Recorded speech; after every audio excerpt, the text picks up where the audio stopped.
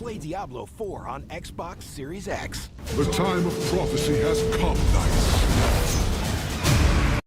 Cross-examination of Detective Moretti. And then I would expect, Terry, the defense case to start in the morning. I don't know if they would start this afternoon.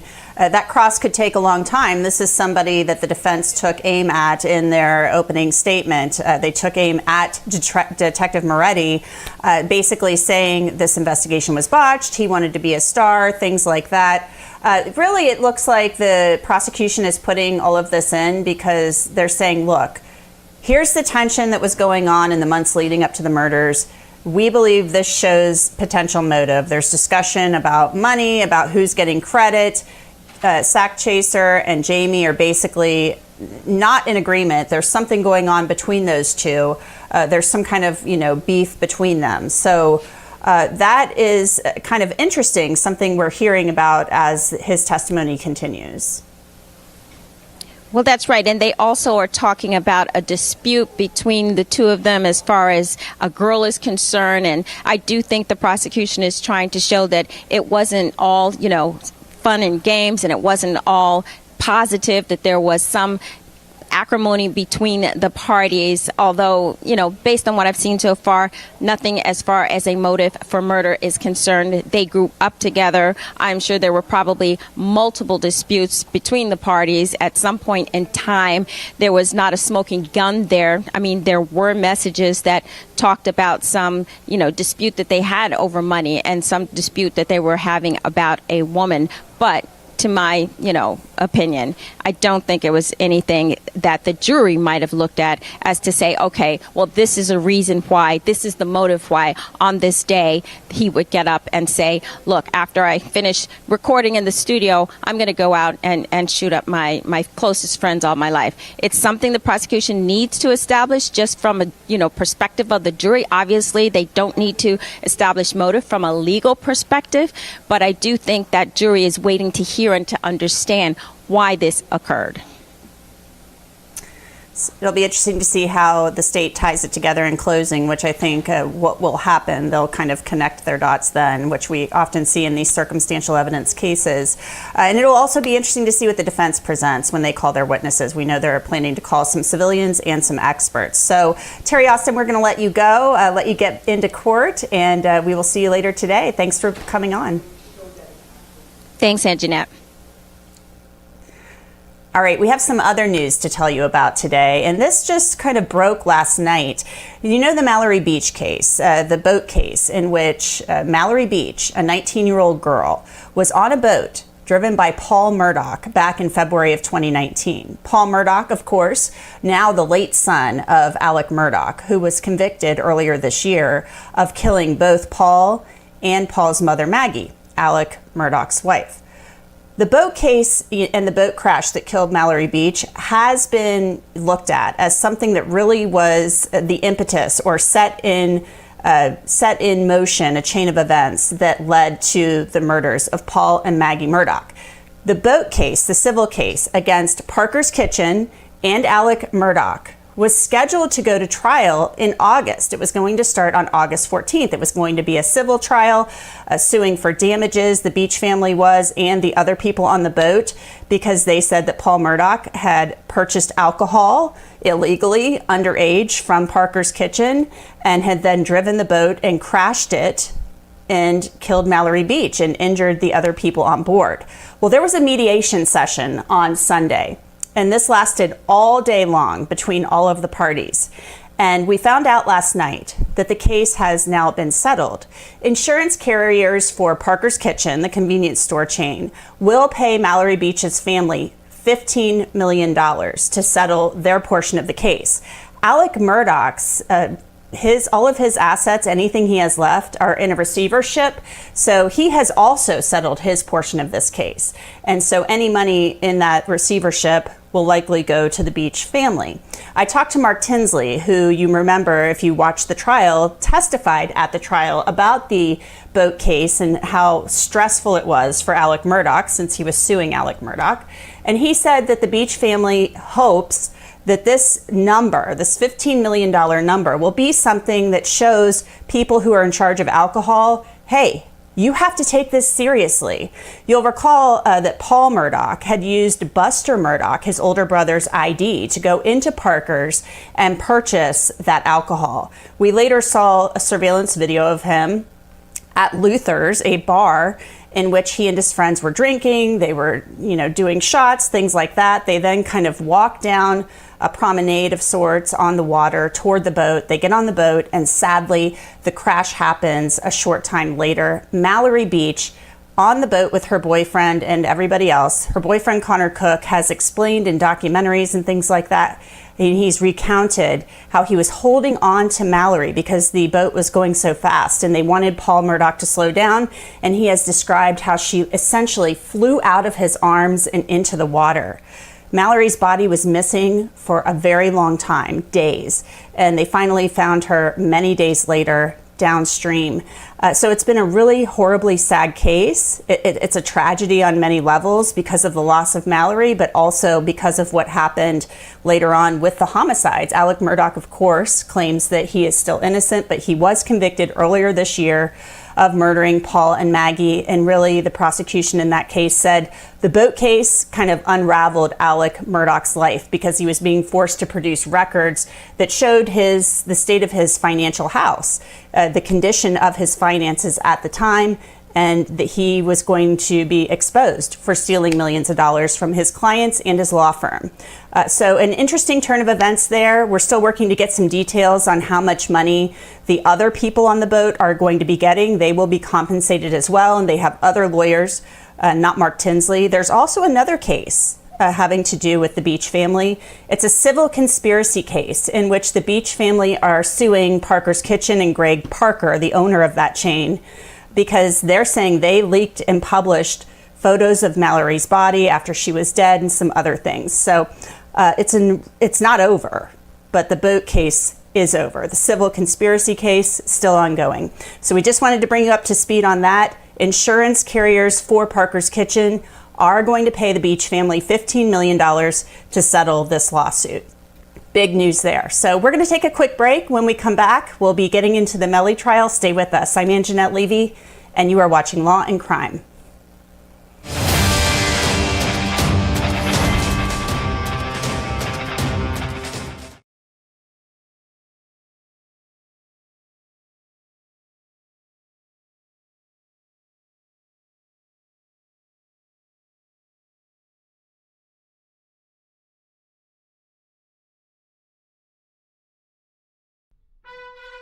Oh my God, bro. Oh, hell no, man.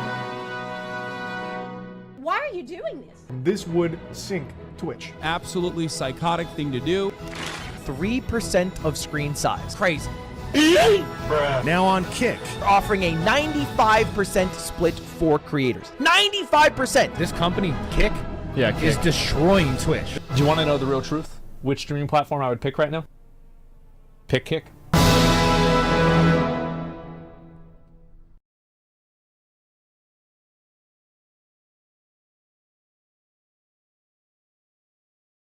Tired of investing so much into your YouTube channel only to see your hard work go unnoticed? Yeah, we've been there too. But luckily, we have the right shortcut for you. Introducing vidIQ's AI Coach, your ultimate YouTube guru, ready to guide you every step of the way. Ask the AI Coach everything. Audit my channel, improve this title, generate 5 video ideas. Heck, it can even write you a whole script, all personalized to your channel, because, everybody's different. Anything you need to grow your channel, anything, you'll get it here. Ready to level up your channel? Get started today.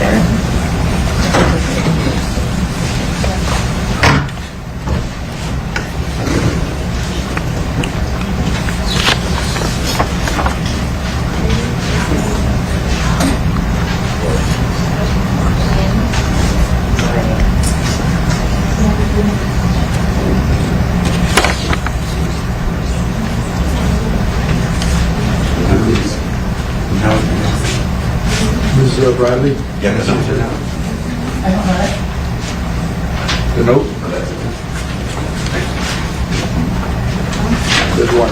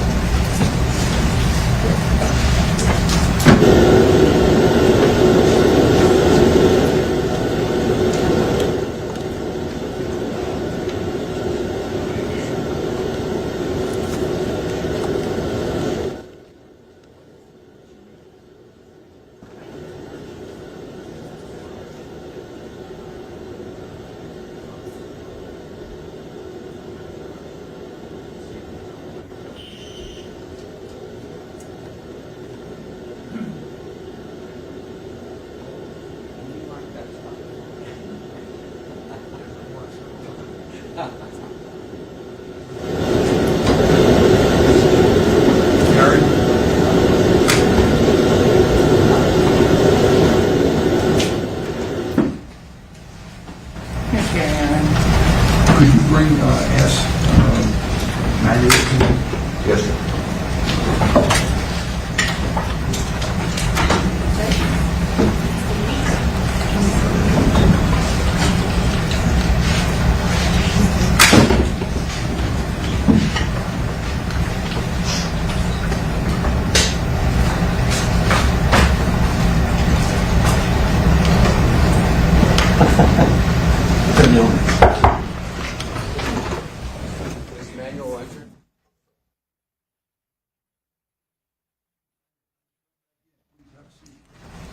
Let the record reflect the approach of the defendant, the counsel, the assistant attorneys, and one of our jurors is saying, I got your message, your note, and I shared it with the attorneys. I don't quite understand, I guess, are you indicating this is a financial hardship to you? It said you're at work, but you're truly needed there, but it says your pay is short by a substantial number, and so I don't know if you're telling us it's a financial hardship on you to continue, or what you really mean by the message. Well, I really sacrificed it in the beginning, but since I was causing to be questioned without the internet and all that, I'm like, no, I'm just done with it. Well, nobody tries to embarrass anybody, and I know you wrote in here about trying to be embarrassed. We're not. It's just something came up, and we just inquire the jurors what's going on, if there's an issue or not an issue. And so the question in this message is you're suggesting that on one end you want to be the alternate, because I would like to be an alternate, and then it goes on and says that your pay is short, and it seems like it's causing you a financial hardship.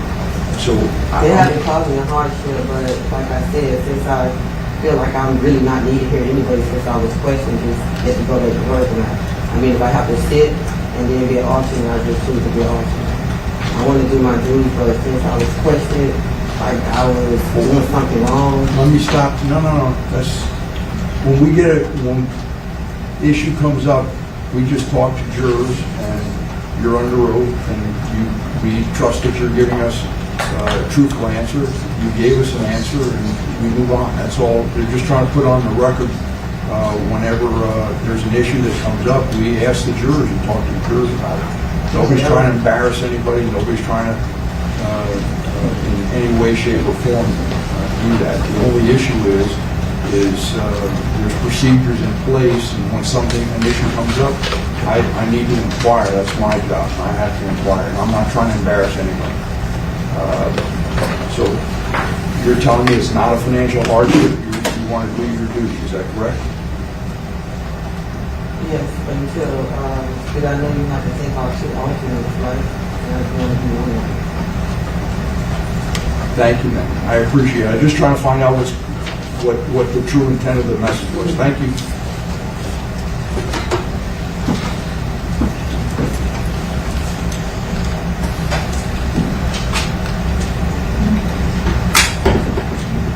Thank you. Let the record reflect the juror stepped down. Counsel remain along with the defendant.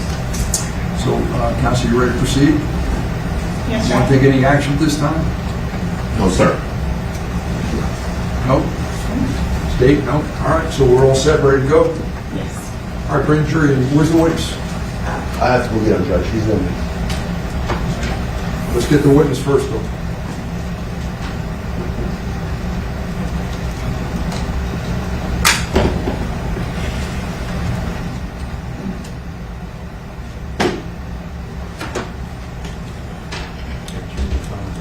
Still using this. Oh, right.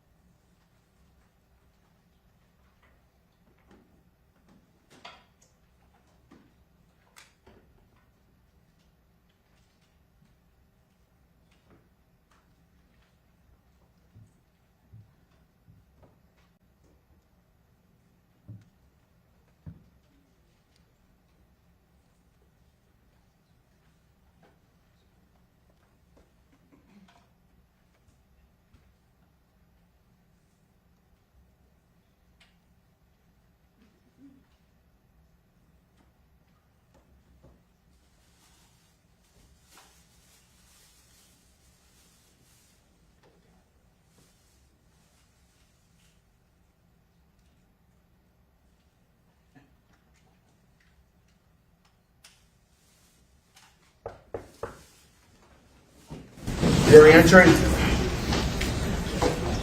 Yes.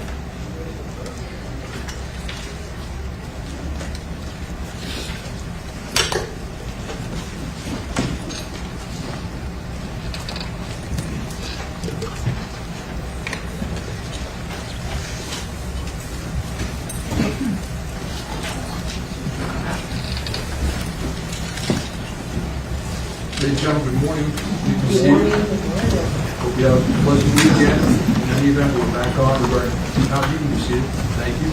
Let the record reflect the presence of Mr. Demis, his counsel, the assistant state attorneys, ladies and gentlemen, our jury. As I was saying, ladies and gentlemen, I trust you have a nice weekend. I think we're all ready to proceed. Is Detective Moretti out there? Yes, sir. Could you bring him in, please?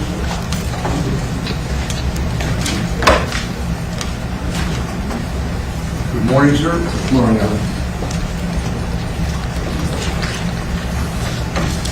Effective as, I'm sure you're well aware, we placed you on the road last week, right? Yes, Your Honor. And I want to let you know you're still in your direct examination, but you will remain under oath. Understood? Yes, Your Honor. Thank you. Madam, if you're ready, you may continue with your direct examination. Okay, Detective Melly, we were in the middle of publishing the state's last numbered exhibit, which was 117. 117.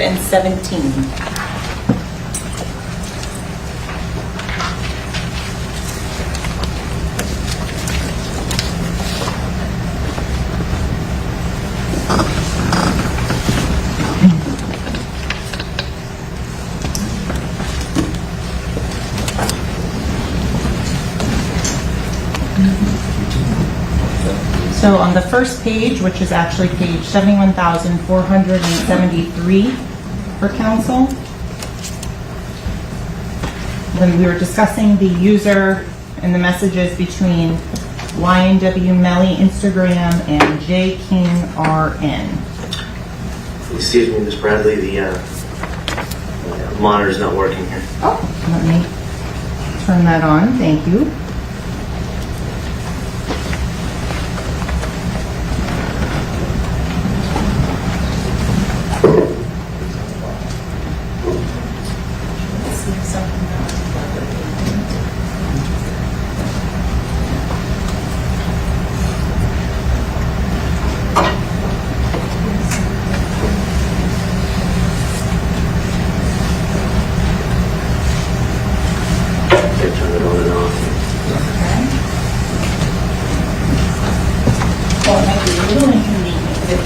Perhaps we could just use this screen here? Yes, ma'am.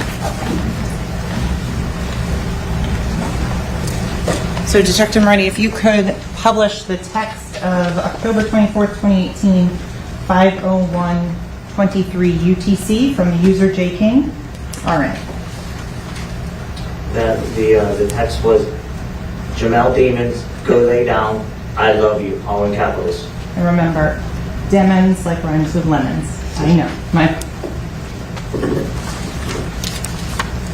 Okay, going on to October 26, 2018.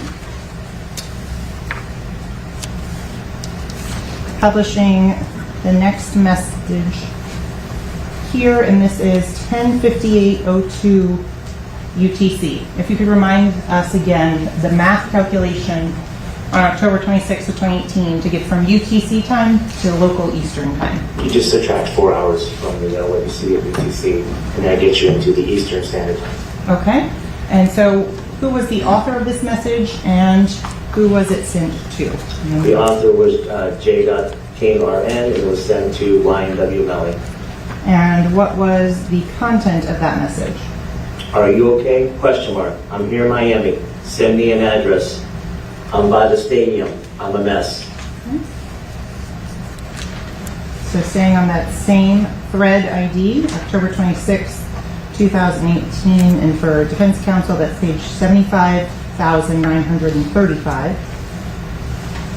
The next message of October 26, 2018, 11:26:16 UTC. What is the message? I'm so worried. I'm here. Do you want me to come to your house? And going to the next message, the response. And who is that from? It is from the account of YNW Melly, and it is to J.KingRN. Okay, and what is the content of that message? I'm good, Ma. Continuing down, the next message in that thread, October 26, 2018, 11:26:31 UTC. Who is the author? The author is J.KingRN. And what is the text of the message? I love you. And who is it sent to? YNW Melly.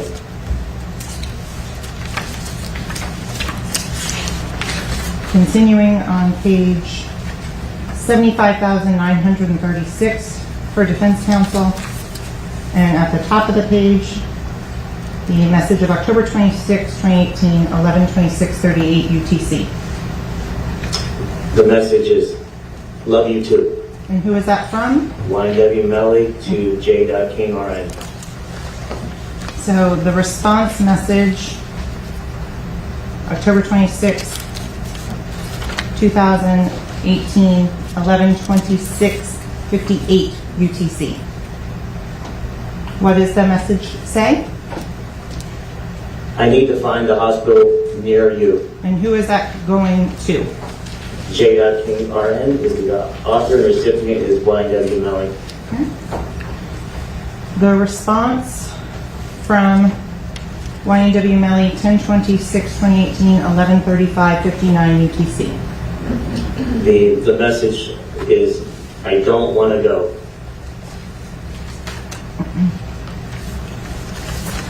So Detective Marty, I want to take a break from the Instagram for a second. We'll come back to that one. During the course of the investigation, did you author a number of search warrants? Yes, ma'am. Approximately how many search warrants do you think you authored? Well over 40, ma'am. Okay. Did those include search warrants for the Instagram social media of Cortland Henry? Yes, ma'am. Approximately how many of those were done for Cortland Henry? We did one for Cortland Henry's Instagram account, one for his Gmail account, and one for a phone number associated with him. Were there any indications in those social media accounts or anything else that he was using the YNW Melly account? No, ma'am, none whatsoever. Were there any indications that Mr. Henry or anyone else was saying contact or talking about any indications of using the 9807 phone number? No, ma'am.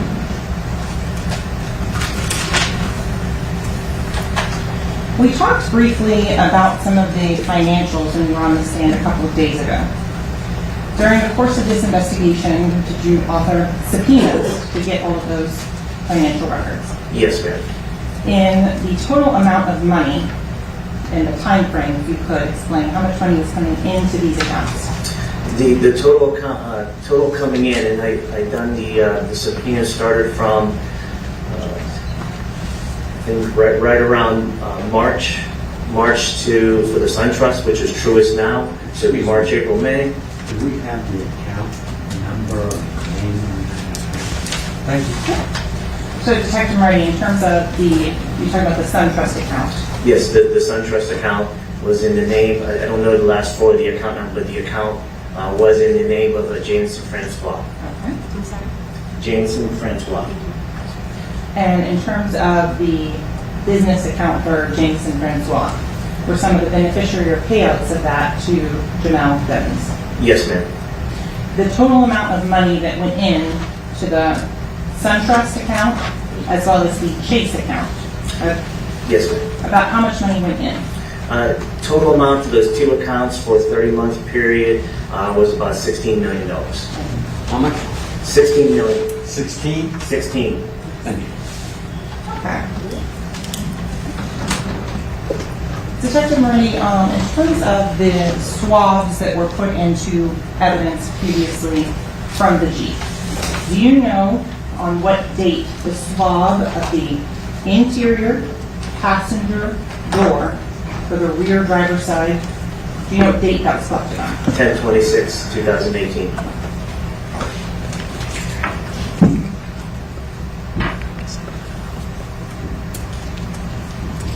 So you discussed briefly as well about looking at the car on October 26th of 2018, about there being damage to the car. Do you recall that? Yes, ma'am.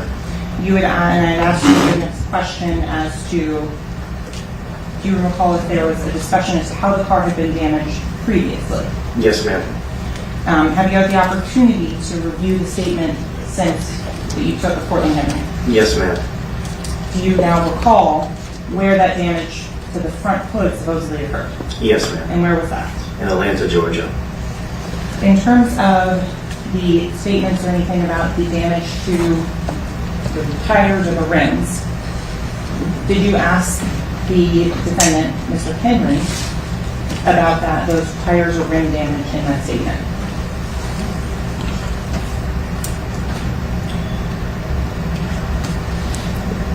And if you don't recall... Yeah, I don't recall this time. So I'm going to, with looking at a copy of that statement, refresh your recollection. Yes, ma'am. Okay.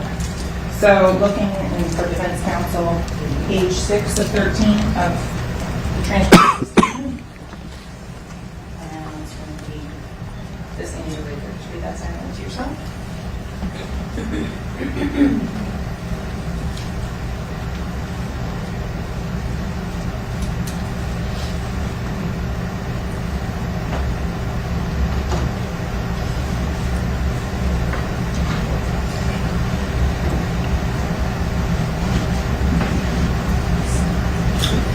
Okay, Detective Marty, did Mr. Henry describe some sort of incident in which the Jeep ran into a median?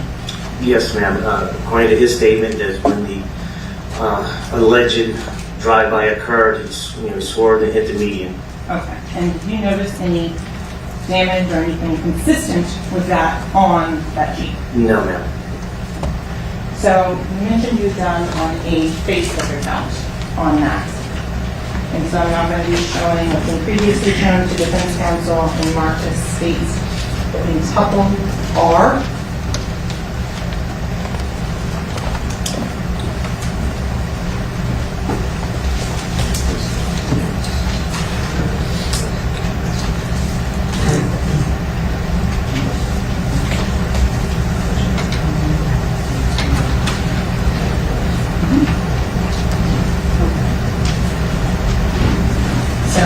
At this point, the state would offer states in tuple R pursuant to 90.803 sub 6 as a business record.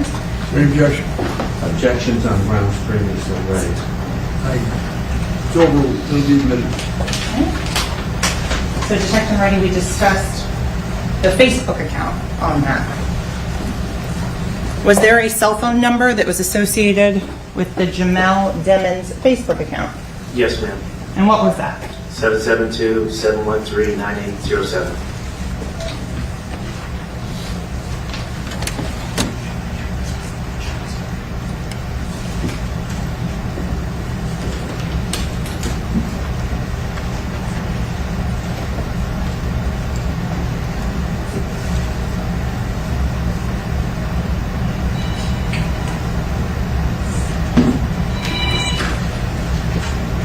Okay.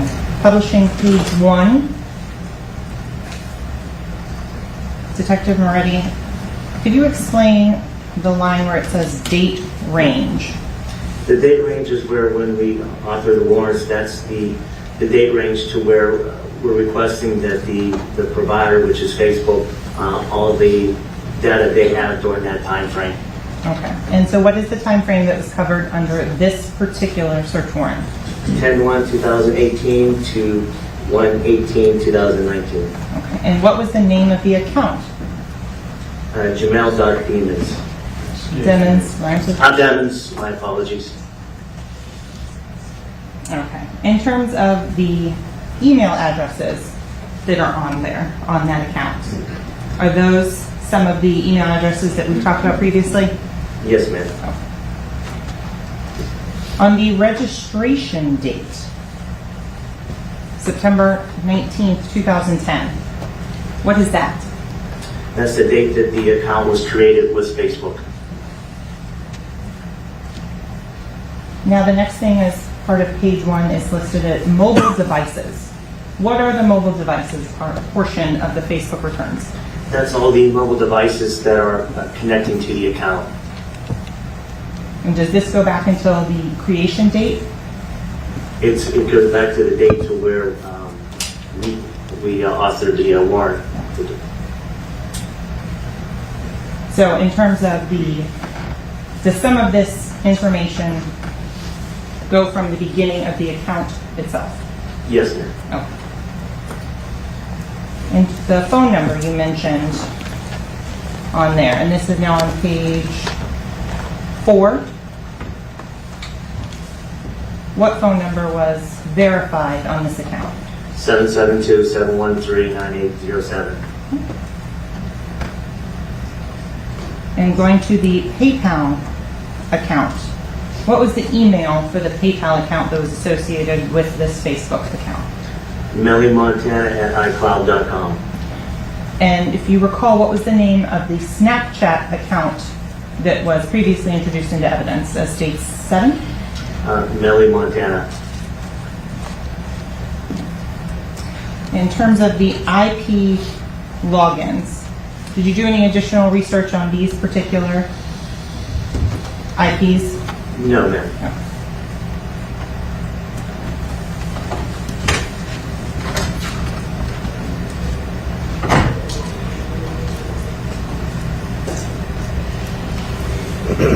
During the course of the investigation, did you have the opportunity to review all of the messages and content on Facebook?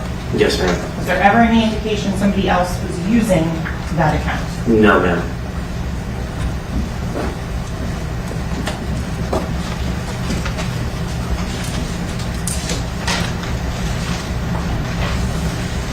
In terms of the location, Pembroke Road and US 27 on the south side of the street, what jurisdiction is that in? City of Miramar. What county? Broward County. What state? Florida. And in terms of the individual that you've been identifying as Jamel Demons, do you see him in court today? Yes, I do, ma'am. And how do you recognize him? He's wearing a black jacket, white shirt, sitting next to Mr. Addison. Okay, are the records reflect the in-court identification of the defendant? Yes, counsel. We'll reflect the in-court identification of the defendant. Okay. So I want to go on to the last Instagram message thread that we'll talk about in this case. It's been previously shown to defense counsel as states quintuple S, and a copy provided thereof. Detective Melly, do you recognize states quintuple S? Yes, ma'am. How do you recognize that? It is the Excel spreadsheet I created. I was able to isolate the thread ID and put it into a more readable format, because sometimes it's difficult reading it from the several thousand Facebook, Instagram pages. So I put it into a format on Excel that you could easily read through and see the to and froms. Okay. Does that fairly and accurately depict the thread ID between an individual identified as PZ_Bambino and the YNW Melly Instagram account? Yes, ma'am. And is that the thread ID ending in 99651? Yes, ma'am.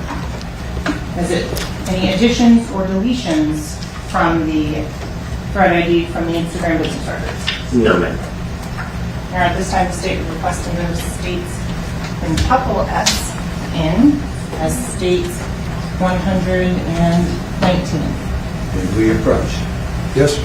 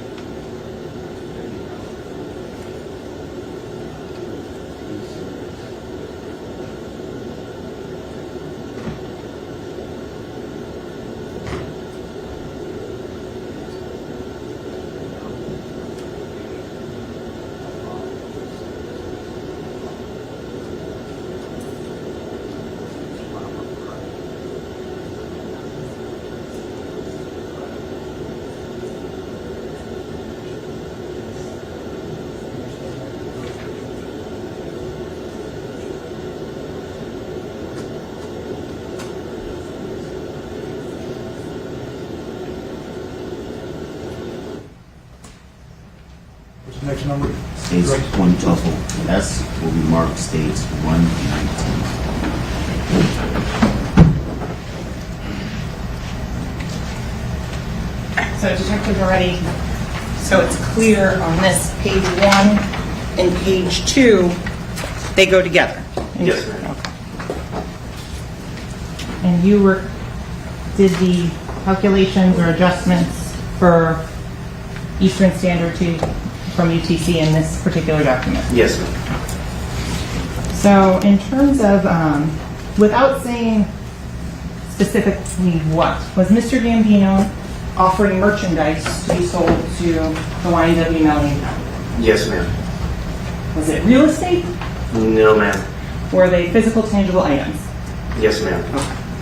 So going forward to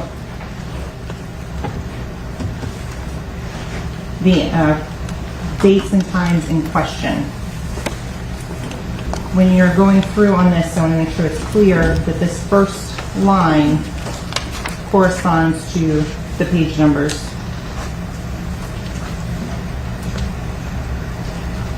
And where are you getting those page numbers from when you generated this document? Top right-hand corner of the records provided to us from Facebook.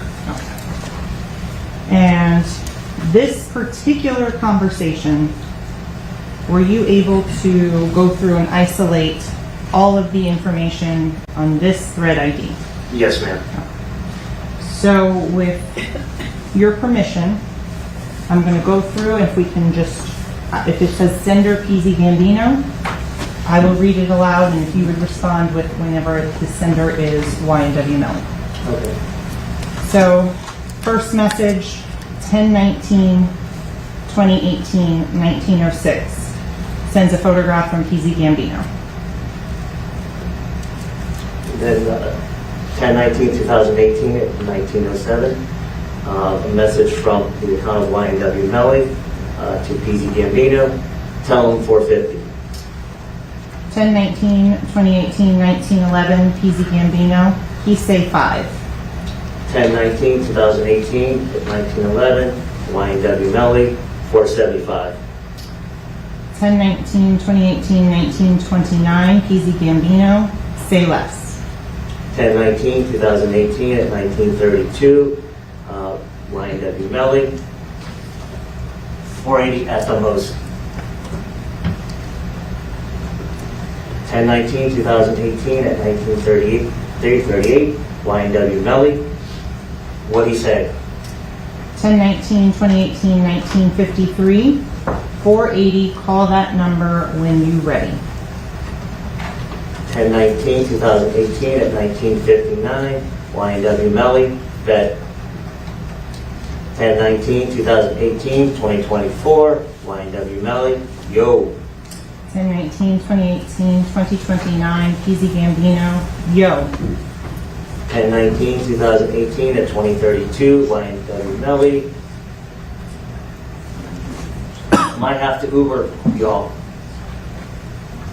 10/19/2018, 2033, YNW Melly. To my crib and Uber y'all back. I'm going to fast forward now in terms of the timeline and go to October 25th of 2018.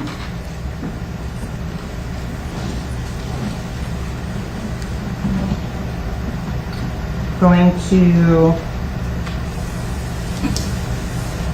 specifically 10/25/2018, 1436. PZ Gambino. You got a old iPhone you don't use. 10/25/2018, 1442. PZ Gambino sends a photograph. 10/25/2018 at 1540, YNW Melly. Hell no. 10/25/2018, 1542. PZ Gambino. Damn, all right. 10/25/2018 at 1543, YNW Melly. You need one? 10/25/2018, 1543. PZ Gambino. Hell yeah, dog. I need a phone ASAP. Okay. 10/25/2018, 1940, YNW Melly. The response is an unidentified emoji. 10/25/2018, 1940. PZ Gambino. YNW Melly. Unidentified emoji. So when it says unidentified emoji, how are you able to translate that or see what those are? It's usually little tiny like rectangles or little squares that identifies its emoji, but when we try to put it into a Word document or something to translate to see what it is, we can read it. Okay. Do some of them translate in a Word document? Some do, some don't. Okay. So going to October 26th of 2018, not this specific conversation, but in reviewing the totality of the Instagram messages, are people checking in with the defendants or the YNW Melly account? Stay. Are individuals sending messages to the YNW Melly account? Yes, ma'am. In terms of, are there responses to each of those messages from the YNW Melly account? Sometimes, yes, ma'am. In terms of images and photographs that were still circulating on social media on October 26th of 2018, were they all fair, accurate, and true statements as to what happened? Sustained. In terms of the October 26, 2018 Facebook messages and social media information about these shootings that had happened. There was a lot of false images. Sustained. Move to strike on curative instruction. Jury district. If we could approach? Sure.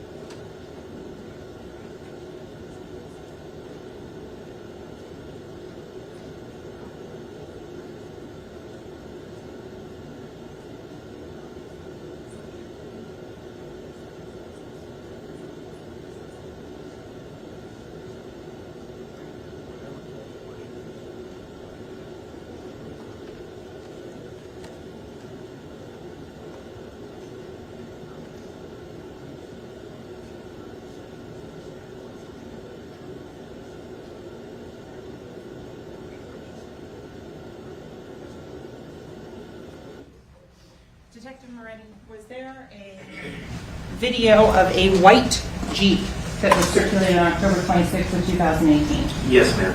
Was there a white Jeep involved in this in any way, shape, or form? No, ma'am.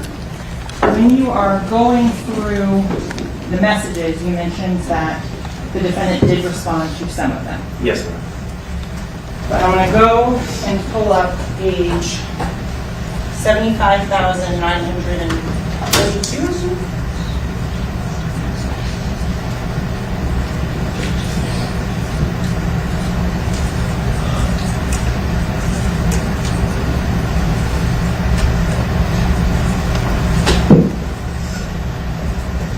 So, Detective Moretti, I want to continue in that same thread with Mr. Gambino, PZ Gambino, that particular message.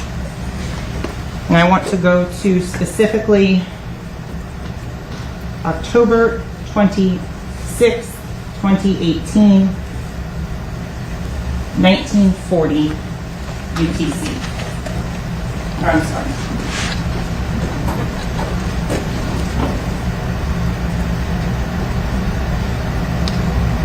10/26/2018.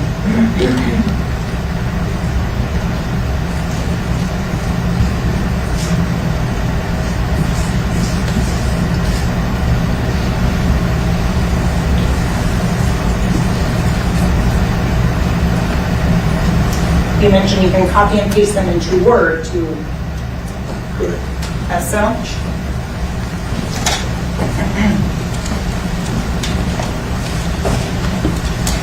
On October 26th of 2018 at 20:02:18 UTC, what does the YNW Melly account state? I did that with a smiley emoji. In terms of what was that in response to from the PZ Gambino account? Objection.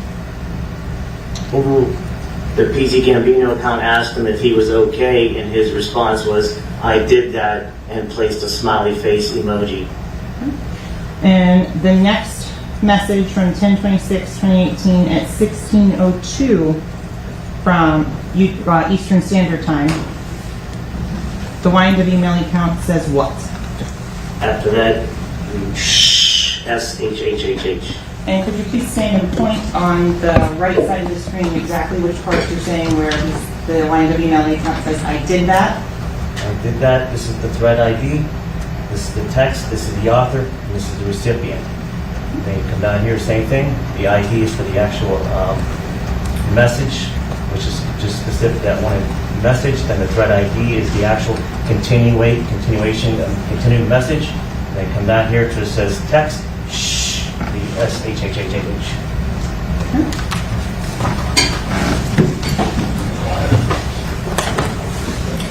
No further questions, Your Honor. Keep that up, will you please? Of course. Lead Detective Murray. You are the lead detective, right? Yes, Your Honor. I mean, yes. Well, you just promoted me, so you better apologize to the judge. Sorry, Your Honor. I'd like to consider it. I can't see my eyes. Could you point to where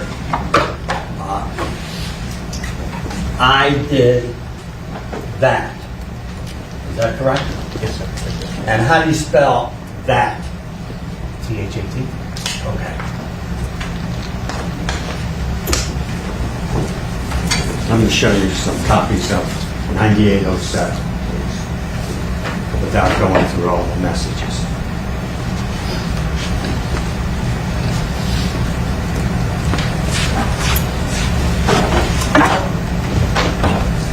They're all from exhibits that you introduced.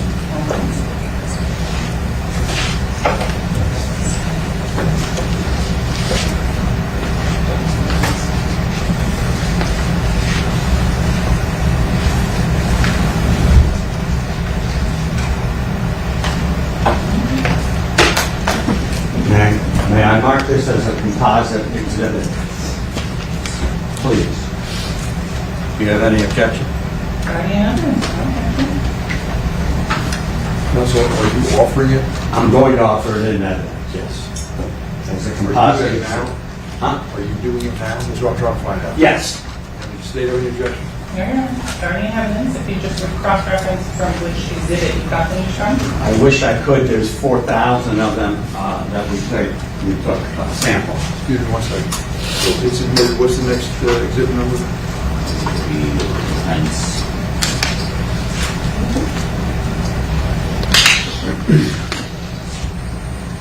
Be pre-marked as defense exhibit D.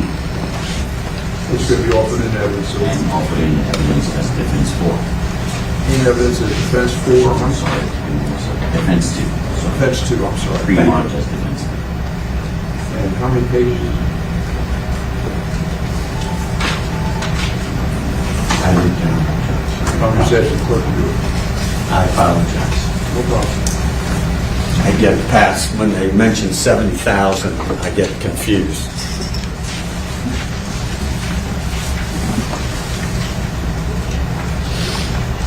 And while he's marking them, may I ask the witness a question? Sure. I think he's got how many pages? It's a composite of 19 pages. We'll make it a little simpler. This is coming from 9807, the phone. I don't know which. I'm going to tell you. Okay. Thank you. May I approach? Yes, sir.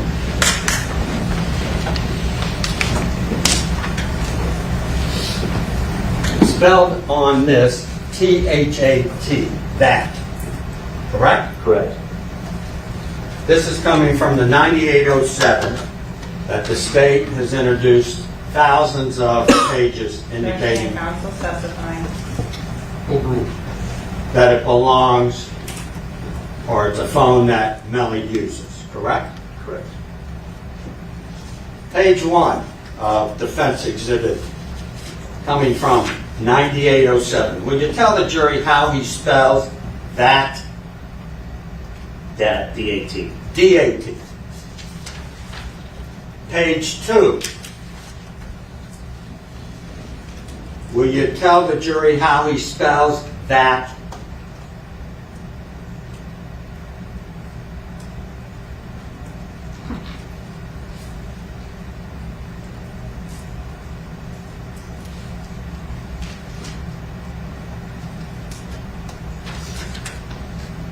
D-A-T. D-A-T. Not T-H-A-T. D-A-T. Correct? Correct. Page 3, coming out of 9807. How does he spell that? DAT. So when Melly spells the word that, you want me to go through all 19 pages? Or will you take my word that every time, coming out of 9807, that's attributed to this young man that's writing the message, he does not spell it T-H-A-T, but D-A-T. Would you like to look through them? No, sir. You're asking me to explain that the one moment he decided to use proper grammar. One moment, these phone messages sitting there. One at a time. All right. What's the objection? Overruled. These phone messages that the state introduced sitting on this pages that we painfully went through, he spells it D-A-T, not T-H-A-T, except for this one occasion. Right? Correct. What a strange thing. I'm sorry, Judge. I apologize.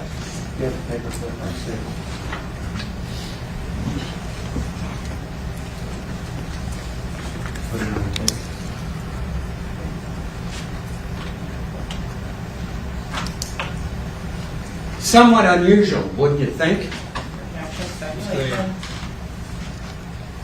Okay. Before we get into your investigation totally, you became aware that the state employed or brought in the FBI to analyze these phones, correct? Yes, sir. They brought in the FBI. Actually, correction, sir. To analyze the cell site tower, not the actual phones.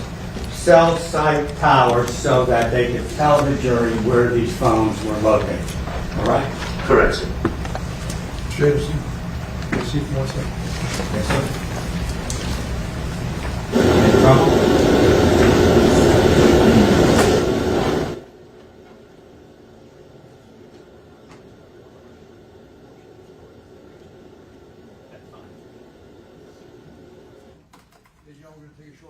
Do not discuss the case, don't form any opinion about the case, don't allow anyone to discuss the case in your presence during no research. This is no pick on your chairs, we'll be back with you shortly. Thank you.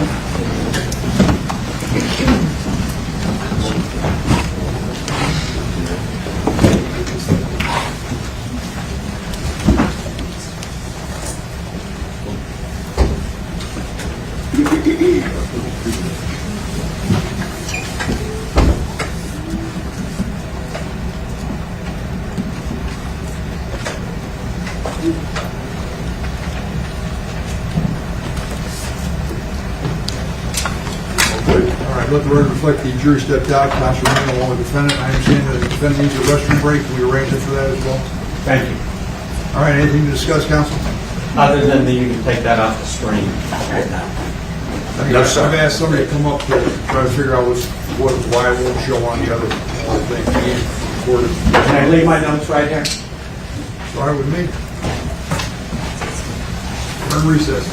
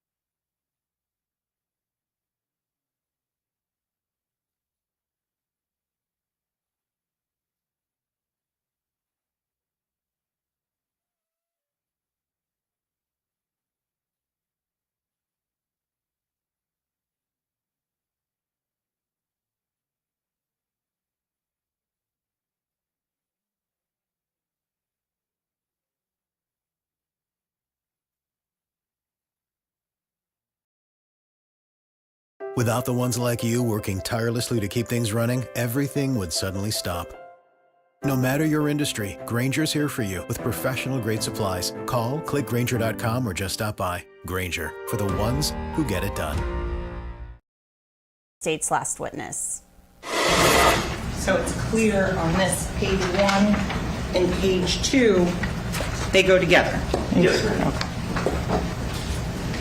And you did the calculations or adjustments for Eastern Standard from UTC in this particular document? Yes, ma'am. So in terms of, without saying specifically what, was Mr. Gambino offering merchandise to be sold to the YNW Melly account? Yes, ma'am. Was it real estate? No, ma'am. Were they physical, tangible items? Yes, ma'am. So going forward to the dates and times in question, when you're going through on this, I want to make sure it's clear that this first line corresponds to the page numbers.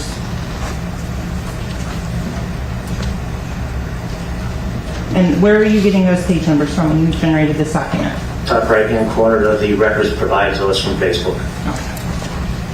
And this particular conversation, were you able to go through and isolate all of the information on this thread ID? Yes, ma'am. So with your permission, I'm going to go through, if we can just, if it says sender PZ Gambino, I will read it aloud, and if you would respond with whenever the sender is YNW Melly. Okay. So first message, 10/19/2018, 1906. Sends a photograph from PZ Gambino. Then 10/19/2018 at 1907, a message from the account of YNW Melly to PZ Gambino. Tell him 450. 10/19/2018, 1911, PZ Gambino. He say 5. 10/19/2018 at 1911, YNW Melly 475. 10/19/2018, 1929, PZ Gambino. Say less. 10/19/2018 at 1932, YNW Melly 480 at the most. 10/19/2018 at 1938, YNW Melly. What'd he say? All right, we're getting into some other testimony, but in real time, the court is on a morning break. So we want to check in with Law and Crime's Terry Austin. Terry, good morning again. Bring us up to speed on what the jury has heard so far this morning. So far this morning, the prosecution, Christine Bradley, was doing her direct exam of Mark Moretti. He's the lead detective. And they got to the point that I think we've all been waiting for. During her opening, she said that Melly said, "I did that. Shh."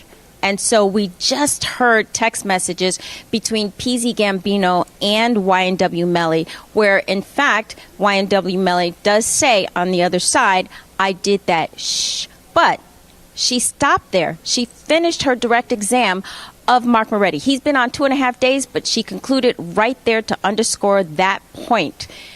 Cross-exam.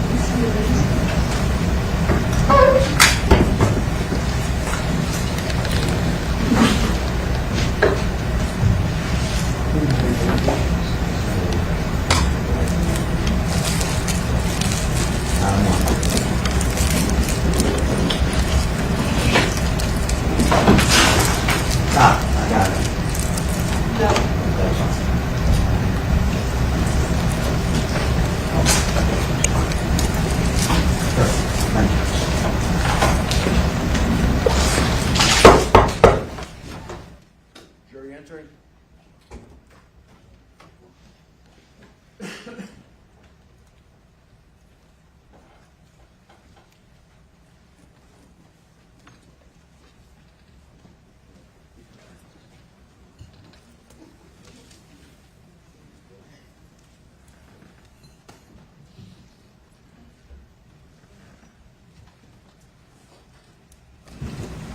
Ladies and gentlemen, thank you. Please be seated. Let the record once again reflect the presence of our jury.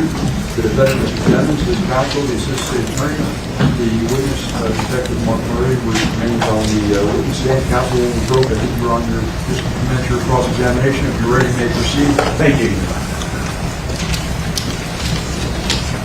When we took the break, we were talking about the state bringing in the FBI to plot out where the phones were. You remember that? Yes, sir. And the reason they brought the FBI in is because the FBI has a special unit to map out and plot where phones are. And they do that not only in this country, but all over the world. Correct.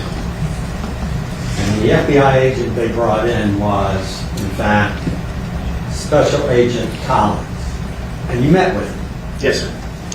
And he was from the CAST unit. Yes, sir. Which stands for Cellular Analysis Survey Team. Yes, sir. And that is a unit that is brought in not only throughout the United States, but throughout the world to plot out and find the location of phones. Correct? Correct. And to render opinions as to where the phones are located at a particular time. Correct. Now, were you aware that in order for him to do that, one of the things he needed was the name of the cell provider, correct? Yes. And the list of towers in a particular area that he's trying to locate the phone. I don't know if he needed the list of towers, but that's standard. Would it surprise you to learn that he needs not only the provider name, but the list of towers in a particular area so that he can attempt to map out and tell a jury like this where the phones are located at a particular time? I have to disagree because the platform they use, CASFIZ, is linked with called NDCAC. It's the national database of all the cell towers that's maintained in the United States.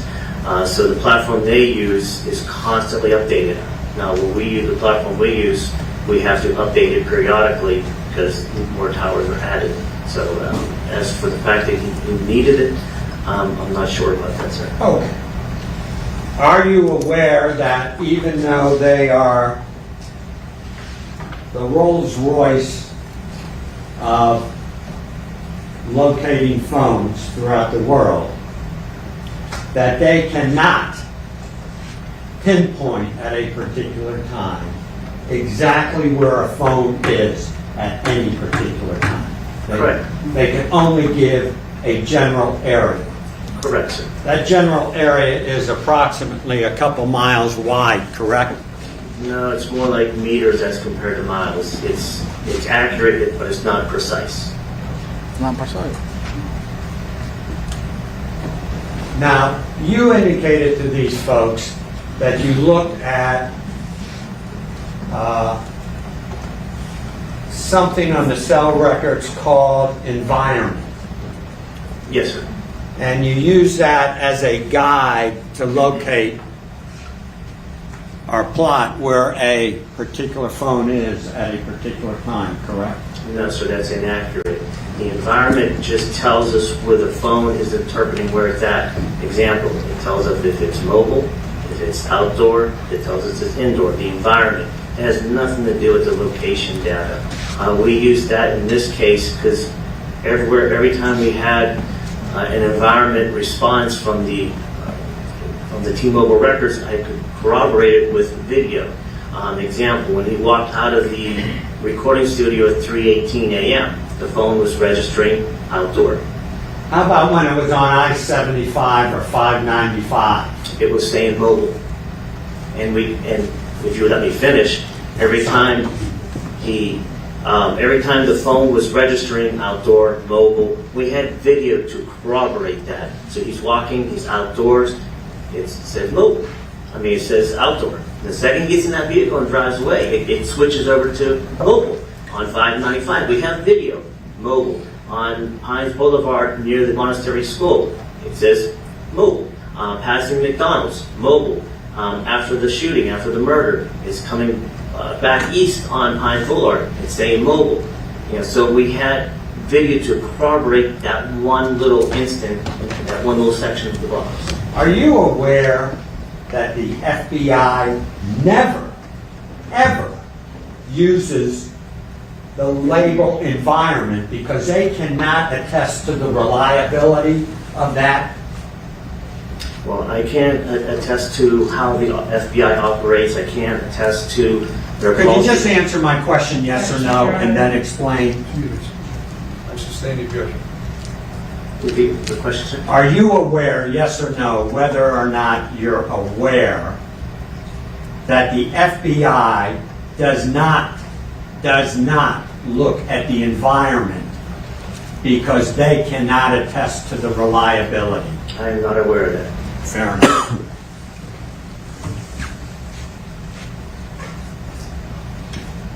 You also use latitude and longitude coordinates. Yes, sir. Are you aware that the FBI does not rely upon the latitude and longitude when they determine where a phone is? The latitude and longitude that comes into play on the true call data report of the cell phone, it's an estimate. The cell phone provider is providing us an estimate where they believe the phone might be. Like we said before, it's not precise, but it's accurate. My question to you wasn't that. My question to you is, are you aware? Excuse me. What's the objection? May we approach briefly on? Sure. There's something that's not precise how it's presented. I don't get that one.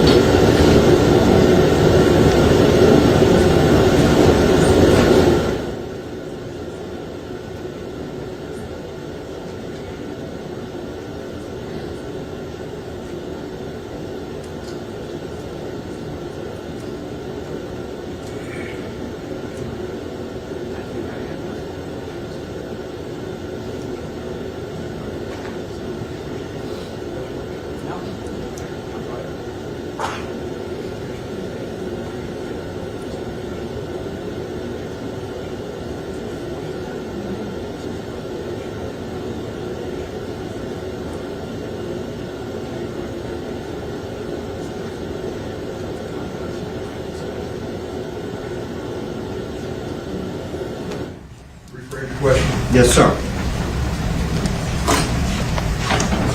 Are you aware, sir,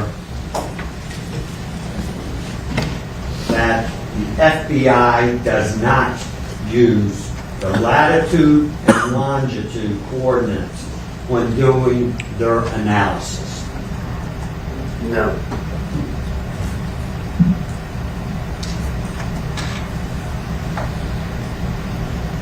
Are you aware, sir,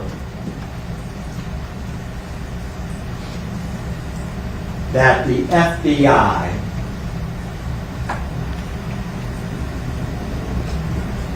never uses a cellular ATM box was analysis by itself to prove a case?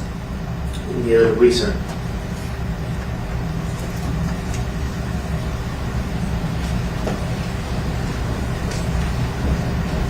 All you are saying, basically, is that a phone may be in a general area, correct? Correct, sir. Cannot be 100% correct, right? Correct. And in fact, depending upon what tower it bounces off on, it could be totally incorrect. There has been false readings with towers. There has been false readings with towers. And sometimes, anomalies within the records. It happens. And we've heard a lot of talk about chat messages, and you read with both prosecutors various messages for what I perceive to be days, but hours, maybe. Days. I would agree with you. It was long. Long. And they would say, I'm going to pretend to be Mr. Smith, for instance, and you read the message coming from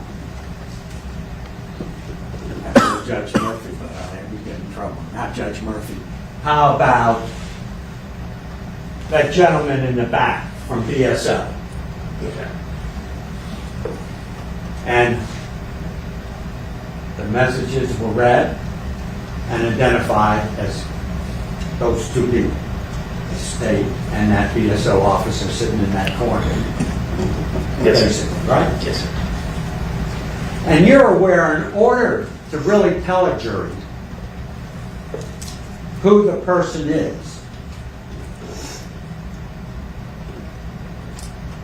you need that person, like this. What's the objection? Foundation. Sustain, rephrase. You've had training in analyzing phones. Yes, sir. Somewhat, correct? Yes, sir. You have been an officer or a detective for some 20 plus years. Yes, sir. In order to identify someone's voice, you would need, legally in the courtroom, as you know, the person who made the phone call, correct? Yes, sir. Or the person who received the phone call. Did you ever speak to, what was his name, Gambino? Yes, I did. Patrick Deloach is his real name. Deloach, Deloach.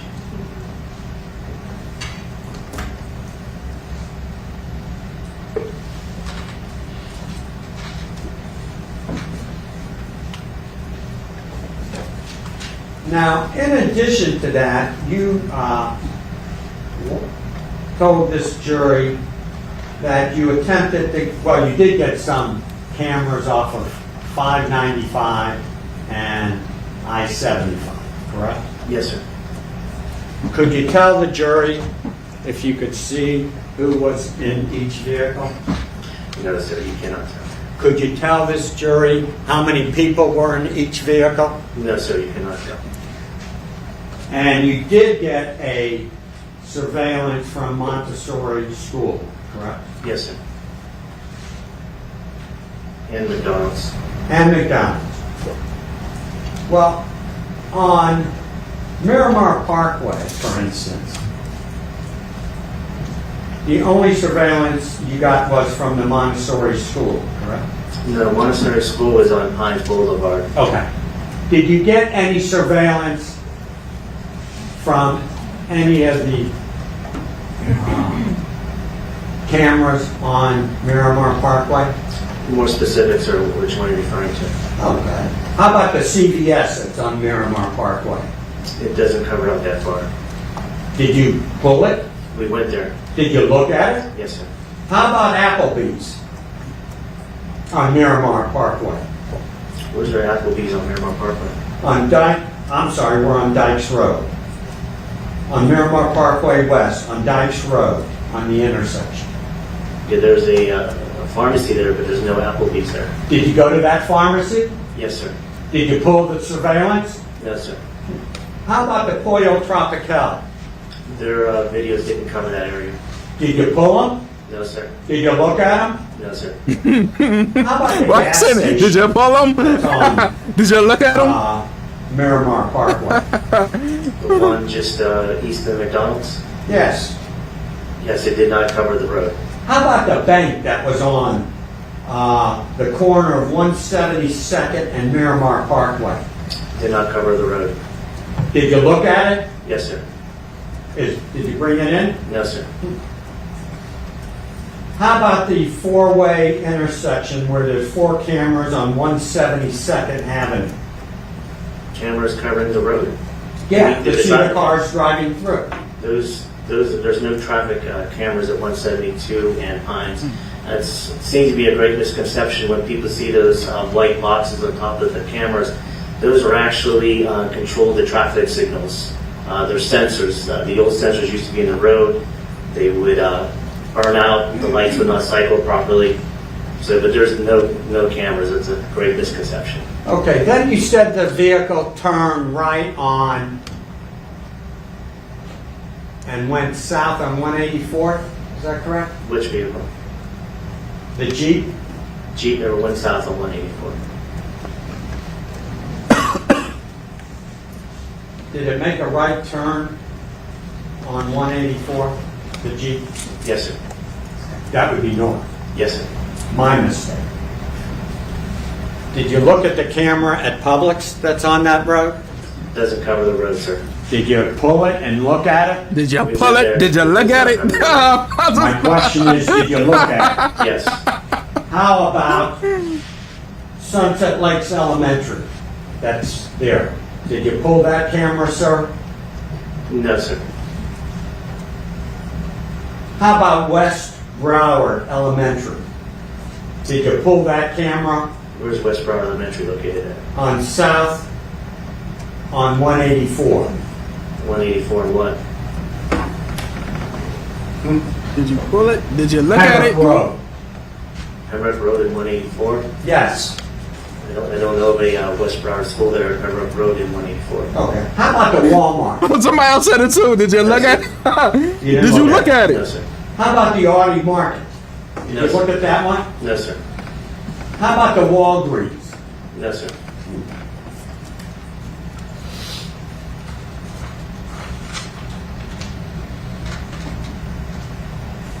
Somebody said it. You know. that Did you pulled look the at it? Montessori school. Did you look at it? How about the Exxon? That's right. Oh, it's not letting me. Let's not letting me say it. Somebody How about block. Somerset Academy? No, sir.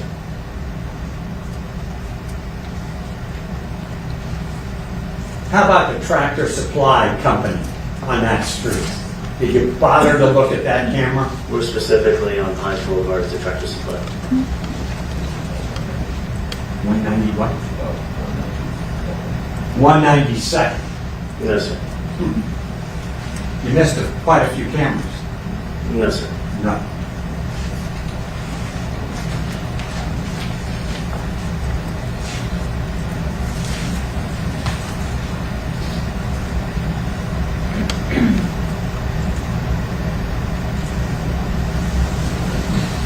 Now you He were said the fence is told garbage, but did you pull it? And did you look by at it? Portland Henry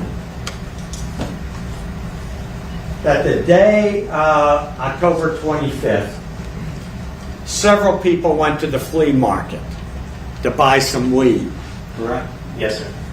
Certainly you went there to pull the tapes of the flea market so that you could show this jury, didn't you? No, sir.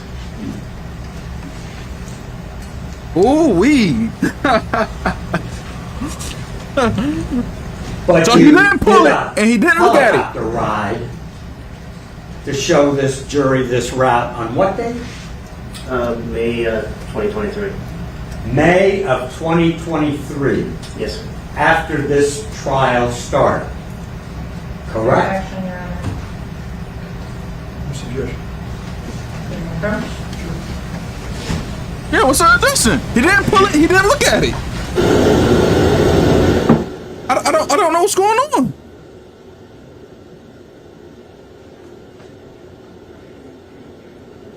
Hold on, y'all. I'll be back.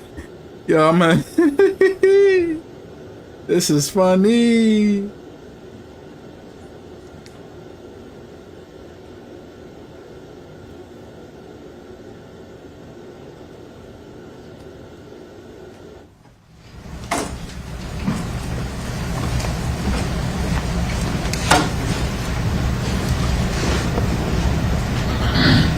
You did this helicopter ride in May of 2023. Yes, sir. After this trial started, correct? Correct. And you did this drive-by in a car with a partner filming it. On what day? March 2022. That was 2 years after this incident? 4 years, actually, sir. 4 years. That's why I'm a lawyer and can't be an accountant. 4 years after this incident. Yes, sir. And that was all done at the request of the state of Florida, correct? Correct. The prosecutors in this case, correct? Yes, sir. 4 years after the incident. Yes. 4 years after this young man. Thank you. Just say. 4 years after this young man surrendered, correct? Just stay in the objection. Ask your next question. Let's look at Exhibit 115, if I can find it. That's the blue phone, I think, that was in the vehicle? The black LG phone. The blue phone belonging to Chris Thomas, or the one belonging to Anthony Williams, or the one was in the back seat rest? Okay.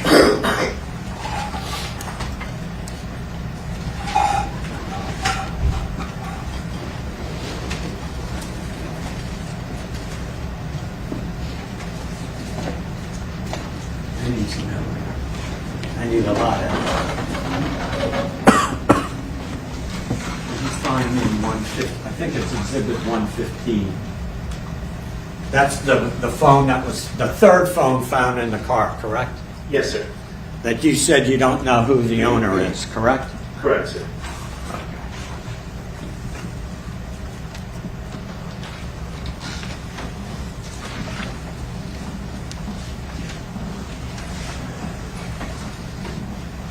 During one of the breaks, I asked you to open that phone, correct? Yes, sir. And there was a SIM card in there, correct? Yes, sir. And that SIM card has a serial number on it, correct? Yes, sir.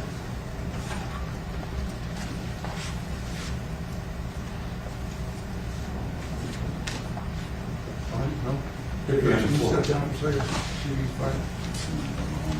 You need help you find Johnson? If you could, yes. Could you step down to help? Yes. Is it one of the other ones? I'm too old to say. Yeah.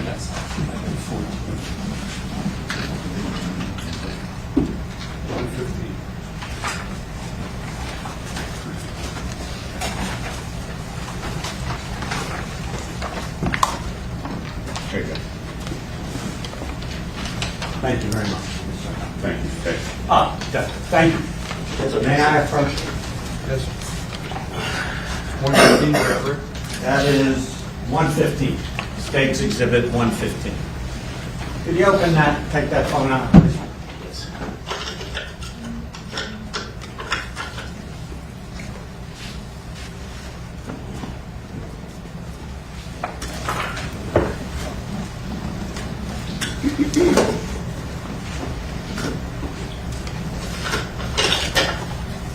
I'm just going to put gloves on just because there was blood on at one time. I don't blame you.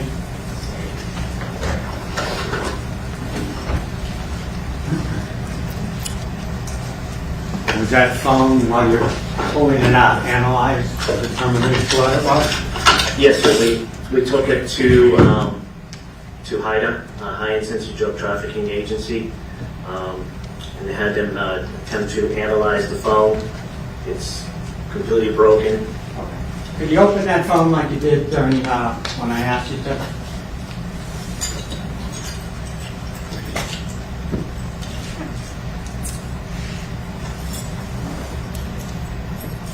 Don't pull out your burglary key now. It's not a burglary tool. That should be a burglary, sir.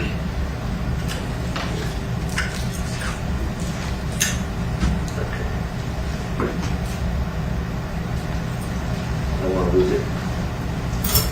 Did you pull it out? Yes, sir, it's right here. Could you pull out this? Did you pull out Yes, the the SIM card's card? right here, sir. Could you read the serial number off of that, sir?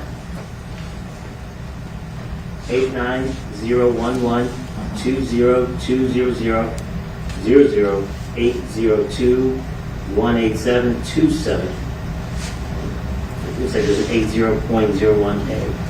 Okay. Could you, with the court's permission, let the jury see that SIM card? You want to publish it to the jury? Yes. Let him hold it. Any objection? Go right ahead. You can step down. I don't know how to work the computer. I'd rather him just show it to the jury. You may step down. Thank you.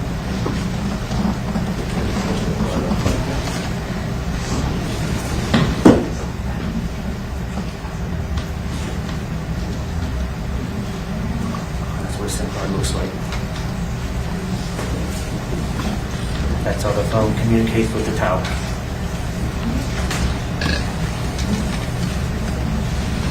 It's the serial number we just read. Please. And that's the. Yeah, we're going to make it because Now you do it to me. I just wanted you to get some exercise, quite candidly. There's no book on this. This is safe, sir. What do you want to put that right here? Wherever you can, wherever it's published on the screen. Put it up there.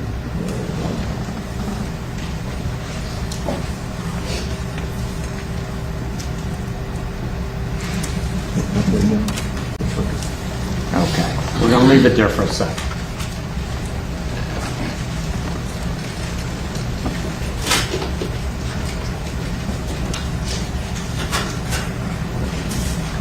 I'm sorry, may I approach? I apologize.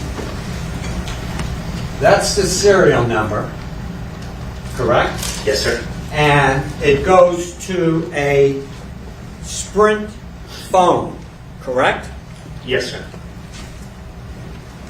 You're aware that that SIM number can be tracked once you have the provider Yes, sir. to a particular phone. Yes, sir. Did you do that in this case? No, sir. Fair enough. You could take that SIM card back. Can I step down, Your Honor? Yes, you may.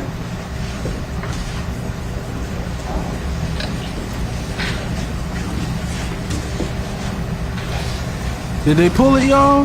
Did they look at it?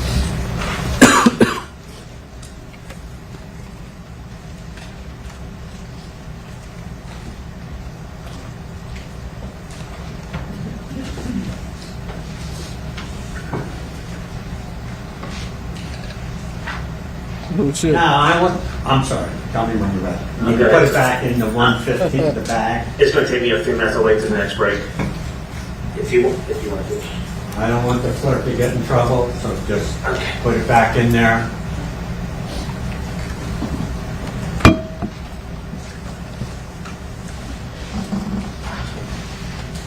Let me return it to the table.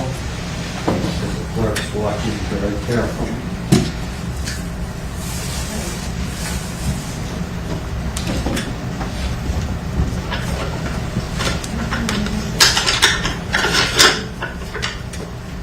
Thank you, sir.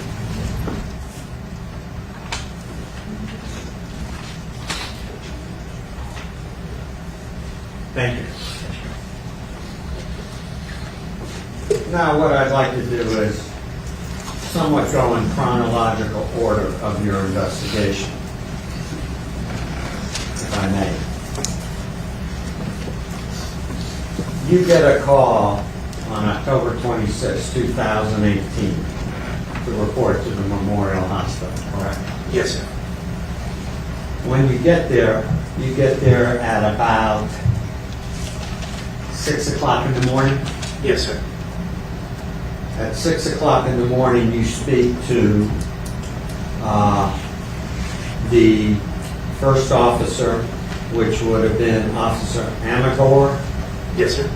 And also on the scene is Detective Bertram and Bermudez. Sergeant Bermudez, yes. Sergeant, I apologize. And you are assigned the lead detective role. Yes, sir.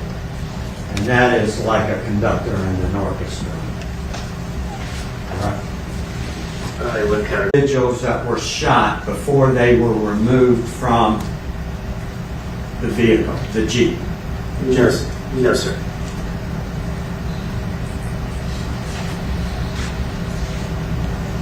You immediately go and speak to Cortland Henry, correct?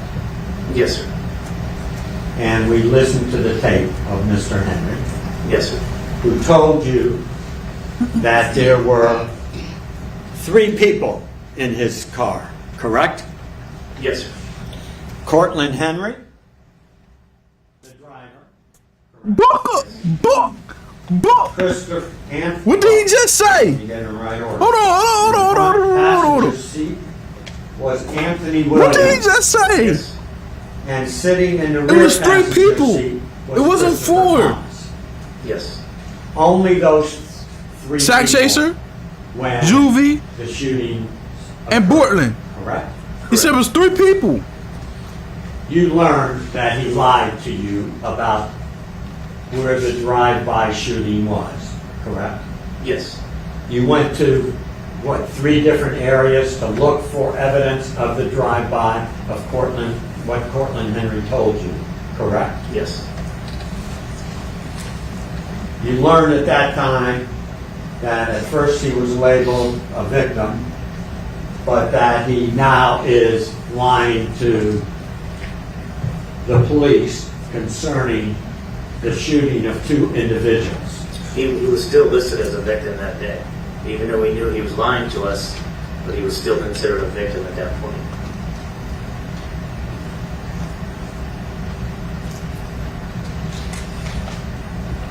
There is such a crime as lying to the police, correct? Yes, sir. It's a misdemeanor. You could have arrested him if you so chose for lying to the police, correct? You're saying I should have arrested a potential victim of a violent crime on a misdemeanor? Could you just answer my question? Could you have arrested him, yes or no? Yes.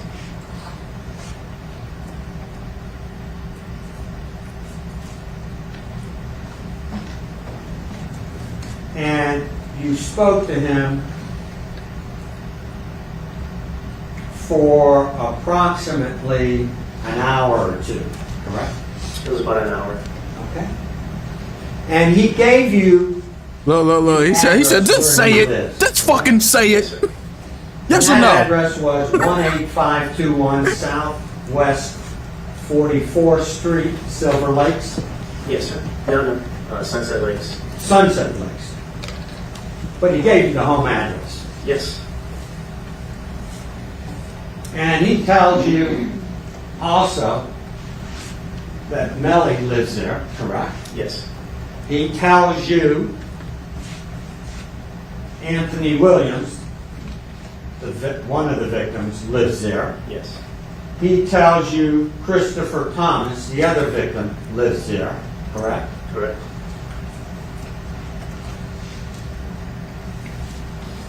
And he also tells you that Melly is a recording artist, correct? Yes. And we learned from the testimony that $16 million went into Jameson Francois' bank account. Over a 30-month period, yes. Okay. So, and he was the business manager of this 19-year-old young man. Yes. You learned later, correct? Yes. A rather successful, would you say, recording artist.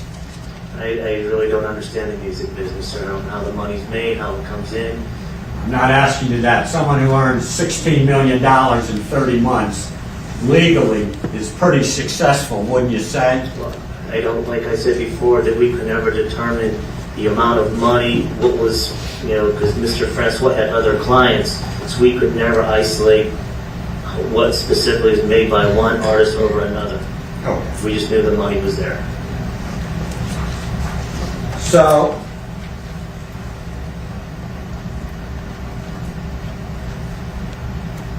You knew that the two victims, the driver of the car that lied to you, and Melly lived, and you had the address at the same house. Yes. You also learned about that time, and you mentioned it briefly, that a text message came out from a Crucial Almighty. Yes. And that text message was, we were just aiming at YNW. Correct? Yes, sir. And it had a picture of him with a target. Correct? Yes, sir.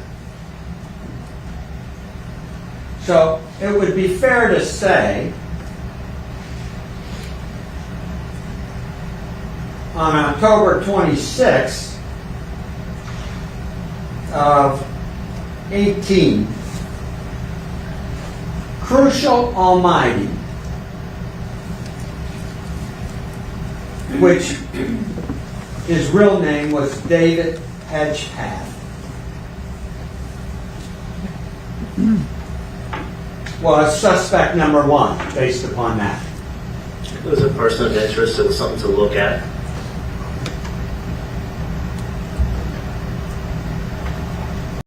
Oh, sure. When did you, since you knew this, on October 26th of 2018, when did you decide to talk to the David Hedgepath, Crucial Almighty, who said he shot at this young man inside a Jeep? What date? I first did a search warrant into his social media account where the comments came from, which then was able to determine a better picture of Mr. Hedgepath was. So it was probably maybe 2 years later when we interviewed Mr. Hedgepath. 2 years later. 2 years fucking later? That would be in 20? Yes, sir. What the fuck? Why not right A there year when the, after this young man surrenders? himself? What? The police? The fuck? Did you kidding me? I'm not sure the exact date, but February of 19. So Would you whole agree it was 2 years after that? yes, sir. why though? Like why 2 years after? Why not? Cause y'all thought y'all had him. It's not that easy, huh? I don't see no good detective work. And you interviewed him A whole 2 years? after the case was closed, correct? Because it was closed at the time of the arrest Yes. of Melly. correct? Now, Yes. people been saying the defense is you know, they not off they shit. You feel me? But this is W right here. They waited 2 years? Get the fuck out of here. 2 fucking years, man. You gotta be kidding me, y'all. Ain't no fucking way. Hold on, y'all. Hold up.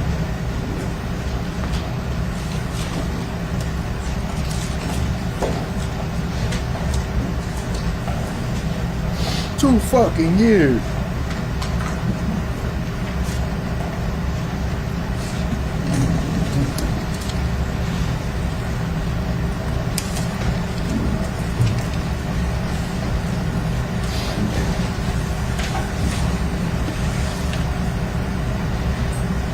Do you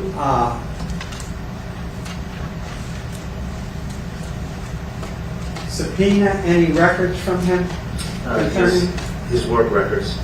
And when do you subpoena those work records? About 2 years later, after we interviewed him. Okay. And I think you introduced him as. Did you speak to any of his co-employees to verify whether or not he was really working when the time clock indicated he was? No, sir. No.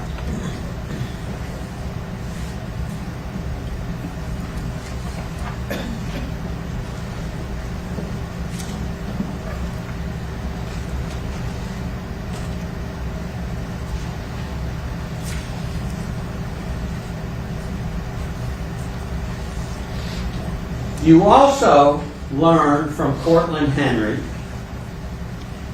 that they were having a problem with a guy named Benton. Yes. I'm going to label him as suspect number 2. Who is Bentley? Never could identify. So last name unknown. Correct.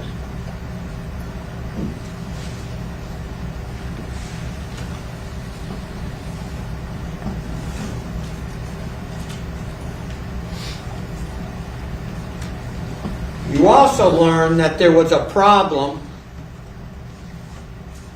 at Walmart where they got jumped and I think a necklace or a bracelet was stolen. A little pendant fell off one of them, yes. Okay. Did you go to Walmart to investigate that? No, sir. I'm going to make him suspect number 3 so far.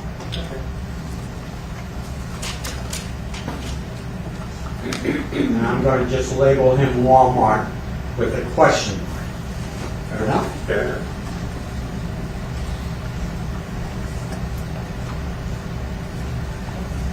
Did you bother to go and attempt to pull the surveillance of Walmart because they keep their tapes for a while? Not a while, sir, but usually about 30 days. Did you go to Walmart to attempt to see if it even didn't exist? No, sir.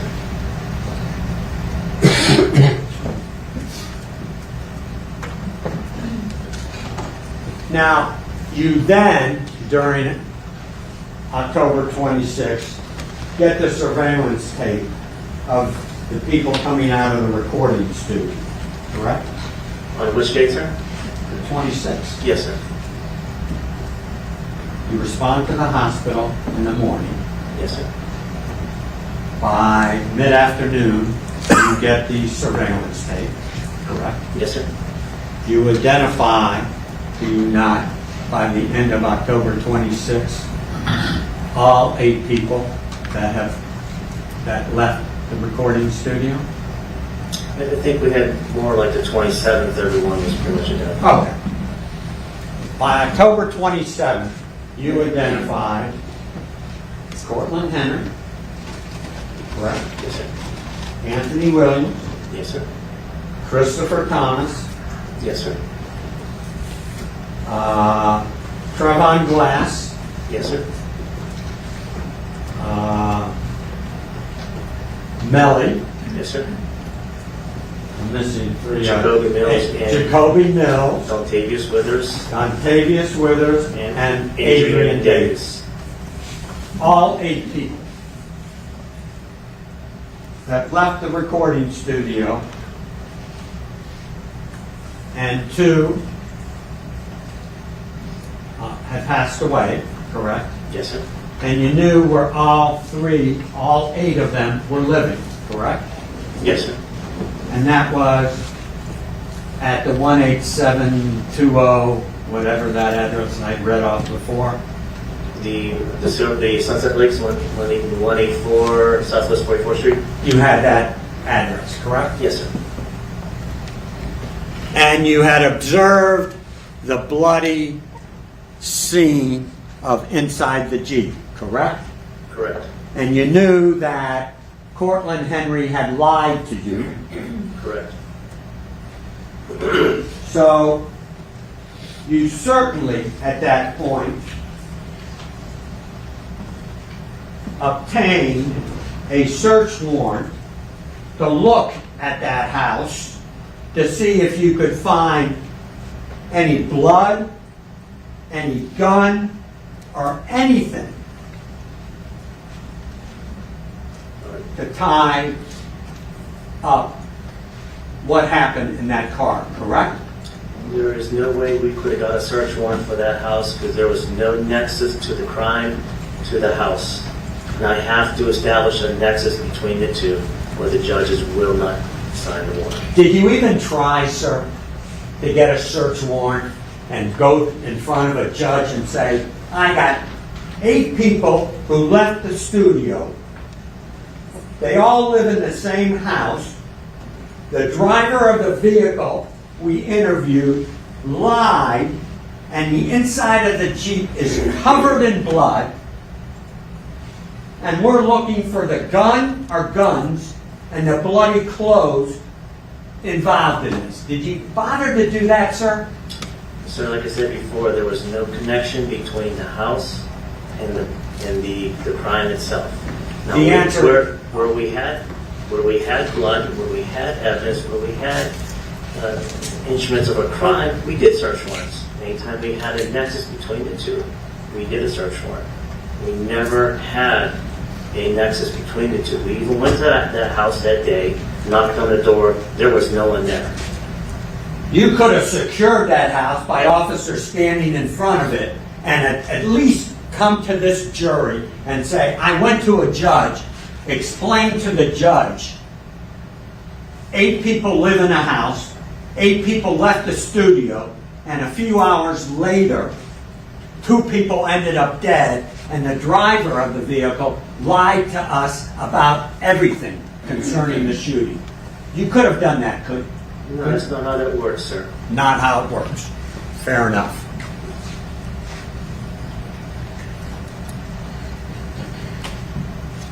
Did you get a search warrant of the house in November? At all? You mean for which house, sir? The house where Melly lived. No, sir. How about December? They were already gone at that point.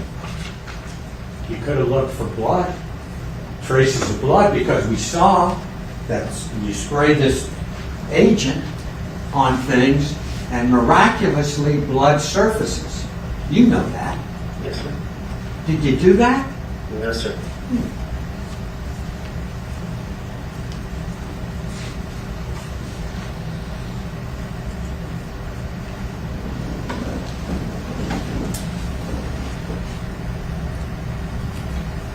You mentioned to the state that you spoke to an Adrian Davis and a Dontavius Withers, correct? Yes, sir. They were the 2 of the individuals that originally left the studio Yes, sir. and got into the red Mitsubishi. Correct. You learned from that. I haven't even asked a question. He washed himself. Did you look at it? Did you pull it?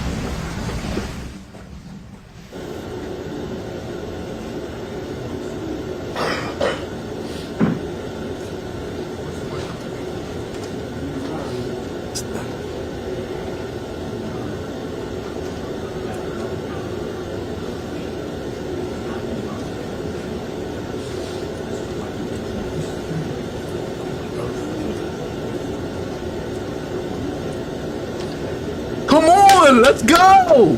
Let's go! Did you look at it? Did you pull it?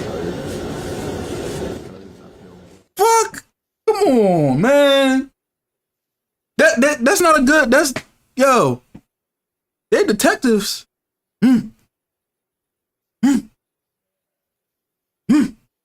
That's ain't no good evidence, bro. Ain't no fucking good evidence. Did you look at it? Did you pull it? Like, what the fuck? Who the fuck is y'all kidding, man? Is y'all kidding me? 2 fucking years. 2 years, y'all.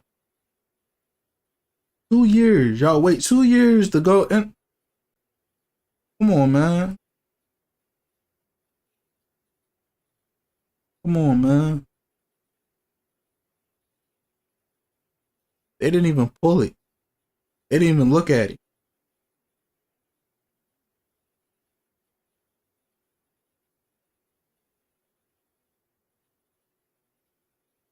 You know what I'm saying? They didn't even, they didn't do none of that. What the fuck is going on?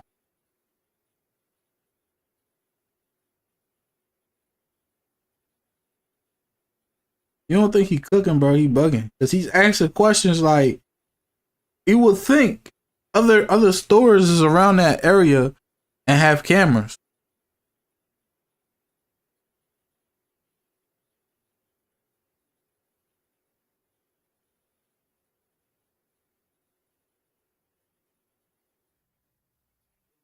Take a short recess. Do not discuss the case. Don't form any opinion about the case. Don't allow anyone to discuss the case in your presence. So no research. No case on your jurisdiction. Thank you.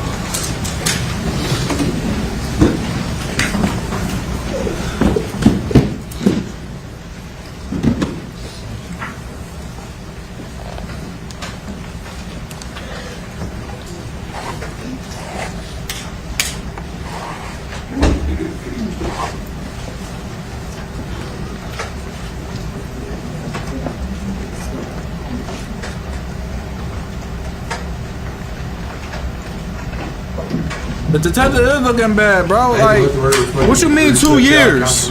What the fuck? Demonstrates restroom break. All right. Thank you. We're in recess.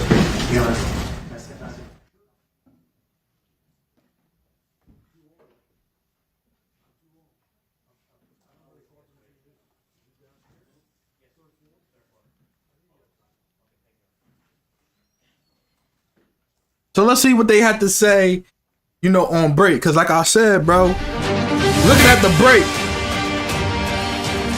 Let's look at the break and see what they say, bro. Welcome back. I'm Anjanette Levy, and you're watching Law and Crime. We want to get you right back into court in the YNW Melly double murder trial. Detective Mark Moretti of the Miramar Police Department, he is the lead detective in this case in the murders of Chris. Play Diablo 4. The time of prophecy has come, knights. If we can't stop Lilith, we'll all be damned.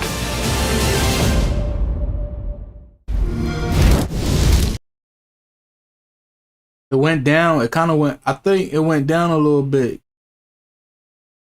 Wasn't like 56. I think it went back to 57. Well, I'm tripping. What the fuck? What the fuck happened?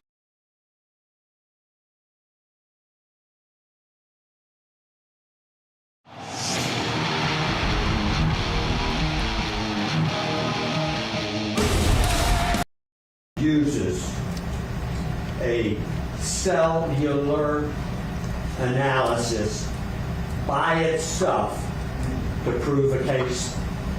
Yeah, research. Thoughts on?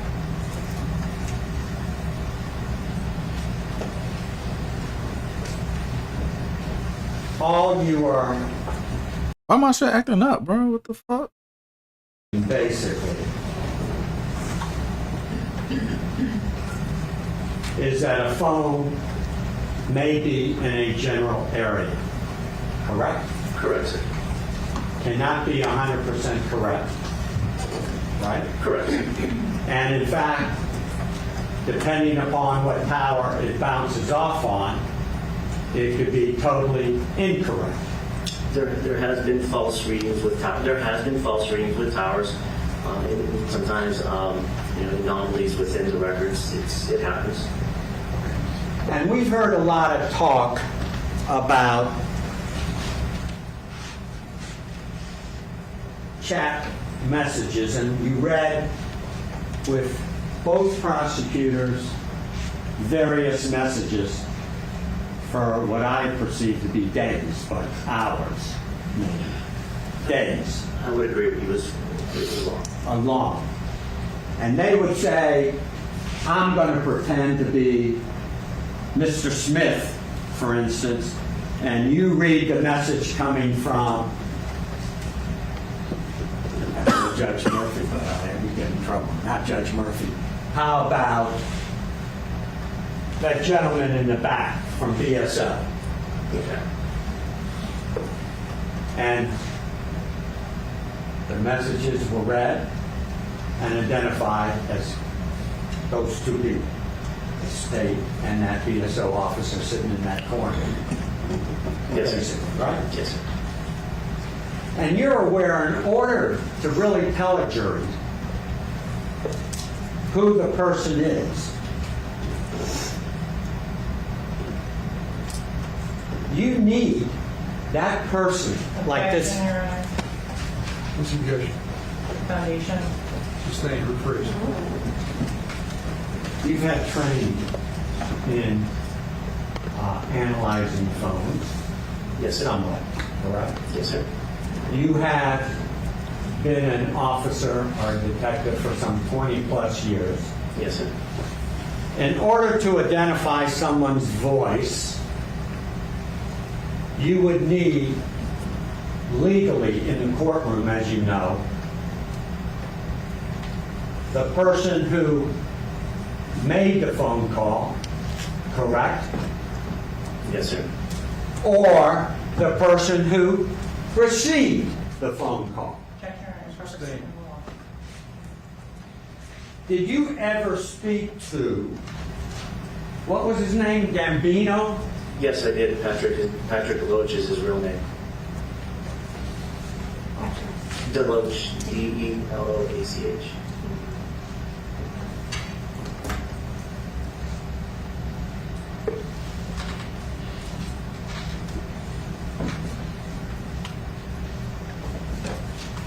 Now, in addition to that, you told this jury that you attempted to, well, you did get some cameras off of 595 and I-75, correct? Yes, sir. Could you tell the jury if you could see who was in each vehicle? No, sir, you cannot tell. Could you tell this jury how many people were in each vehicle? No, sir, you cannot tell. And you did get a surveillance from Montessori School, correct? Yes, sir. And McDonald's. And McDonald's. Well, on Miramar Parkway, for instance, the only surveillance you got was from the Montessori School, correct? No, Montessori School is on Pines Boulevard. Okay. Did you get any surveillance from any of the Did you look at it? Did you pull it? Parkway? More specifics or which one are you referring to? Okay. How about the CVS that's on Miramar Parkway? It doesn't cover up that far. Did you pull it? We went there. Did you look at it? Yes, sir. How about Applebee's on Miramar Parkway? Where's there Applebee's on Miramar Parkway? On we're on Dykes Road. On Miramar Parkway West, on Dykes Road, on the intersection. Yeah, there's a pharmacy there, but there's no Applebee's there. Did you go to that pharmacy? Yes, sir. Did you pull the surveillance? No, sir. How about the Pollo Tropical? Their videos didn't cover that area. Did you pull them? No, sir. Did you look at them? No, sir. How about the gas station that's on Miramar Parkway? The one just east of McDonald's? Yes. Yes, it did not cover the road. How about the bank that was on the corner of 172nd and Miramar Parkway? Did not cover the road. Did you look at it? Yes, sir. Did you bring it in? No, sir. How about the four-way intersection where there's 4 cameras on 172nd Avenue? Cameras covering the road. Yeah, to see the cars driving through. Those Cross-examination underway. Stuart Adelstein is really taking aim at Detective Moretti, what he did do, what he didn't do. He obviously has a standing objection, Philip, to all of this Instagram stuff coming in through this witness because it wasn't authenticated by somebody from Instagram or by somebody from whatever mobile company, T-Mobile, what have you. I mean, we did see a cell phone company representative earlier in the trial. But he's almost like questioning him about a legal argument in front of the jury. So how much weight do you think the jury is going to go for this whole issue of the defense objecting because they don't believe these messages were authenticated properly? If he does not bring in anybody in the defense case to refute this, it's going to come off as window seat.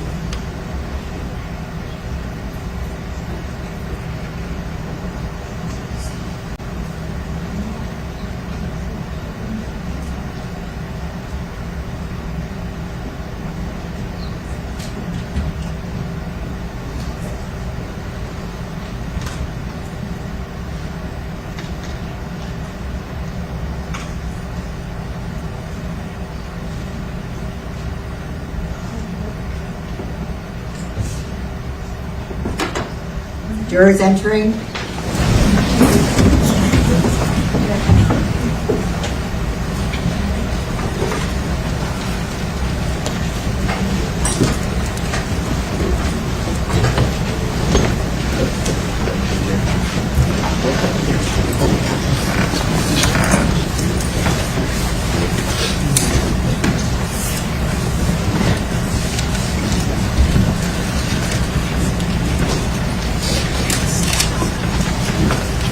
Ladies and gentlemen, thank you. Please be seated. Let the record once again reflect the presence of defendants, defendants, as counsel, the assistant state attorneys. Ladies and gentlemen, the jury, our witness, Detective Mark Hardy remains on the stand. Counsel, if you're ready to continue with your cross, you may. Thank you. I think we were on October 27th, but I want to go back to October 26th for a moment. Yes. Leave the hospital. You go to various areas to look for a drive-by, and you learn that Courtney Henry lied to you. Okay? Yes. Do you not get a search warrant for the Jeep? Yes, sir. And in fact, the Jeep is searched on October 26th, correct? Yes, sir. And the purpose of that was to photograph it, correct? Yes, sir. Process it for fingerprints and DNA. Correct. And to collect all the physical evidence within inside the Jeep that could lead to who did this. Correct? Correct. And that was done over several hours. Correct? Yes, sir. In fact, it was done by at least 2 crime scene technicians. Yes, sir. Now,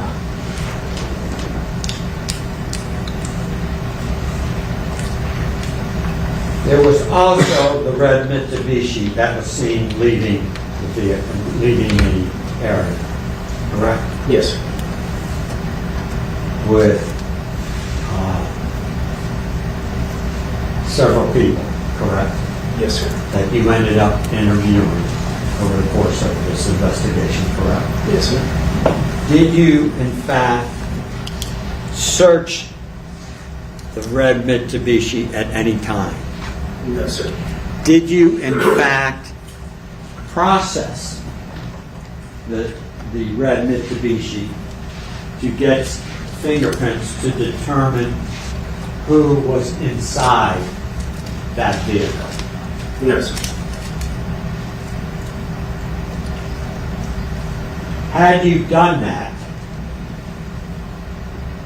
you could have obtained DNA. Objection, speculation. Sustained. If you did that,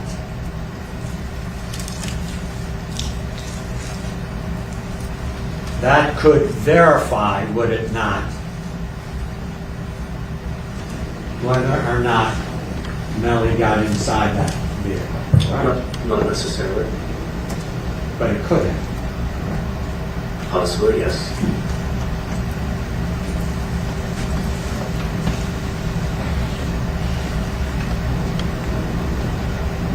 October 27th, I think we were done at. You interviewed, as you've indicated, Dontavius Withers again, correct? Yes, sir. At the end of October 27th,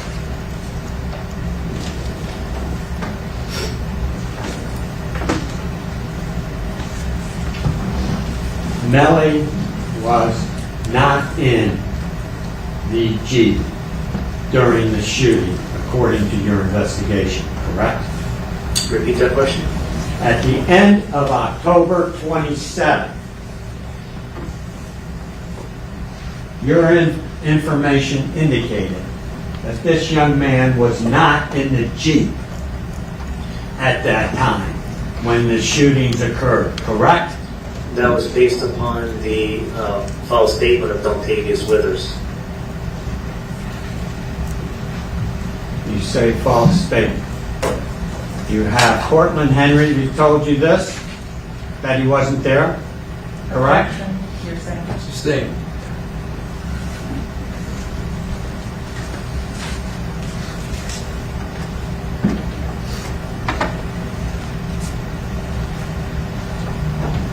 Did you learn that the day of them going to the studio that Christopher Thomas and Anthony Williams went to the flea market? I don't know which two went. I could have sworn Dontavius went to the flea market. Maybe it was Chris Thomas and Anthony Williams. And you've already indicated you don't go there to verify or prove or disprove. Correct.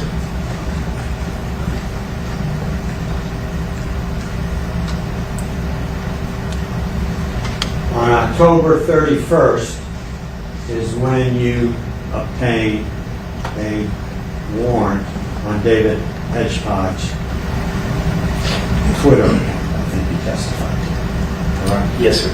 You said October 31st? Yes, sir. Halloween day, correct? Yes, sir. But you don't interview him until 2 or 3 years later. Correct. On November 1st, you again searched the Jeep, correct? Yes, sir. So that's the second time you've searched this vehicle, correct? Yes, sir. The 26th, and now November 1st, correct? Correct. And again, that is to collect any evidence, process it. If you missed any evidence. No, so if my recollection stands correct, the second search warrant was for a trajectory analysis to be conducted by Mr. Kelly.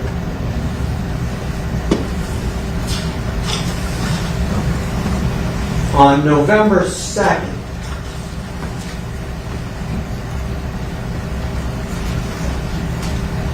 you interviewed, do you not, Christopher Thomas Sr. On which day? November 2nd. November 2nd, Chris Thomas Sr.? Yes. Oh, at the funeral. Yes, sir.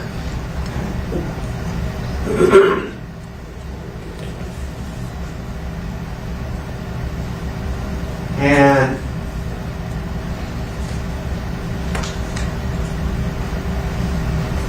without telling us what it is, what he told you, you discovered there was a problem.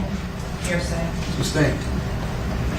Do you find out that Christopher Thomas Sr. had issues with Anthony Williams? Sustained.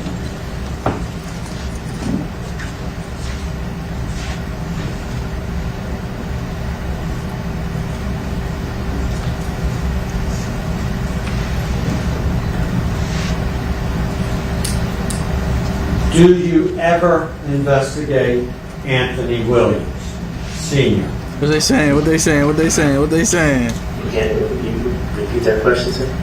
Do you ever investigate Anthony Williams, Sr.? Christopher Thomas, I'm sorry. Sr. No, sir.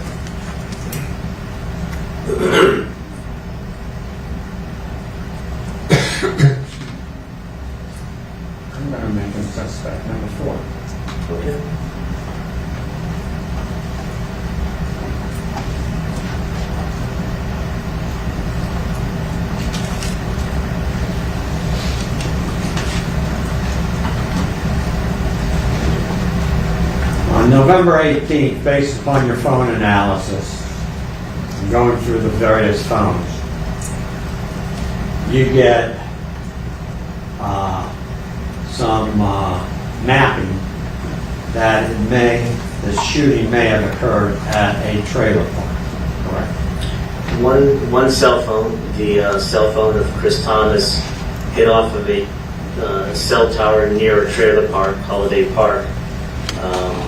But we didn't have anything to accompany those other than a cell site in the sector. So that was all we had to work with at that point, was that one general area. Could you answer my question? On November 18th, based upon whatever analysis, you go to Holiday Park, trailer park, correct? Yes, sir. And that's based upon some analysis of a phone, correct? Of a cell tower, cell site, yes, sir. You find absolutely nothing. Correct. And you learn that basically you went on a wild goose chase based upon your analysis of that one phone, correct? Yes, sir.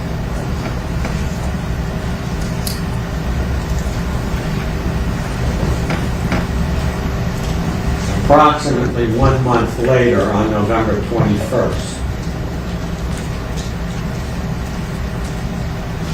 you find the scene with the 8 casings, 8 projectiles. Right? 8 spent casings, sir. Projectiles and casings are different. I get those terms confused. I apologize. And we saw about 50 pictures of those 8, what are they? Casings. Casings, correct? Yes, sir. Looking at the south end, the north end, the east end, and the west end, right? Yes, sir.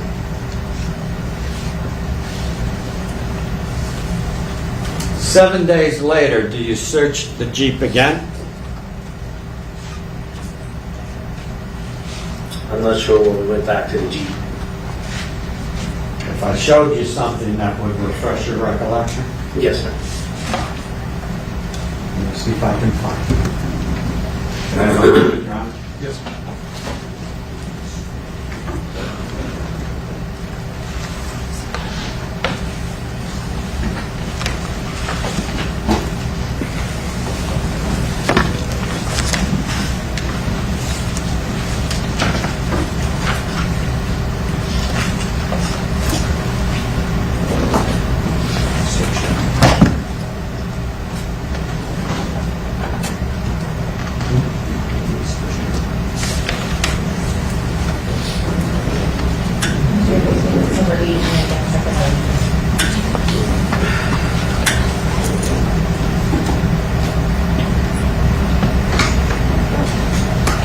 May I approach?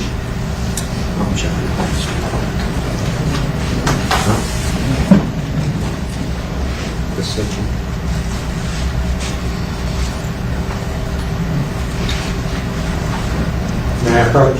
Yeah, just identify what you're approaching with. I'm looking at a report and a timeline. May I? Yes. Yeah.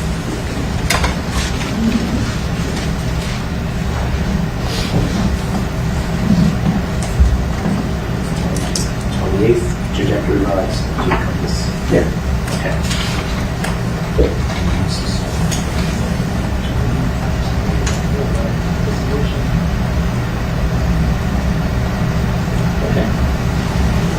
So on 11/28, you go back to the Jeep for the 3rd time, correct? Yes, sir.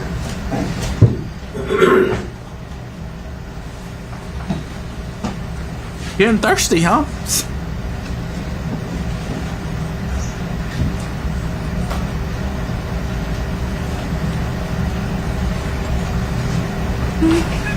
He said, did he just take off his glasses to read? I was thinking the same thing, like, why would you On take off your December glasses to 4th, read? based upon the analysis of various phones or whatever,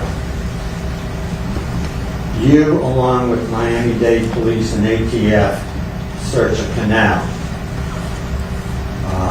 off of I-75, correct? Yes, sir. based on some pinging or mapping of the 9807 phone, correct? It was not the pinging, that's the proper terminology. It was the true call data, which placed the phone near the C9 canal. And both Miramar Police, Miami-Dade Police, and ATF, after searching the canal, find absolutely nothing. Correct.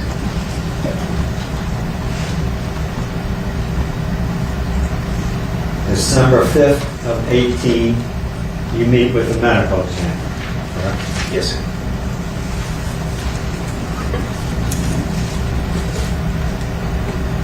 Now, approximately 3 months later,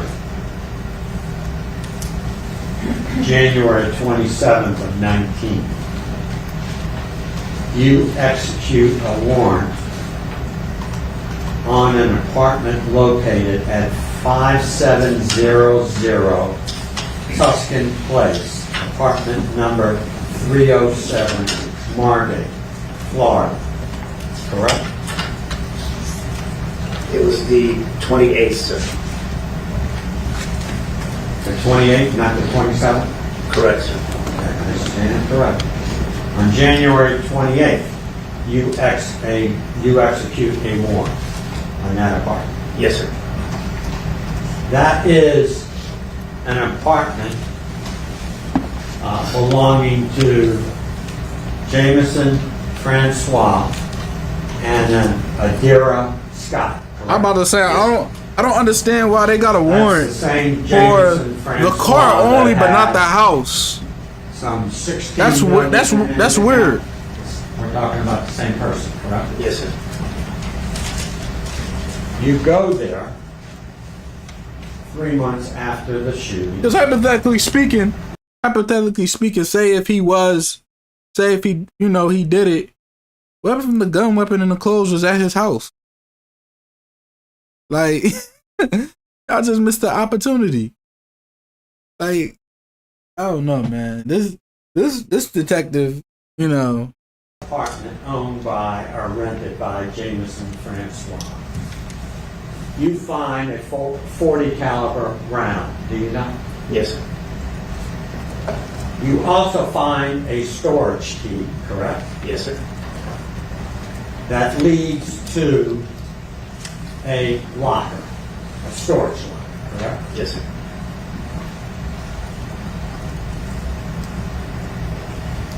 You in turn execute a search warrant on that locker. Yes, sir. I think it's storage unit 5, if I can read my writing, 509, located on South State Road 7 in Margate, correct? Correct, sir. Now, I noticed it wasn't mentioned, or maybe I missed it, but in that locker you found, did you not, a black holster, correct? Yes, sir. You found another black holster with a Glock back strap on it. Yes, sir. And a black holster with a magazine holder. Yes, sir. And various gun locks, correct? Yes, sir. No guns. No guns.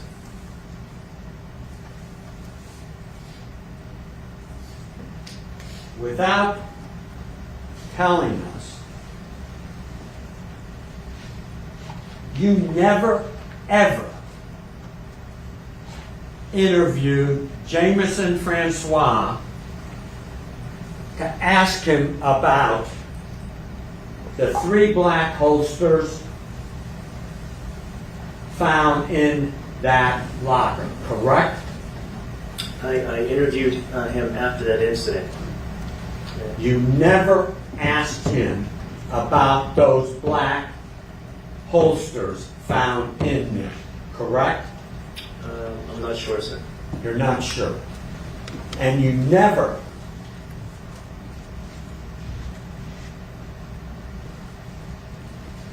asked him about the gun locks, correct? Correct. And you never, ever, as we sit here today, know where those guns that were locked in his storage unit are, correct? Correct.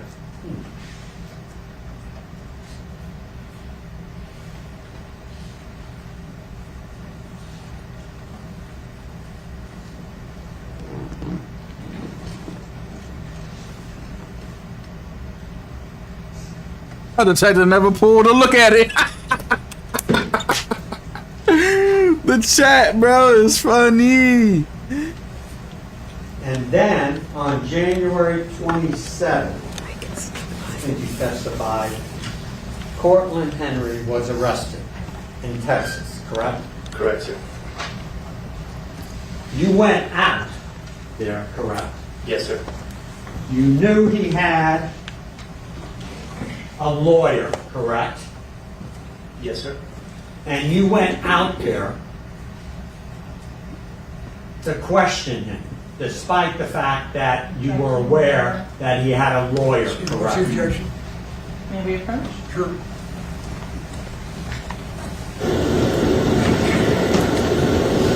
Now they going up there. Oh, can we approach? Hey.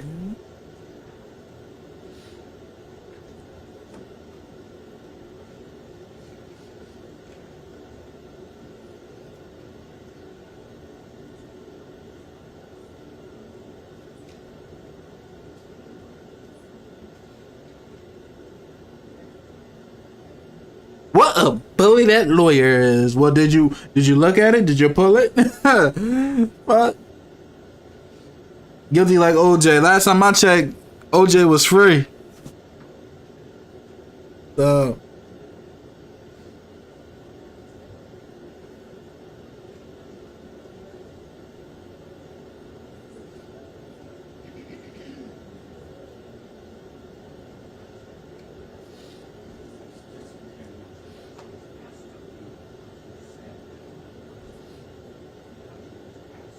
yeah, player money, shut your ass up. Oh, bitch ass nigga.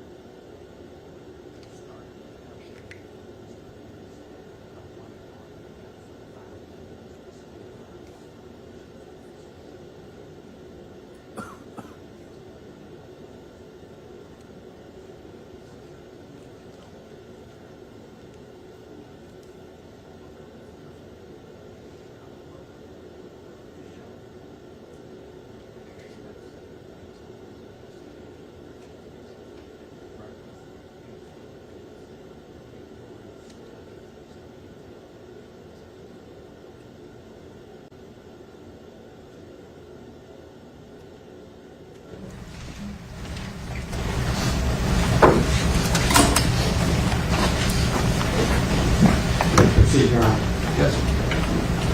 You went out there, sir. Yes, sir. Knowing he had a lawyer, correct? Yes. And you went out there to question him about this case, correct? His rights were never invoked. In fact, you were escorted out of the jail because the yelling between you and he got so loud that the guards asked you to leave, correct? No, sir, that's a false statement. False statement. Now, there came a time that you issued a warrant for this young man's arrest, correct? Yes, sir. And the people that generally execute that warrant are the U.S. Marshals. Yes, sir.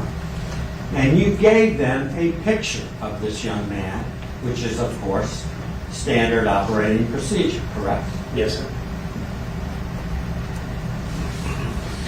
And they, in fact, based upon the picture that you gave them,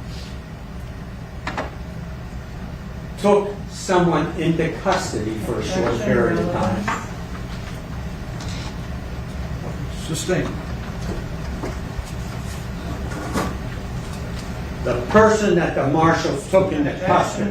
Sustained objection. Do you know the person that the marshals took into custody based upon your picture that you provided? I sustain the objection. Your Honor, Still further opposed. instruction. Counsel, ask your next question. On February 13th, Melly voluntarily surrendered, correct? Yes, sir.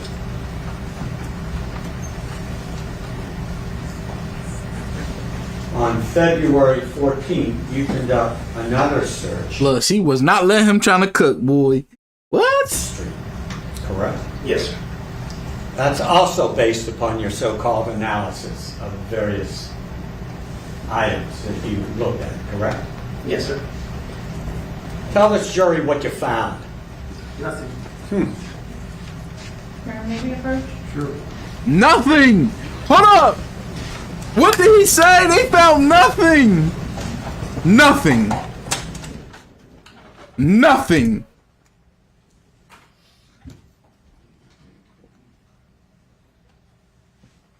Yo, she's mad as fuck right now.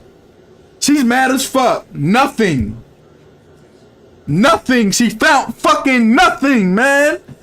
Wow. Wow. Wow. Wow. Let him cook. Let him cook. They found fucking nothing. May I proceed? Please. On February 25th. Hold on, y'all. I'm about to go get something to eat real quick. Hold on. They found nothing. They didn't look at it. They didn't pull it. Warrant on Jameson Francois' car, correct? Yes, sir. That was a 2016 Kia. Kia Optima. Huh? Kia, yes, sir. And find absolutely nothing relevant to this case, correct? Correct. No blood stains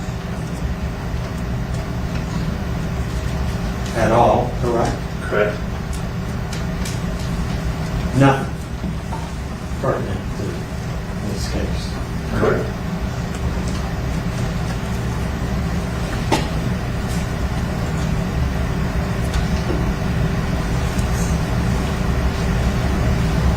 On February 28th of 19,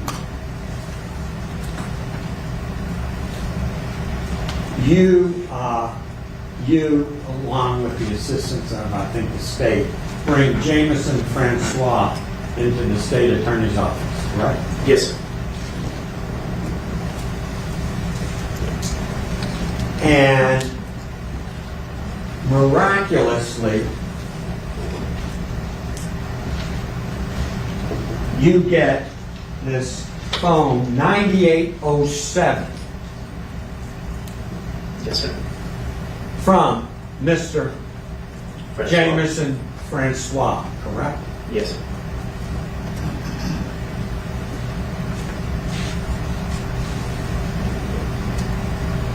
You have, as we sit here today, no idea how long he had that phone, correct? That's not true, sir. We kind of from the interviews in the cell, in the interview from the jail calls tell us when it was when the defendant talked to his mother and told her they need to get the phone over to track, which was Jameson Francois. So it was right about that time when it got transferred over.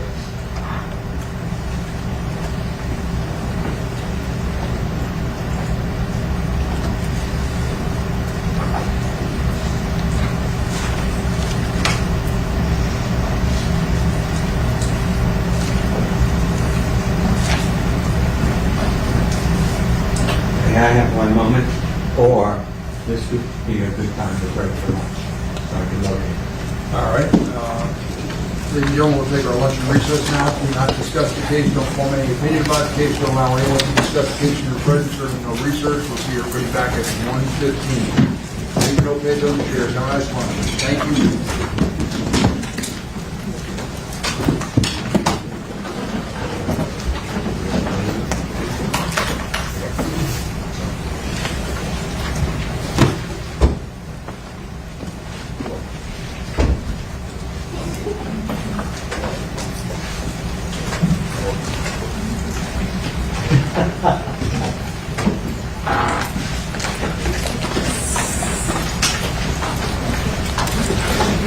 Let the record reflect the jury stepped out. Counsel remain along with the defendant. Counsel, I'm not trying to rush you or anything like that, but how long do you think you have on your cross approximately? Give me 1 second. Sure. And let me look at my notes.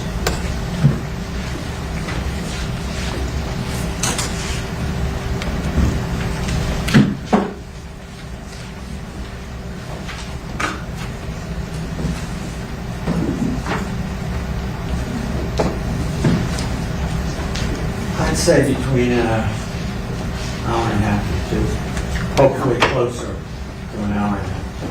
So, how much redirect do you think you might have? 30 minutes or so?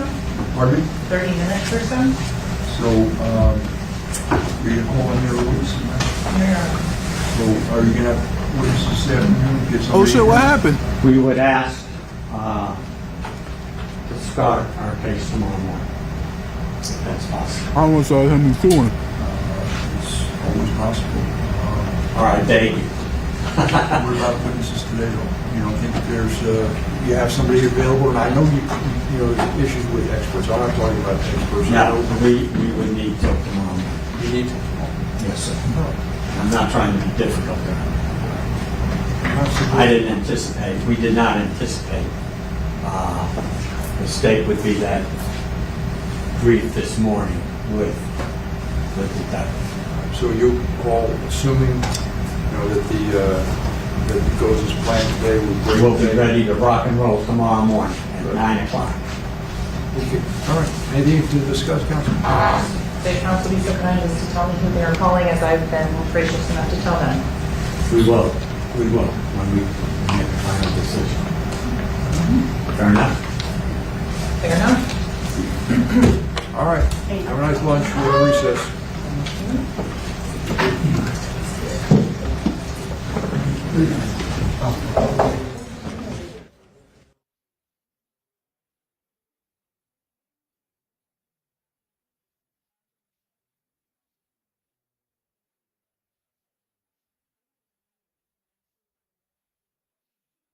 Is trying to use in Florida to take the life of Melly in terms of the phone and the cell towers.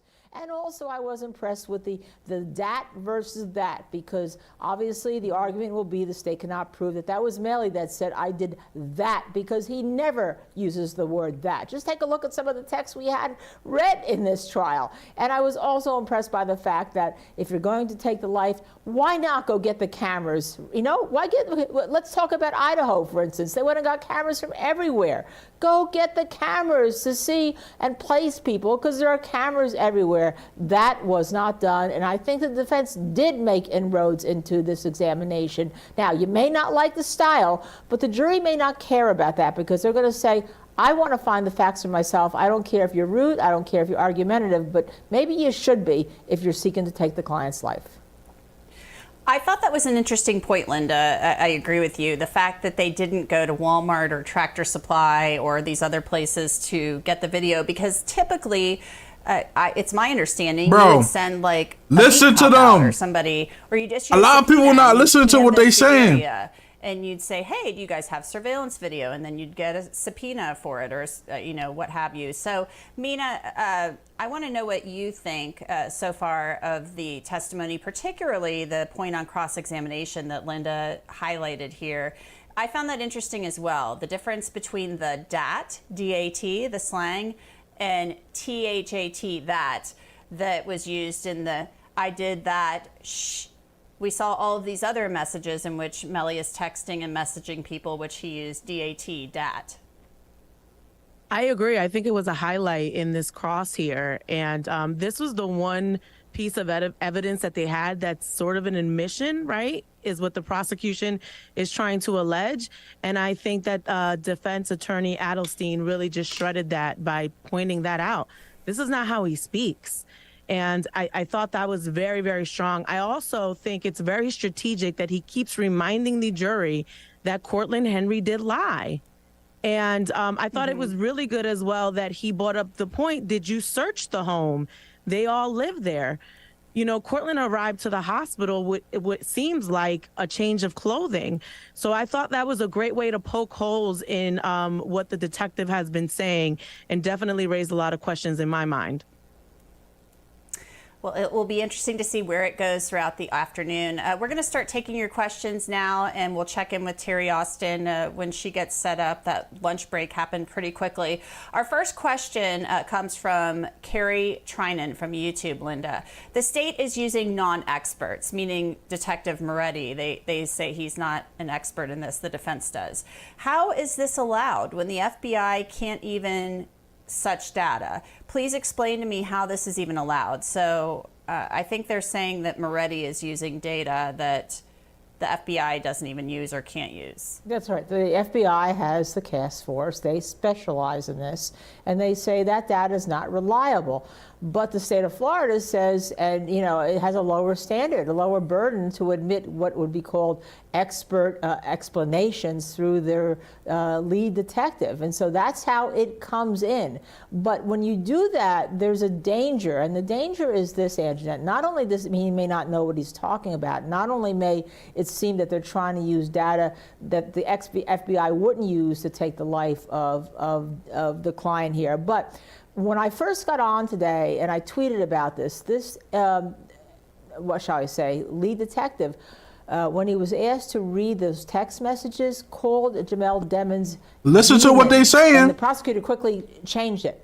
And I thought that showed a bias to the rest of his testimony that's going to affect the jury and affect someone like our questioner here that says, how is this allowed? Well, it's allowed, but it may be biased and it may hurt the state. Mm-hmm. And this has come up a few times in the trial, Linda. Listen. The fact that, and we actually, you know, people have pronounced it both ways. We've heard demons and demons. Apparently the name is pronounced demons, but there have been several times in which, really, frankly, the state and the defense have said demons, maybe by accident, maybe not, but the defense is always quick to point out it's demons, and they object. So this has come up many times. Let's get to our next question from it's_TFabs from Instagram. Didn't the prosecution just lie about the text message that states, I did dat? Because I remember in the prosecution's opening statement, they said that Melly admitted to the crime by saying, I did dat. But this one does not show an admission because based on what the detective said, the question before the response was, are you okay? And it was weird that Melly said, I did dat. So did the state lie, in your view, Mina, by saying, I did that, when the message says, I did that? I wouldn't say they lied. I would say they're reaching. And I think that's what we're seeing in this case. They're trying to piece together anything that they could find to point to Melly being at fault. When I actually, on day one, remember you, Anjanette, you and I did a sidebar podcast after day one. And I thought that was odd, too, that they would include that. They even included it in the opening statements, this text message of, I did that. But we still don't have context for this text message. All that was asked was, are you okay? To leap and say him saying, I did that, is somewhat of admission of guilt. I don't see anything else that even talks about him committing the murder. It's just, are you okay? So I don't think there's enough here. And, you know, I wouldn't go on and say the prosecution is lying. I do think that they're trying to use anything that they can on the phone to make him look guilty. And I think that the defense really just shredded that with their cross. And Anjanette, can I And, add to that a second? That's important because there was a question. Did you talk to the person who uses the name on Snapchat Gambino, PC Gambino? And the detective said yes, but then I don't recall him being brought in to say, here was my conversation. Now, maybe he's going to be brought in and say, this is what I meant. But, you know, if you're having a detective interpret, as we've seen these texts that have been in, which have been kind of interesting to interpret, I think it also leads to another issue. Well, we shall see, won't we? We're going to take a quick break, and when we come back, we're going to check in with Terry Austin and bring her into the panel. Keep your questions coming to us on YouTube, Twitter, Facebook, Instagram, TikTok, and Threads. We've got so many platforms now. You can reach out to us on all of them. Stay with us. I'm Anjanette Levy, and you're watching Law and Crime. We'll be right back.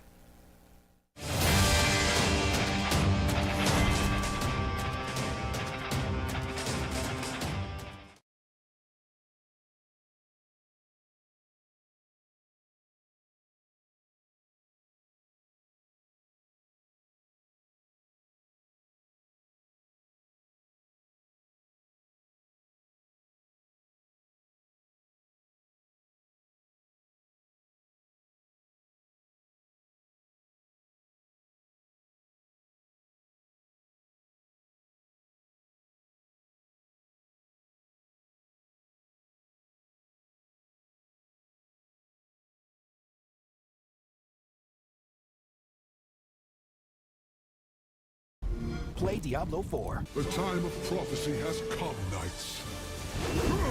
If we can't stop Lilith, we'll all be damned.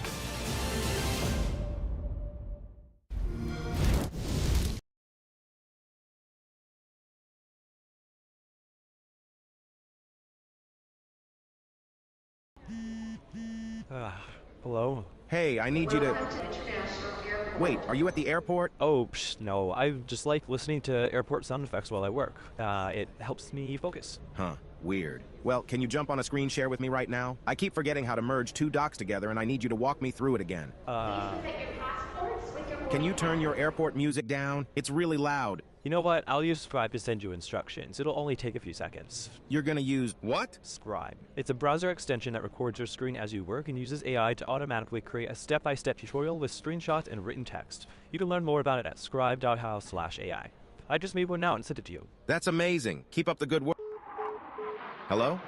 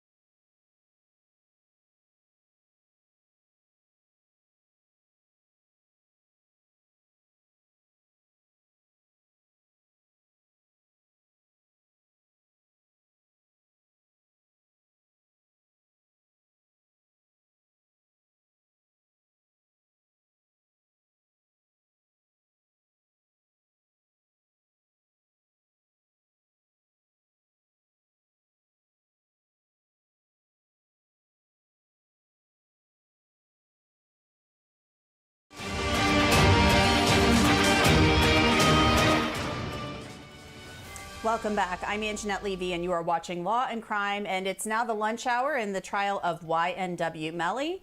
We are taking your questions, so keep them coming to YouTube, Facebook, Twitter, TikTok, Instagram, and Threads, and we will get to as many of them as we can. But before we get to your questions, and they are always great, we're going to check in with Terry Austin, who is now joining us. Terry, what's it been like this morning in the courtroom, both for the direct and now the cross? Listen. Well, the last part of the direct by Christine Bradley was talking about, I did that, shh. And she was trying to emphasize what she said during her opening statement, which is that Melly was admitting to the crime. However, on cross-examination, I think Stuart Adelson was trying to say that, in fact, it probably was not written by YNW Melly because it wasn't spelled the same way that he spells the word that in 19 other pages of messages that he did between a billion other people. He spelled it DAT, D-A-T. So they're trying to put some doubt in that jury's mind. The prosecution is trying to say this was an admission. Mark Moretti was also on the stand during cross before we took that lunch break, and he's going through various other messages. And I think what the defense is trying to do here is to establish that that investigation was not done well.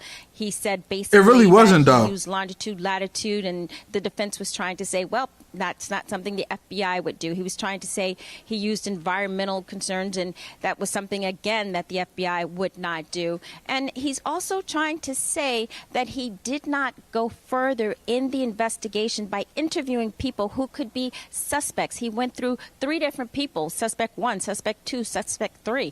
The first suspect basically was someone who said online, this was someone who said, look, he was the one who did it. And the witness had to admit, I basically didn't follow up till much later after the incident. So I think the bottom line is, 1, the investigation was not done well, and 2, that the techniques that were used were not the proper techniques. So that's what the defense is trying to do right now. We're on a lunch break, and we'll go back at it, and there'll be more cross-examination of Mark Moretti. Will be interesting to see where the defense goes next. Linda, I'm going to throw this next question to you. I think it's a really good one. It comes from Graham Turner from Facebook, and he asks, can they tell the difference between standard text and speech to text? Meaning, was this dictated or was it typed? Specifically thinking of DAT, D-A-T, versus that, T-H-A-T. Okay, so I'm not an expert, but I thought it was such a great question. I kind of looked it up. If you have the phone, you can tell when the microphone has been put on, and then you have to coordinate it with maybe the text that was done. But if you're just going to get the records themselves, they will not show you how the text was put into a text, whether it was by speech or whatever. So I don't know if that coordination was done. So here, what both sides are doing, though, since this is the only that Melly had, which is a great question, because maybe if you're dictating it, it comes out as that. When you're typing it, you always say dat.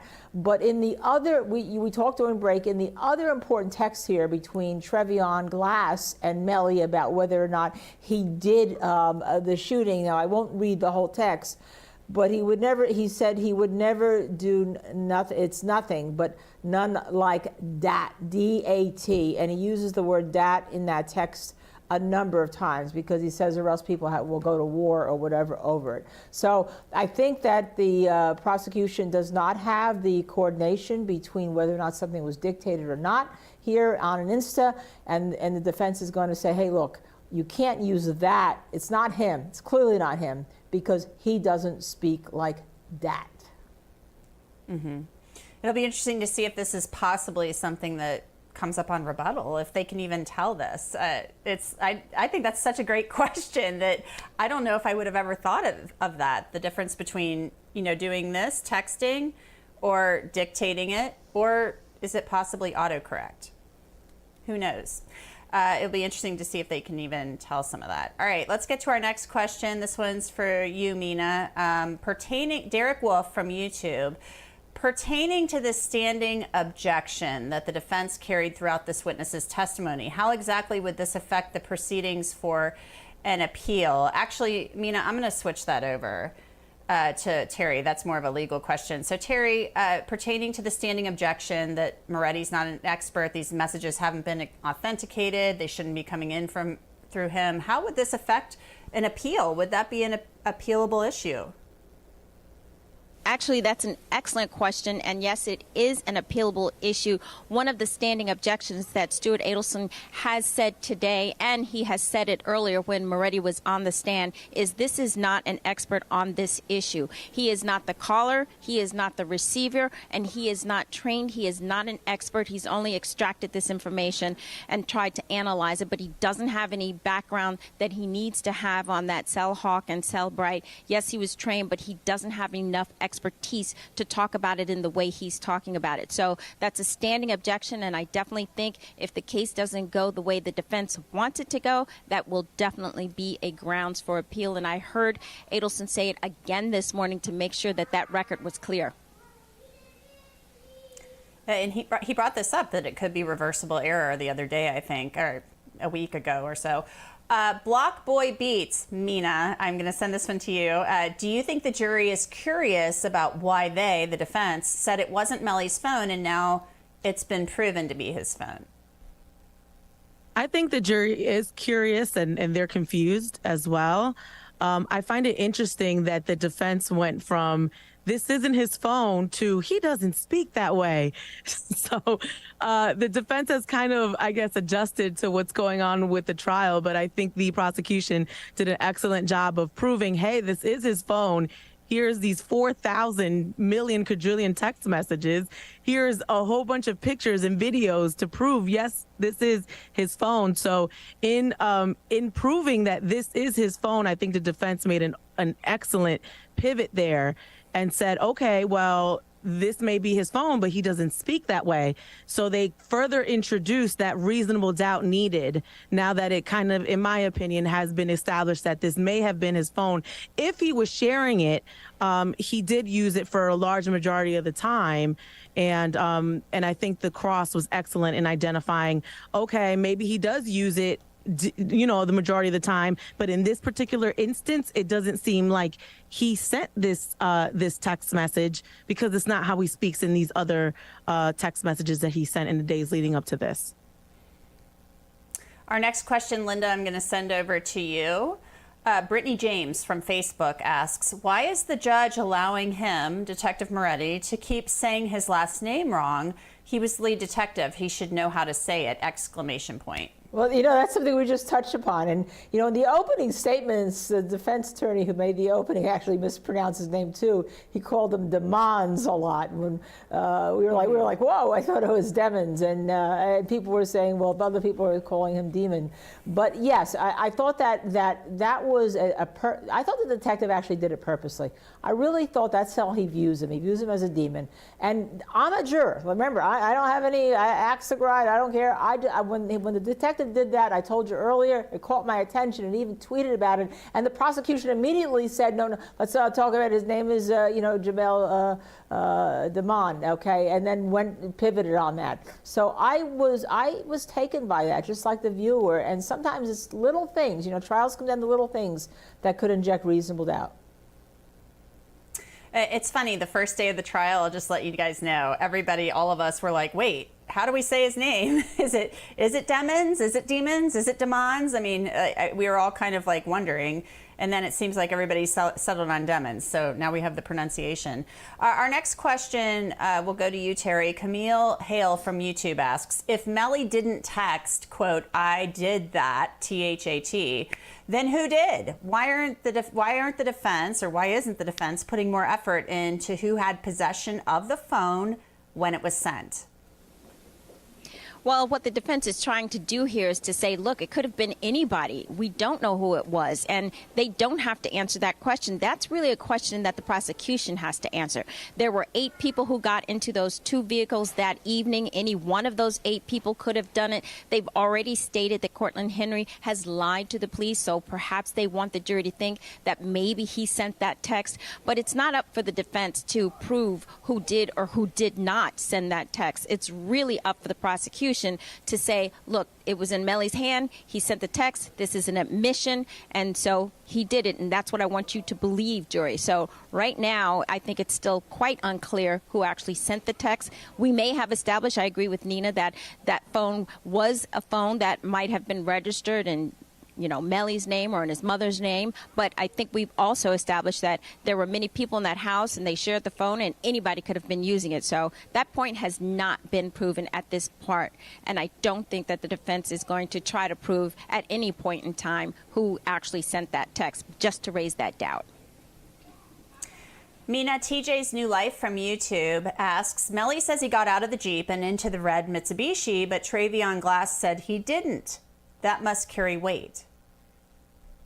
Well, Travion Glass's testimony is somewhat, I would say, questionable, only in the sense of he doesn't recall the night properly. I believe there was a point where he stated during his initial interview that he got into the back of the vehicle, and then the video showed that he actually got into the front or something like that. He didn't even remember where he got into the car.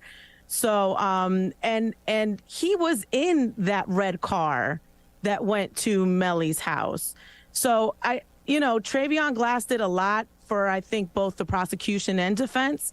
But to me, he did come across as a little unclear as to what actually happened, because he couldn't even recall where he got into the car correctly. And he did also say that he was sleeping throughout the car ride. So for me, as someone witnessing the trial, just like everyone else, it placed some doubts on a lot of the things that Travion did say. Mm-hmm. Linda, this next one's for you, at JustBrit910 from Twitter. Can the prosecution stop in the middle of the trial and offer Melly a plea agreement with a lesser charge if they felt like they were losing? At this point, I feel like they haven't proved it beyond a reasonable doubt. So I'm wondering what you think of that, Linda. I know the answer, but we'll send it over to you. They can stop it or not stop the trial, but they can go to the defense at any time and ask if they're willing to take a deal, a plea bargain, to admit to whatever crime, then maybe take death off the table or put a certain amount of years, or to have him testify if they think he's not the shooter. The problem is they have really committed to the death penalty here, to him being the shooter. So the likelihood of them doing that is probably not very good, unless they were going to say, admit to the shooting and we'll take death off the table, and then we'd have to see what the defense would do. Mm-hmm. Tone Loke, ACG, Mina asks from YouTube, where did Melly go after making Cortland bring their friends to the hospital? Was he hiding evidence, changing bloody clothes? Where was he? We don't know. And that's really the problem. I don't think the prosecution has done a great job of really identifying where he was. They have coordinates and cell phone data, and they're saying, well, he could have been in this area. But one of the people that were on the stand very specifically said cell phone data tracks cell phones, not people. So we don't know where he went. We do know, based off Travion Glass's testimony, that he was seen at Frito Bang's house, but that wasn't exactly after the murder. In fact, we don't even know the time that he was at Frito's house, because Travion Glass was so, I guess, he was very reluctant to point down a time that everything happened. So we don't know where he went. All we do know is that he did end up at Frito Bang's house. According to Travion Glass's testimony, he had shorts on, and that's about all we know. And I don't think that's enough. Well, we also have the text message from the phone texting Frito Bang to pick him up. And, right. I guess it was Miramar Parkway. There was an address on there. So just we know that much, at least. All right, we're going to take a quick break. Keep those questions coming to us on YouTube, Twitter, Facebook, Instagram, and Threads, and TikTok. We'll get to them when we get back. I'm Anjanette Levy. You're watching Law and Crime.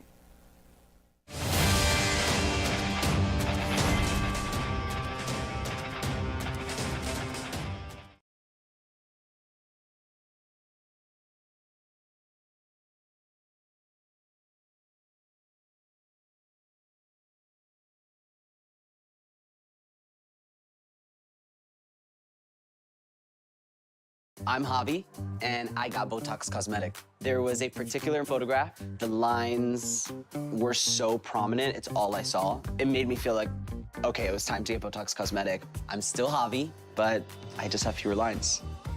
Talk to your doctor about Botox Cosmetic and whether it's right for you. The effects of Botox Cosmetic may spread hours to weeks after injection, causing serious symptoms. See for yourself at BotoxCosmetic.com.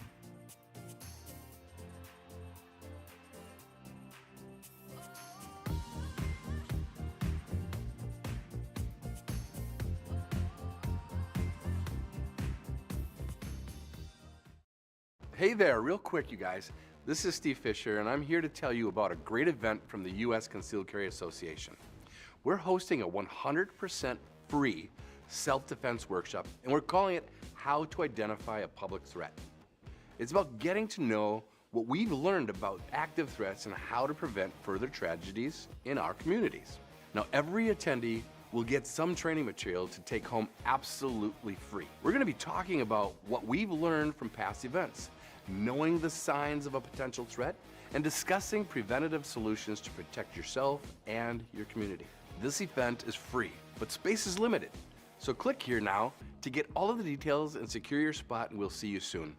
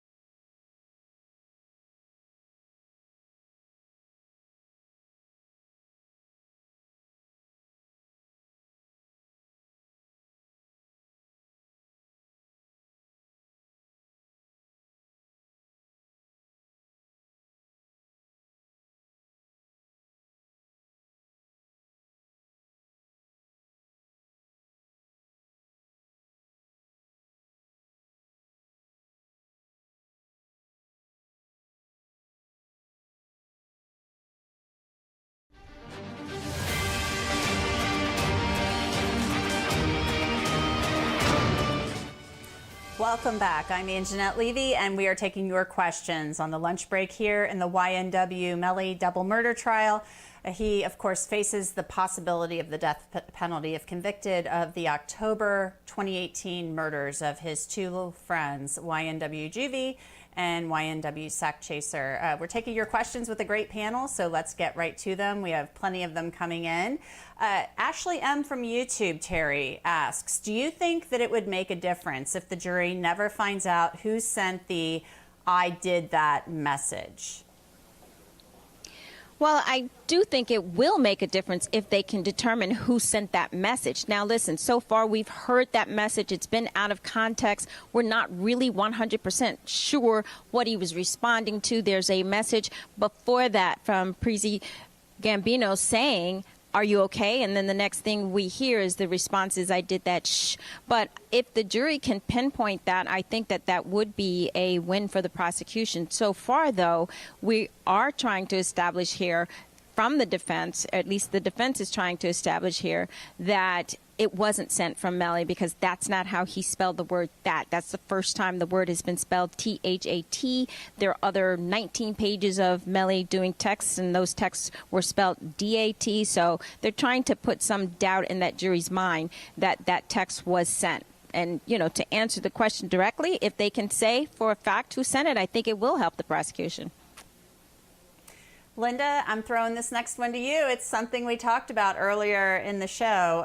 Handle from YouTube asks, Instagram doesn't autocorrect. So would that possibility of autocorrect be ruled out? Oh, well, very good. You know, this is really interesting because we have a viewer, Handle, who is, you know, a lay expert, right? I mean, who uses Instagram and says there's no autocorrect. Thank you. Gosh, sometimes when I have to type and things get autocorrected, it's a disaster. But that's very interesting because the jury then is going to use their knowledge of social media. You know, we all have it on our phone to say, well, that then had to be typed. No one brought anyone in to say that it was dictated, you know, under, you know, because you had the accessibility functions turned on. And therefore, whoever said it meant to say that, not that. Now, what's the easy answer?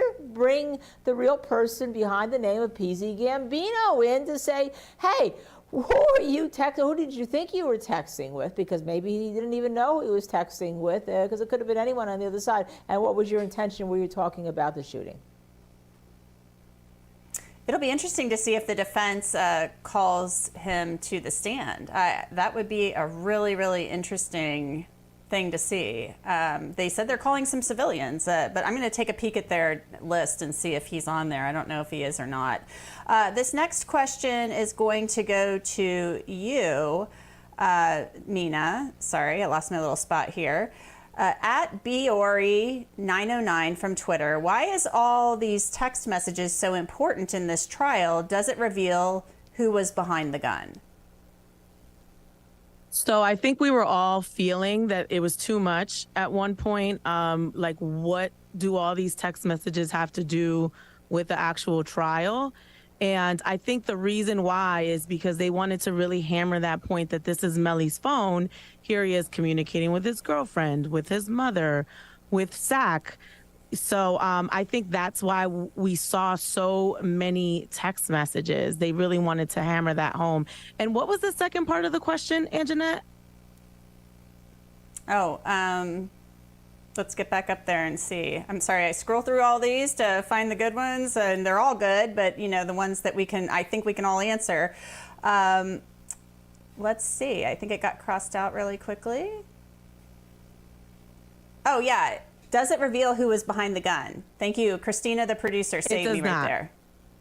It does not reveal who was behind the gun. And we were waiting for that smoking gun, you know, that smoking text message that somehow reveals Melly's participation in this crime, this alleged crime. I think their you know, aha moment was this, I did that-ish text message, and the defense just shredded that with the point that Melly doesn't speak that way. And he hasn't throughout the trial in these text messages. All right, our next question comes from TikTok, and I will answer it. It's from India from TikTok. Is this the last day of the trial? Very quickly, no. We'll start the defense case tomorrow morning. This is not the last day. All right, and another one, Wandy Dillion from Instagram. How long is this trial? Seems like forever. It's going to go probably another week or two. So there's that question answered. Terry, let's get to you on this one. Question, why does this is from Justin Britt 910. What does everyone think about the text message, I did that, I think his account was hacked, or someone else sent that because of the spelling of the word that? So I guess I'll do a round robin on this one. Terry, just briefly, what do you think? Is the defense making some inroads with that? I think they made some inroads, Anjanette. I think they're trying to say anyone could have sent that. It's not the way that Melly normally speaks. We know for a fact that many people use that phone. So I think they've made some inroads, and I don't think the prosecution has proven beyond a reasonable doubt that that was Melly who sent it. Linda, is this much ado about nothing, or is the dat versus that? Well, I think is it that big of a deal? I think it's a good deal, but it also doesn't necessarily say it's a confession, which is what the prosecution opened with in the big aha at the end of their opening, that this was a confession, especially in light of the text that we mentioned before with Trevion Glass, which said he would never do anything like that, which was specifically talking about the shooting. We don't even know what this text is really talking about. All right, Mina, quickly, your opinion. There's no context to the text, right? If this is an admission of guilt, I want to see the admission of guilt. There's no context. The leading question is not, did you do that? Or, or wow, did you got away with that? It wasn't that. It was, are you okay? And in the text messages with his mother, actually, he said that he had to go to the hospital and that he didn't want to. So this just raises more questions in my mind. All righty. Chris Carney from YouTube asks, has the defense released their witness list for when they start their case? The answer to that is yes. And there are both expert witnesses on that list and lay witnesses. That means normal people like all of us. So there will be some civilian type witnesses who take the stand as well. But it'll be interesting to see which witnesses they start their case with. Let's get to this question. Linda, this is a really good one for you, and it's about a legal question. Let me get that one pulled up. Actually, I think I lost it. I'm so sorry. Carrie Trinan from YouTube, do you think the defense team is doing enough in their cross-examination? Do you think it would matter to get an expert on their side? I think they proved them wrong alone. Is that for me, Anjanette? Yes, that's for you, Linda. Well, that's always the hard thing that you have is do you put a case on, or do you rest and say, look, we think that we have a not guilty verdict based on the fact the state has not proven their case beyond a reasonable doubt. And I will tell you that every single defense team struggles with that at the end of the case, even if they had planned to put on a case.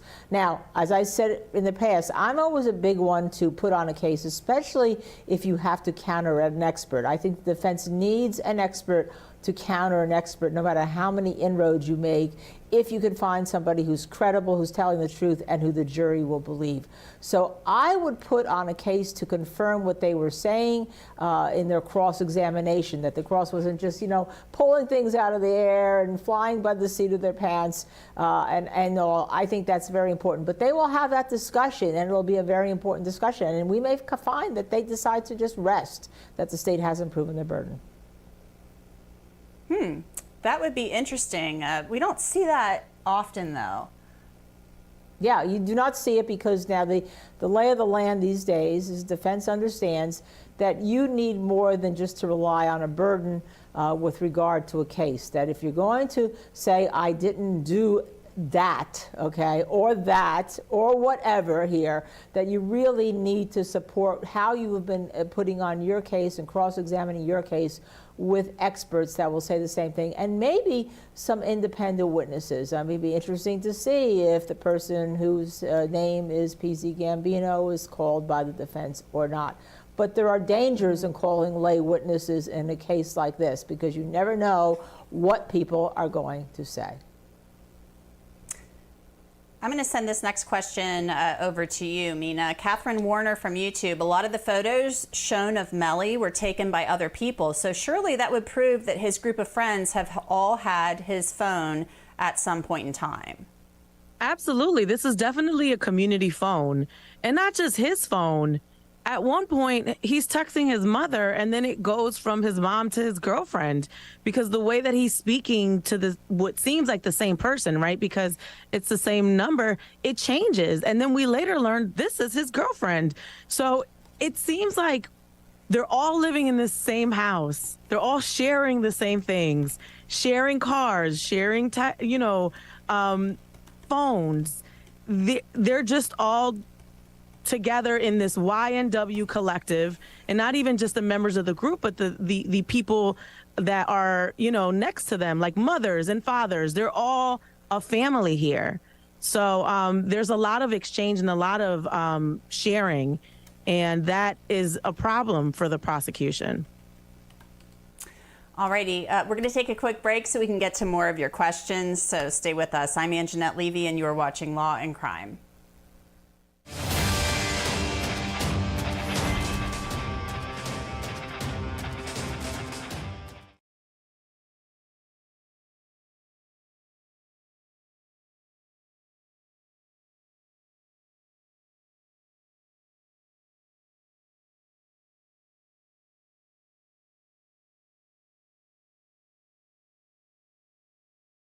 Without the ones like you working tirelessly to keep things running, everything would suddenly stop. No matter your industry, Grainger's here for you with professional-grade supplies. Call, click Grainger.com, or just stop by. Grainger, for the ones who get it done.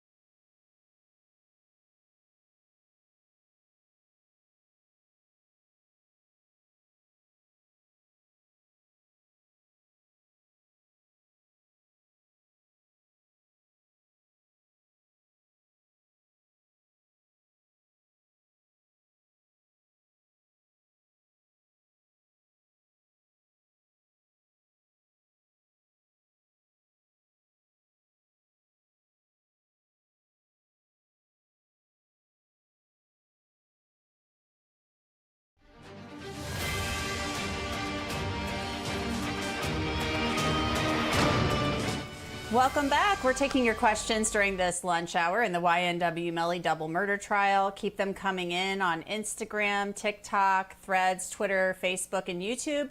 We'll get to as many of them as we can. This is a good one for you, Terry Austin, coming out to you. The Moosey Show from YouTube asks, was there any gunpowder residue on Melly? And were there any prints or DNA on the slug that was found inside the vehicle? Great question. No and no. There was no gunpowder residue on Melly at all whatsoever, and you better believe that that is something the defense is going to be pushing home during that closing argument. And also DNA, nothing in the car except there was DNA on the back rear handle on the outside where Melly supposedly was sitting. Nothing else in that car had Melly's DNA on it. So those are two strong points as far as the defense is concerned. And the DNA they did find on that door handle wasn't found until very recently. And in fact, the authorities went back, Moretti went back to actually get that DNA because the first time he could not find any of Melly's DNA in that car. So that too is a point that I guarantee will be pushed at the closing argument by the defense. Linda, this next one is coming for you or to you. Brittany James from Facebook asks, have you ever seen a death penalty case that actually won for the state with no direct evidence? Well, yes, you do, and we've covered some of them that have been circumstantial cases that have not been direct evidence, and many times circumstantial cases, believe it or not, can be stronger than direct evidence because you could have direct evidence, for instance, is, I saw you, Anjanette, pull that trigger. But we know that eyewitness testimony can be flawed, and as a matter of fact, it's significantly flawed. So a lot of times, if your cell phone puts you in a location, if you have a motive to kill somebody, if you're found with gunshot residue on you, if you owned a gun with the bullet that matched the bullet that's in the person that died, but no one saw you, that could be very strong evidence for a conviction, even in a death penalty case. So yes, I have seen them. We've seen them here on the network. Whether or not this case qualifies, I don't know.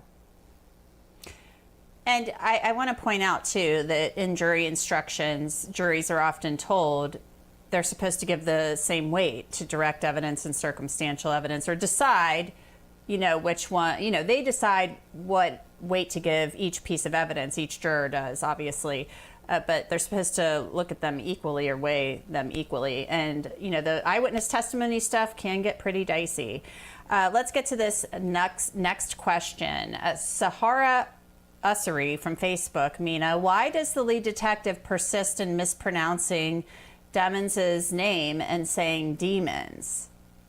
I think we're all wondering that. Like, sir, get his name together. Get it right. But as Linda mentioned earlier, it might be subconsciously to send a message. I believe a lot of what's been going on is Melly's being characterized as this certain person, a bad person. He's in a gang. He has a gun.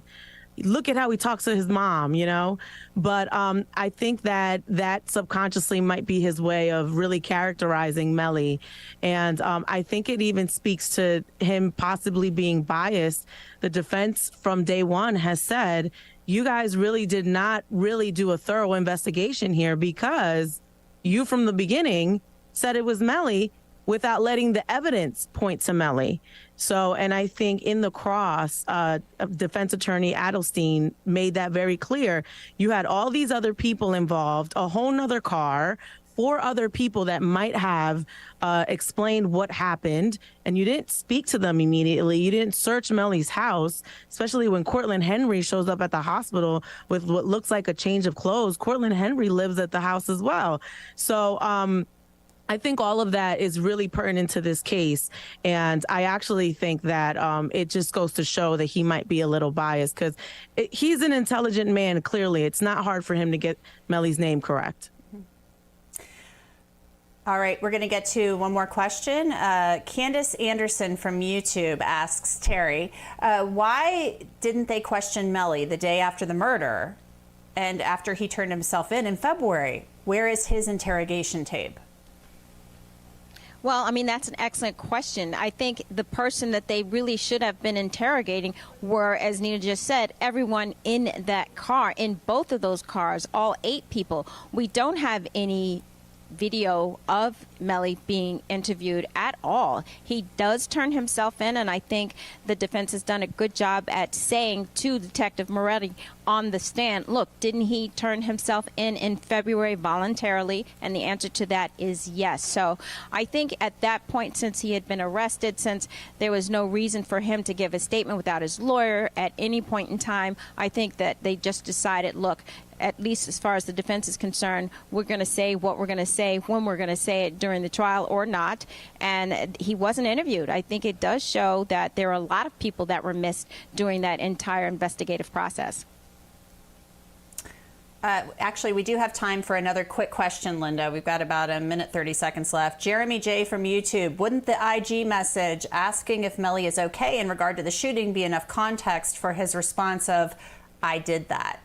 Not really, because are you okay means, I'm okay. Not that I answer I did that. So I don't think there is any context for that, especially, given this whole case, and I'm going to go back to one point maybe for motive.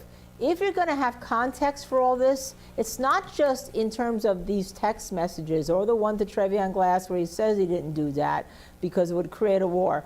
But what is the motive? And the one thing they were lacking for context of text messages or whatever we're going to talk about, whatever the evidence is, the prosecution has never advanced it. They don't have to legally, but in a death penalty case, and in this case, I'd certainly like to know why he killed his 2 best friends. Very interesting. I think they're going to say in closing it was money, but maybe we'll just have to wait and see. We don't really know at this point where exactly they're going with this, other than they said he did it. And they don't have to prove motive, and maybe they'll say that in their closing statement to the jury. We are going to wrap up this hour, but we have more of our YNW Melly Q&A to come. So please keep those questions coming to us on YouTube, Twitter, Facebook, Instagram, Threads, and TikTok. We will get to them when we come back. We're going to let Terry Austin go so she can grab a bite before getting back into court. Stay with us. We'll be right back.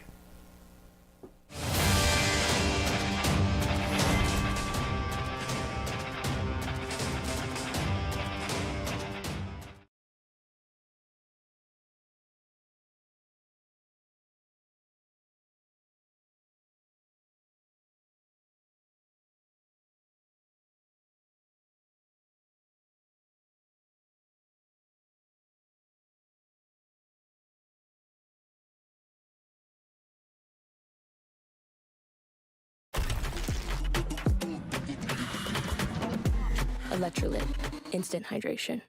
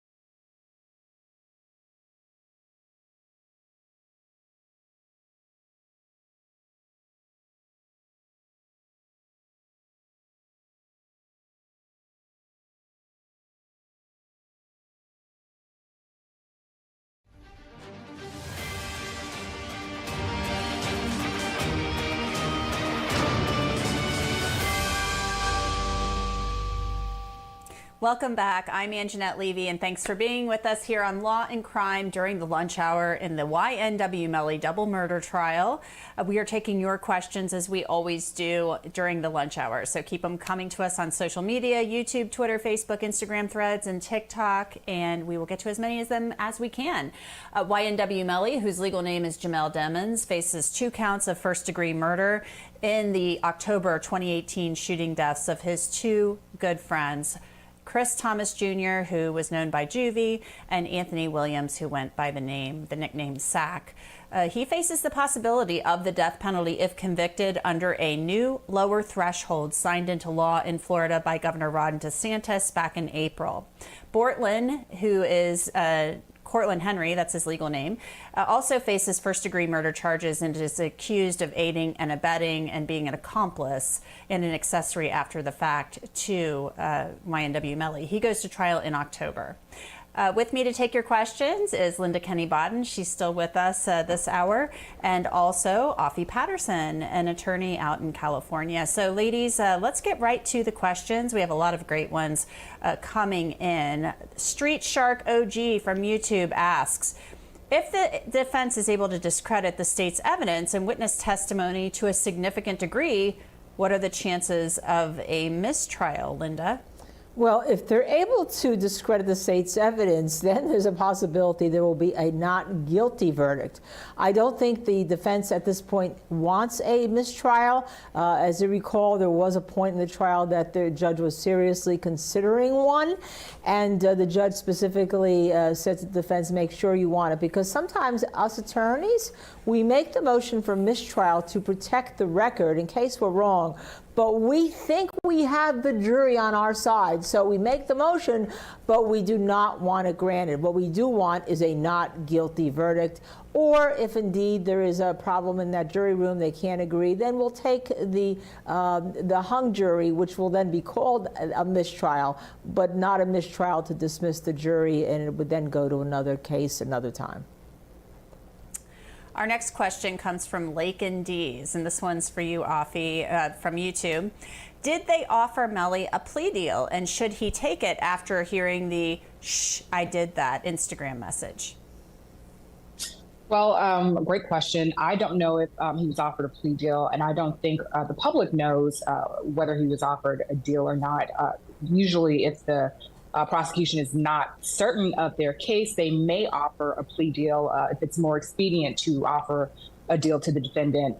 That's another reason that they may offer a deal. I do think it was interesting that the prosecution ended their questioning of Detective Moretti with that statement, and then the way the defense crossed him, I think the defense counsel's point of contention was that, T-H-A-T, the way it was spelled in the text, versus dat, D-A-T, or the way he's answered or spelled the word dat in all of his prior texts. In, I think that's the 9807 phone that the prosecution wants us to believe is Melly's.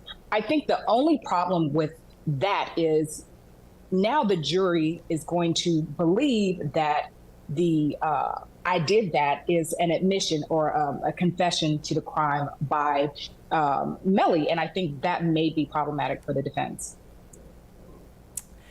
Let's get to this next question. I think this is a good one for you, Linda. Random Gamery SD asks, why didn't Melly go with Bortlen to the hospital? Where are their satchels that they had that night? Why did Melly change clothes along with Cortland? Why was there no blood on the driver's side back seat? So we've got a lot of questions in there. This is a 4-for-1, Linda. The first part, why didn't Cortland go to the hospital, and where are the satchels? All right, so let's answer that. First of all, let's put this in context that the prosecution has to prove what's in the satchels. They didn't do any search warrants. They didn't get any evidence. So we don't know what was in the satchels. There was an all-day session. The prosecution wants you to think that there were guns in the satchels, but they can't prove it. Maybe there were apples in the satchels. Maybe there was water. Who the heck knows what was in the satchels? Why didn't YNW Melly go to the hospital? Well, we don't know. Maybe the car was being shot up. Maybe he had already left the car before it was being shot up. Maybe he heard that somebody was then after him and he went into hiding and all. Changing clothes. Well, was it innocent changing clothes, or was it changing clothes because of blood? We do know that Cortland Henry had a change of clothes. But maybe YNW, when he's seen the next day, day and he's in the shorts, he took off the clothes and was wearing the gym shorts underneath that many people do. So why? But those are the questions the prosecution has to answer, not the defense. But I agree with you. A lot of questions out there, including why would YNW Melly want to kill his best friends, and that's not been addressed. I have a lot of questions for Detective Moretti. He said he did 40 search warrants during this investigation earlier today. I know they did one on his manager's house, Track, because there was some statement, it's not in evidence, but there was a statement about him possibly hiding the gun. But, you know, we haven't heard that there was one done on Melly's house. And they knew that day, the day of the homicides, from looking at the surveillance footage, that there was a fourth person in the vehicle. So I have a lot of questions as well. This question is for you, Afi, known as BD from YouTube. If Melly was guilty, would Bortland get accessory to murder?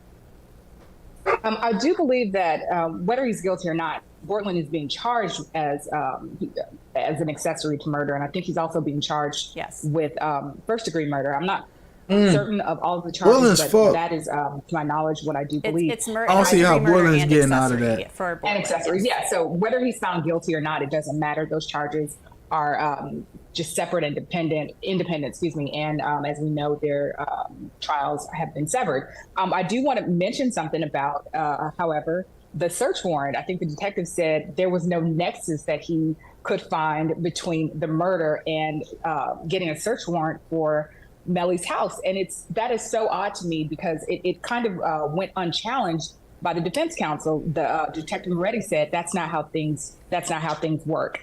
I think, well, hey, that's not how things work for you, because if all of these gentlemen were living in one house and two of them were murdered, why would you not get a search warrant for the house? Maybe the satchels were there. Who knows? Maybe they still are. I do find that interesting because I'm just thinking, as right before you said it, Afi, I thought to myself, it's the home of two of the murder victims.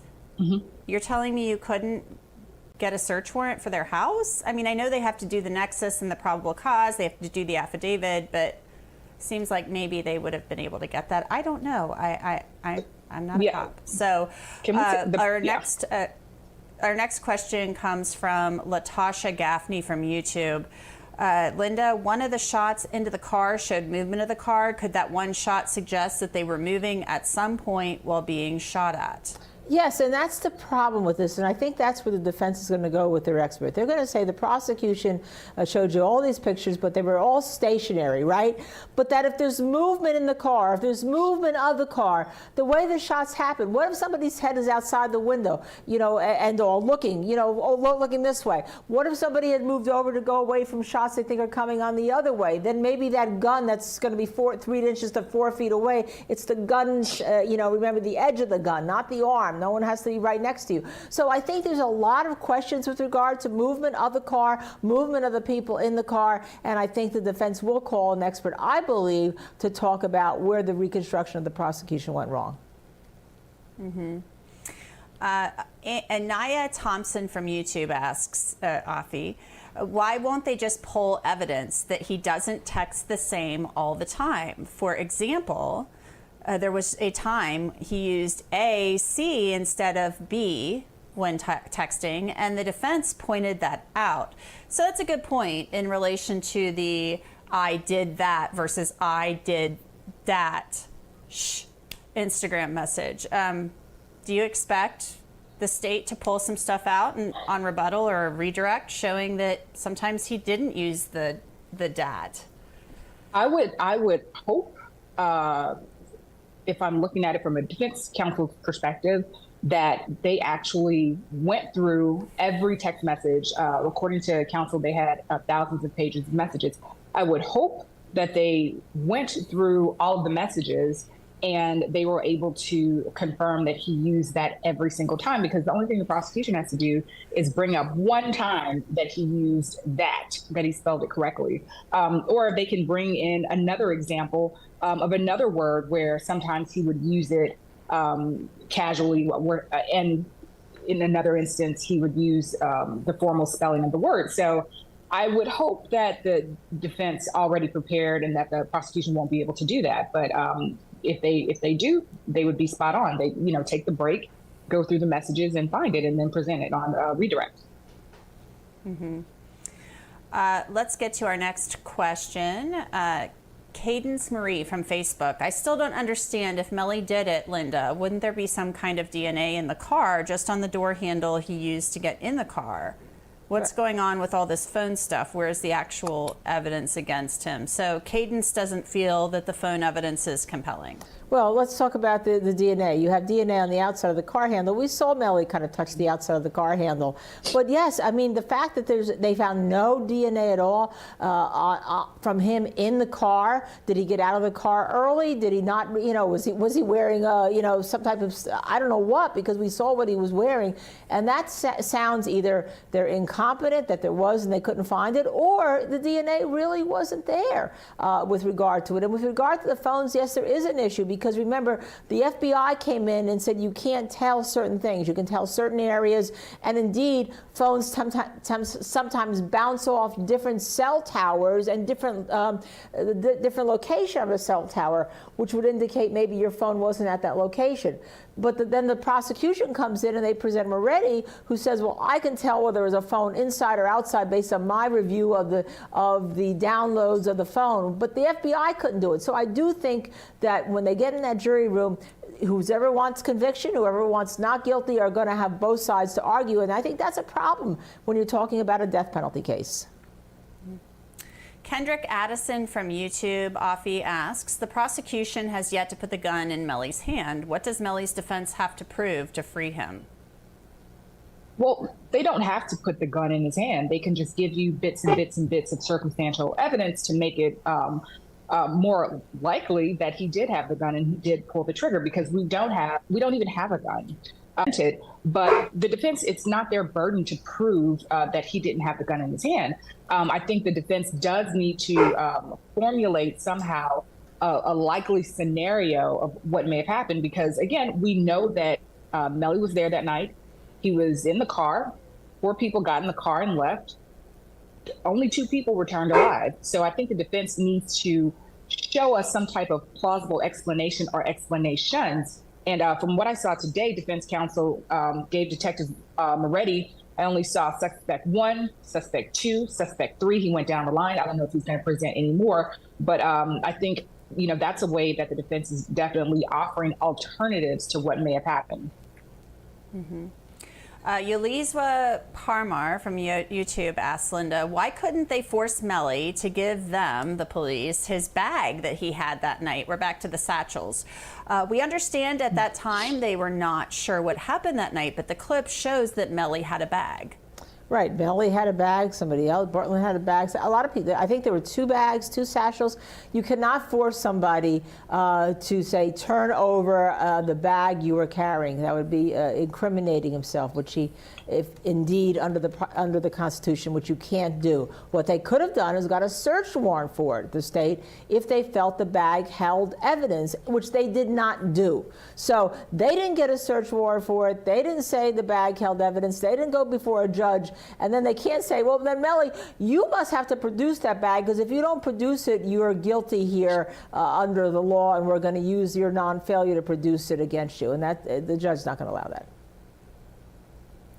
that. It'll be interesting to hear on redirect if they actually did that. I mean, Moretti said they did 40 search warrants, but that's my question. It's like, where's the warrant for the bag?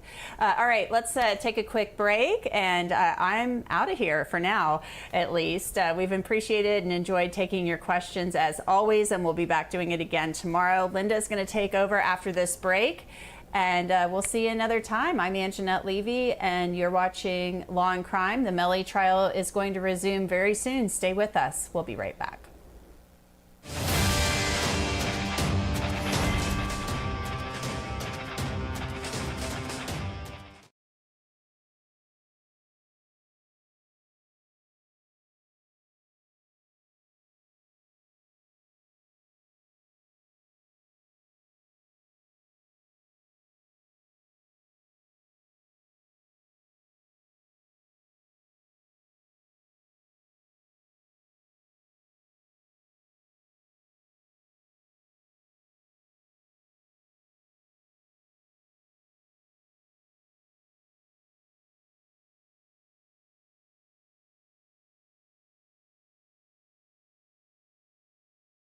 Play Diablo 4. The time of prophecy has come, knights. If we can't stop Lilith, You know, I'm back. be damned. Waiting for this to come back on, you know what I'm saying? So,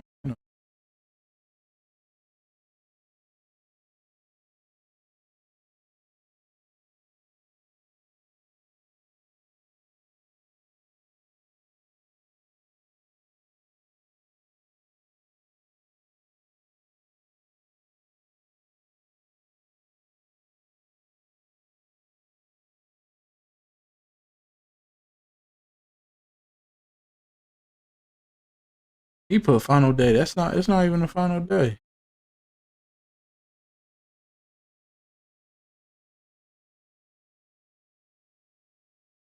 Always wanted to express themselves not only on wax but also in interviews when they were growing.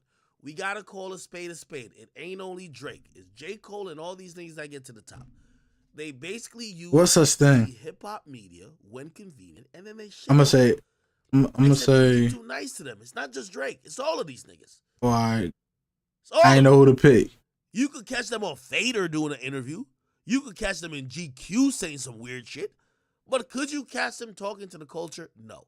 So in reality, we should call it out. And will it change? Probably not, because here's what happens. The artists realize after they've gotten to a certain level of being popular, they don't need media anymore. They are the media, right? So, like, does Drake need hip-hop media, or could Drake do whatever and we're just going to cover it anyway?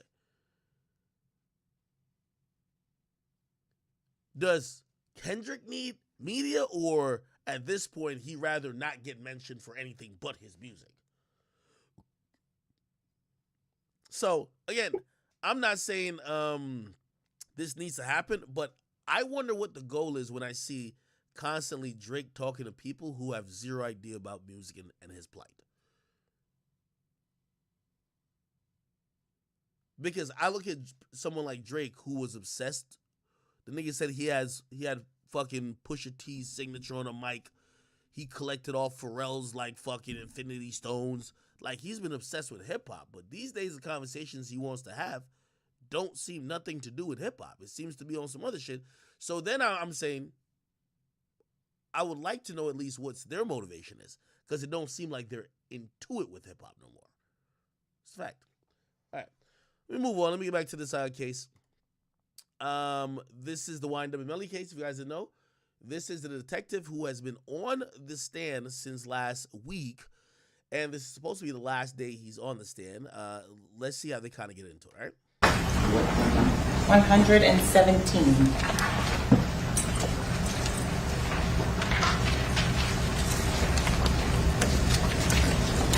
Okay, he said the last day that he's on the stand.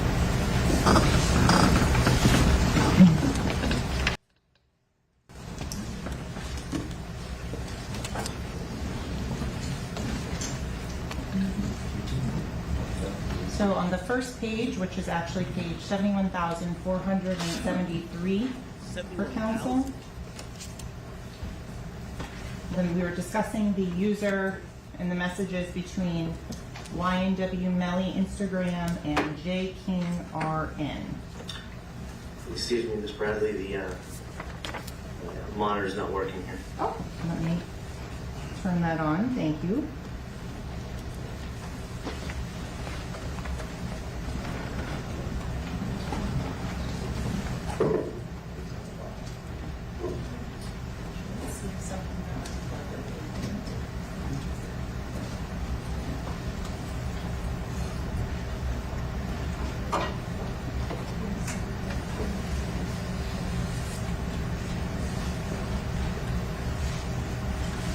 Turn it on and off.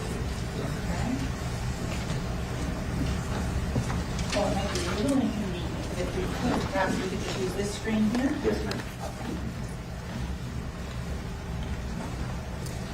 So Detective Marty, if you could publish the text of October 24th, 2018, 5:01:23 UTC from the user JKing. All right. That the text was Jamel Demons, go lay down. I love you. All in capitals. And remember, demons like rhymes with lemons. I know. Okay, going on to October 26th, 2018. Publishing the next message here, and this is 10:58:02 UTC. If you could remind us again, the math calculation on October 26th of 2018 to get from UTC time to local Eastern time. You just subtract 4 hours from what you see of UTC, and that gets you into the Eastern Standard Time. Okay, and so who was the author of this message and who was it sent to? The author was J.KRN. It was sent to YNW Melly. And what was the content of that message? Are you okay? Question mark. I'm here in Miami. Send me an address. I'm by the stadium. I'm a mess. So staying on that same thread ID, October 26th, 2018, and for Defense Counsel, that's page 75,900. Who the fuck he at? The next message of October 26, 2018, 11/26/16 UTC. What is the message? I'm so worried. I'm here. Do you want me to come to your house? And by the way, the fan bus, I see y'all comments on my big act. We want to interview you next. I don't do porn, sir or madame. So I don't know how I don't know where the common ground and content is. I try to keep it straight hip hop or hip hop adjacent. But salute to y'all. I see y'all do y'all thing. Y'all did another interview with Freddie Gibbs' girl. Yeah, Freddie Gibbs' baby mama. Good for y'all. Oh, by the way, AB Kirk says, yo, bro, this literally some TikTok chick who just interviewed Funny Marco. No disrespect, but Drake's a rapper. Drink Champs, Gilly Wallow, Breakfast Club, etc. Hey, listen, this is just my own individual point. All these rappers be claiming they're the culture. They care about the culture, till they get to a point they don't need it. Then all they do is chase TikTok shit. This chick is probably huge on TikTok. That's why I apologize for even saying the B word, because I don't want him to clip me, right? Like, I'm pretty sure she's some fucking huge TikToker, but what happens now, you get people of this culture, we're chasing, trying to be bigger than whatever metric you could be bigger than. So what it is, you need the approval. It's like, remember at first, rappers used to like Soulja Boy infamously cussed me out. Yo, you a streamer, nigga, like you in your basement. Rapper used to be like talking shit about me streaming. And then what did all of them do? They ran to Kai Cenat and Aiden Ross's bedroom to go do interviews. You know why? Because they're all chasing clout. It's like, and it might be crazy for you to even think that some of these artists are chasing clout. Why do you think Lil Baby's in motherfucking Kai Cenat's bedroom? You think he's trying to do an interview, or he's just trying to capitalize off the audience? Whether you want to say it's okay, cool. He does bring some value. Counsel, the assistant attorneys, the witnesses, the defendant already remains on stand, the jury, counsel, are you ready to proceed? Yes, sir. How about the state? Yes, sir. We're printing out her copy of jury instructions for Mr. Howard at his request. Still utilizing them.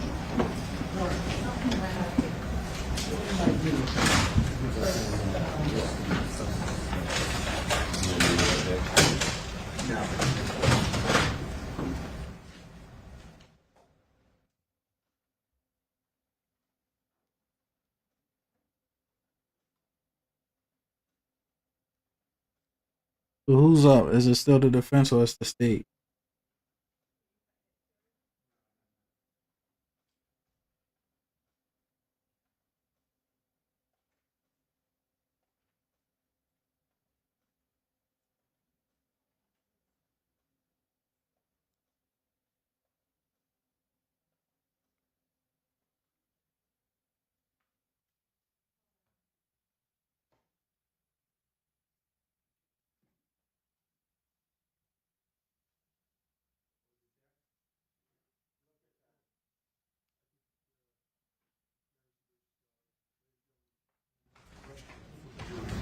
They're still in the restaurant. Perfect.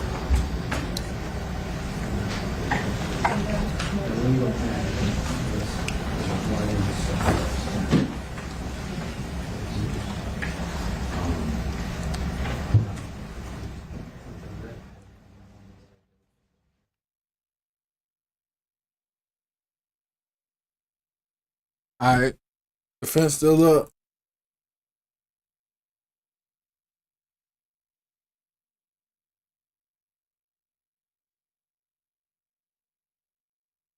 Or no, maybe not.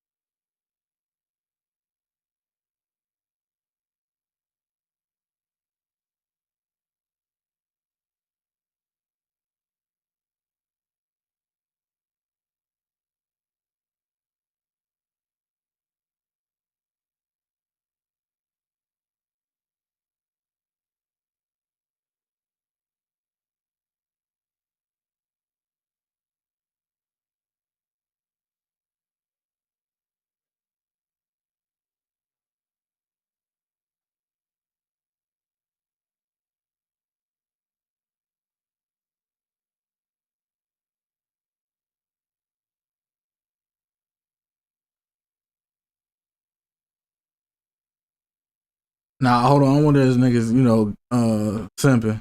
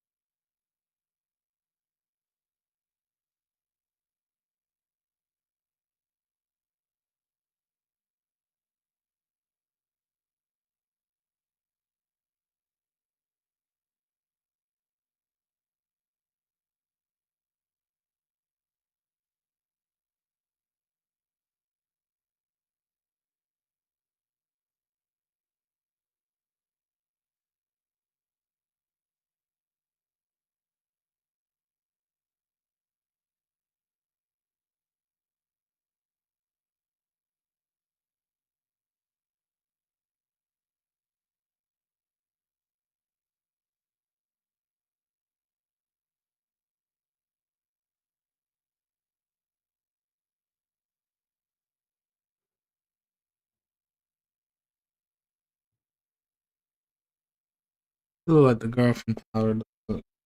Well, she remind me of the girl from Power. Jenny Sullivan, I think her name is.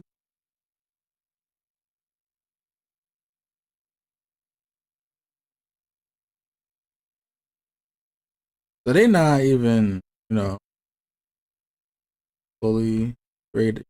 Hold on.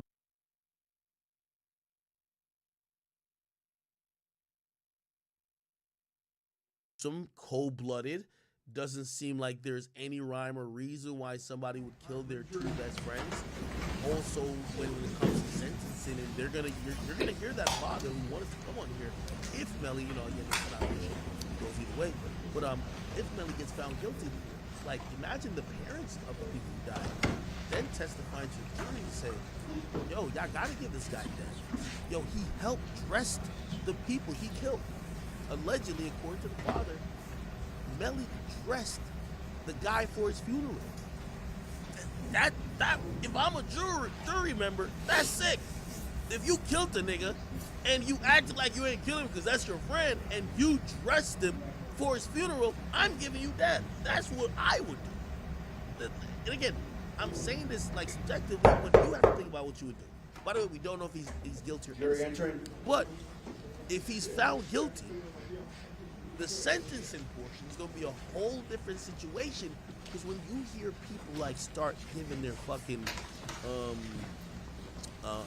testimony about what the fuck, you know what I mean, it's going to be crazy, okay? Anyway, let me keep playing this a little bit, all right? Imagine killing a nigga and then picking out the outfit he wears at the funeral. And by the way, give me a second on that. I'm going to do some research on that, because votes, they vote death penalty as well. And they get that guilty.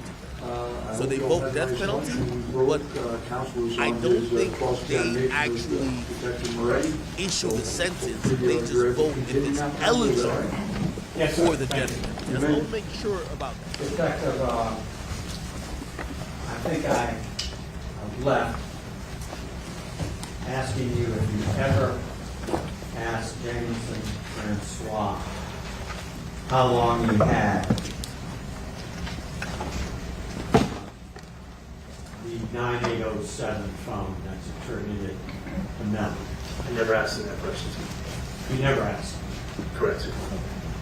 So you don't know specifically from him. Well, let me back up. When you met him, he pulled it out of his pocket, correct? It was in like a fanny pack.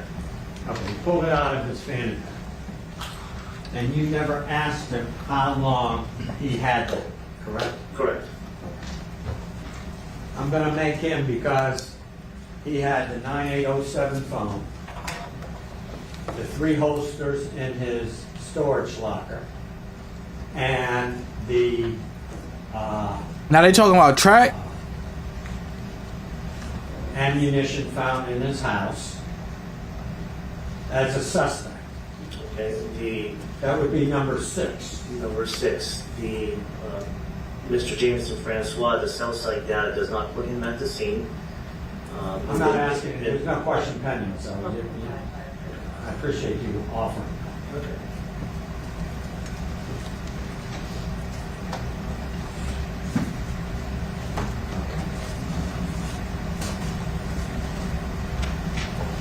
So we get the 9807 phone from Mr. Francois.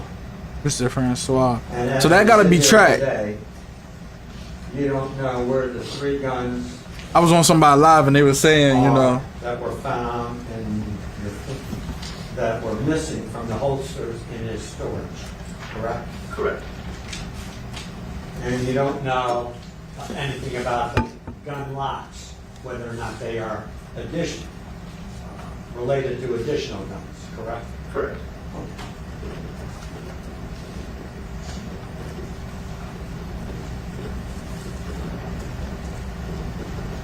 Now we know that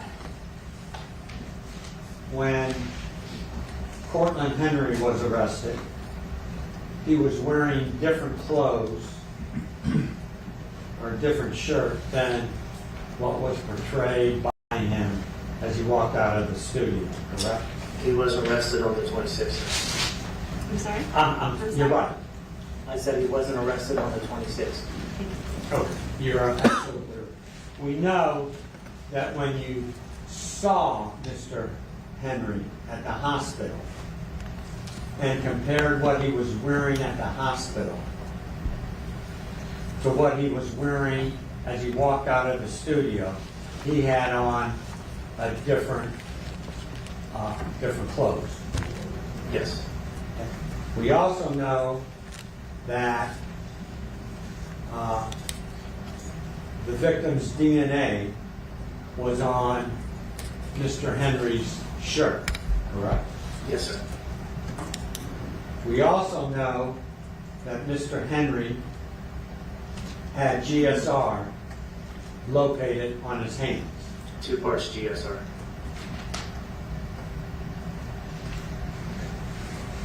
Now, when Melly surrendered in February of 19, I think it was February 13. Yes, sir.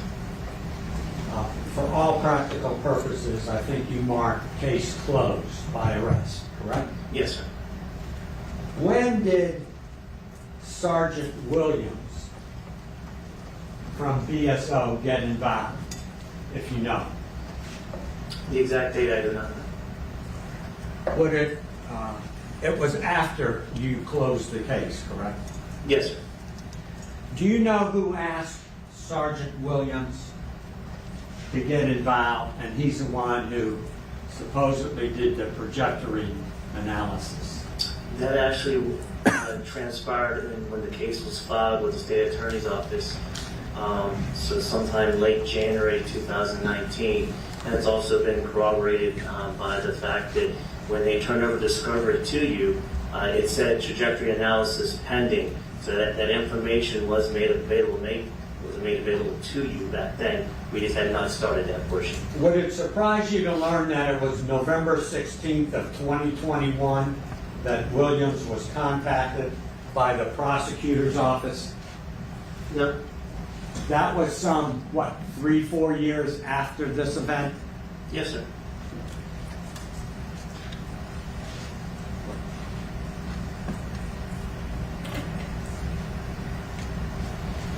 Would it also, you met with Sergeant Williams, correct? Yes, sir. And would it surprise you to learn that after meeting with you and looking at your reports, he put that aside? I don't know, sir. Would it also surprise you to learn that he came into this courtroom and said,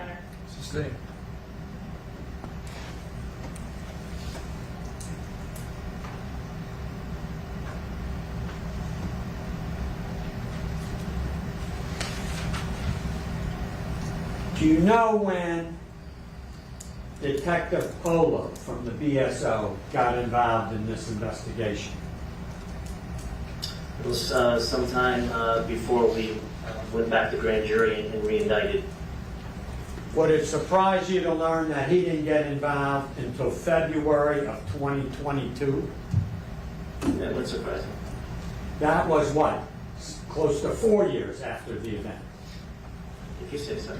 Well, 18 to 22, isn't that about 4 years? I'm just not arguing with you, sir. I'm just arguing with you.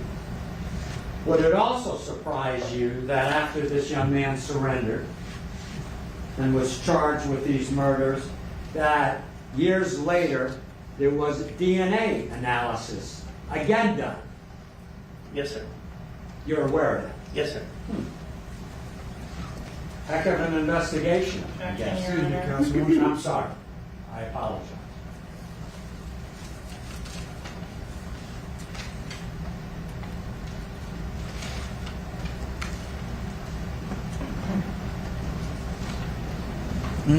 Get a little Would it gun. also surprise you that Yo! after the Jeep was searched and processed, Yo, last time it was at on 50 3 something, different right? occasions,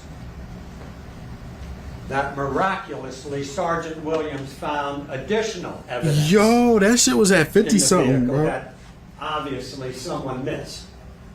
Yes, sir. I read that. So someone did do their job completely.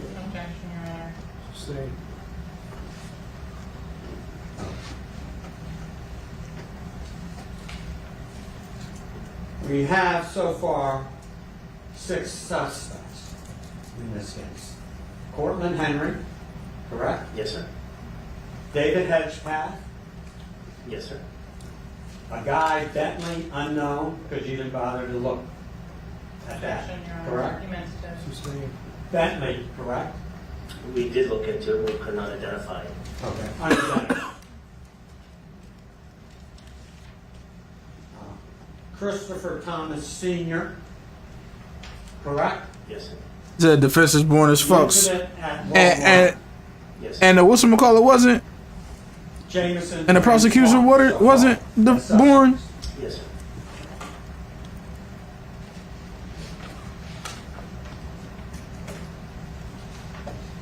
You also talk about They just biased, Montel bro. Roll as a potential suspect, correct? I never identified Montreal Rule as a suspect. Well, did you review some jail calls without telling me what they are? I don't want to get in trouble. Without telling me what they are, did it lead to Montreal Roll knowing some information? I have to be careful. I don't want to upset anyone and cause a sidebar. There was a It just conversation. requires a yes or no. Repeat your question, sir. Did Montreal Roll, because of information he may have known, become at one time a suspect? No. No. Did you interview Montrell Roll or his sister? His sister, yes. And without telling me why or what was said, that was because of some information, whatever that information was, dealing with these murders, correct? Correct. Now, there was talk, I think by you, at the request of the state, about a Jay Green. Yes, sir. Jay Green was someone who had, based upon your investigation, threatened this young man, correct? And there was some tension between the two, yes. Did you bother to interview Jay Green? I did not because... It only requires a yes or no, sir. Okay. So No, the sir. answer to your question is, and you keep writing those notes down, you did not even take the time to interview Jay Green, correct? Correct, sir. That's suspect number 8.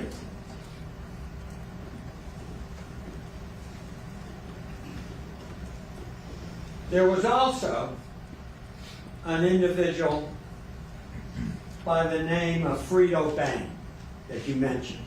Yes, sir.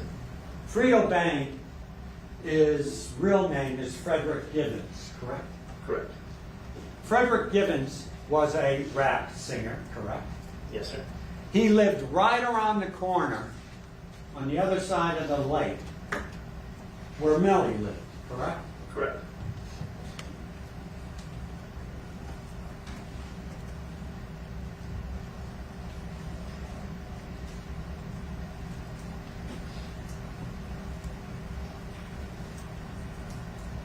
This is more exciting than what the fucking prosecutor was doing, bro.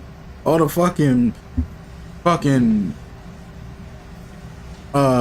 messages and all that other shit. There was also some talk So you know the jury, oh various shit. phones you analyzed of putting this young man on the plate, right? Yes, sir.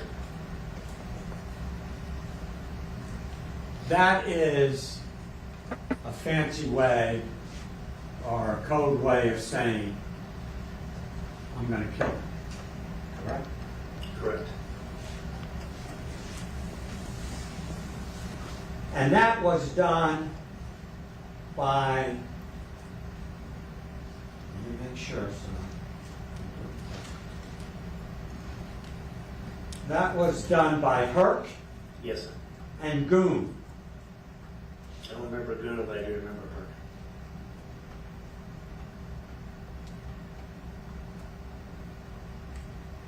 Did you take the time to interview Herc? No, sir. So that would be suspect number. Objection, Your Honor, to the use of sidebar. Like, I'm just saying you've got. You see how she coming now? Oh shit. You see how she coming? She's like, oh That would fuck. be suspect number 10. Yes, sir. There was mention about Goon, who was on. So this whole not the defense, detective investigation, bro, they ain't do shit.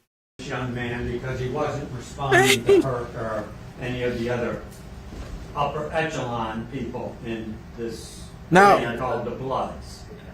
Correct? Correct. Did you talk to Goon? No, sir. This is the thing about the difference between Melly and why I say Young Thug too. Even though Goon's Young Thug got a lot of people who's talking against him. No, sir. Melly don't have that many people that's talking against him. And I think you mentioned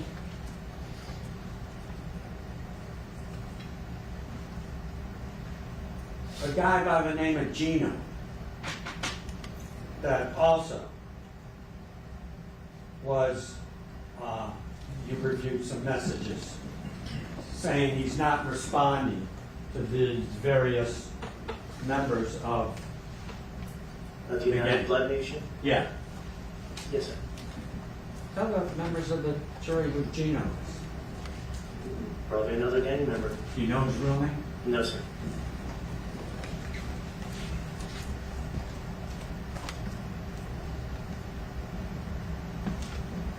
We're now up to 13 suspects.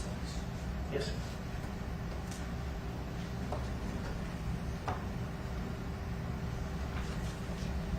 And I don't like to stop at 13 because some people think that's an unlucky number. So how about Kwando Wando, who also threatened this young man? Did you bother to talk to him or investigate him? No, sir. Well, stop at Lucky 14.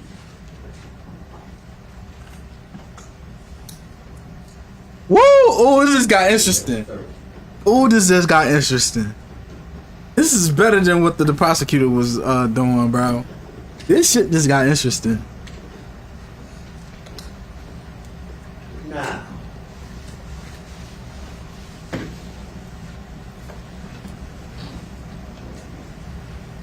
as a trained investigator, you would never intimidate any witness to a crime, would you? Correct. You would never threaten a witness if he said something you didn't like, would you? No, sir. You mentioned the name of Patrick Deloche. Yes, sir. And you mentioned that you interviewed him as a potential witness, right? Yes, in the presence of the state attorney. Okay. And did you threaten him by... I'm sorry? Sustained.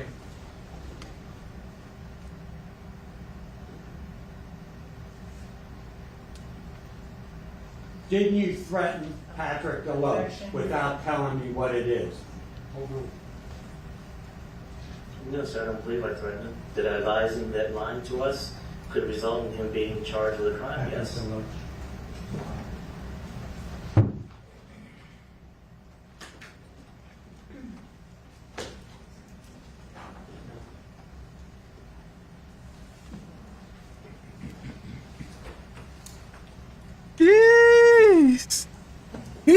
He said Crondo.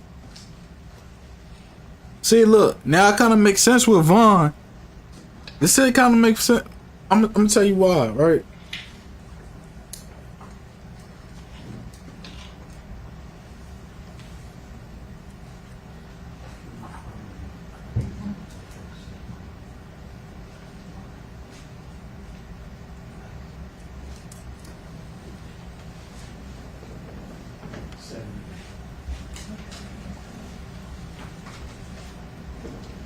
You mentioned an Adrian Davis. Yes. Did you threaten him at all? No, sir.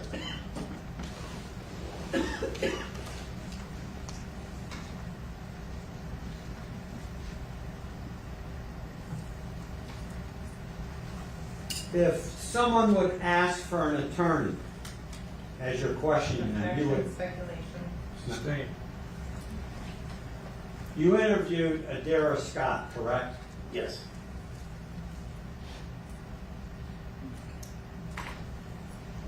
Did you threaten her? Did not threaten her, sir. I advised her that not being truthful and honest could result in her being arrested for accessory after the fact. And go to prison for a long time, correct? What's the objection? What he said, my understanding is. Yes. Not asking what the person might have said, what you said, Detective. Yes. I had to review the statement, but I did advise her that lying to us could result in her being charged for accessory after the fact. And go to jail for a long time, correct? And that's what's in my statement, and that's what's in my statement. And didn't you also tell Patrick Deloche?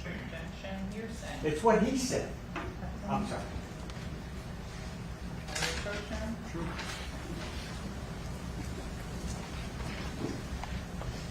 This is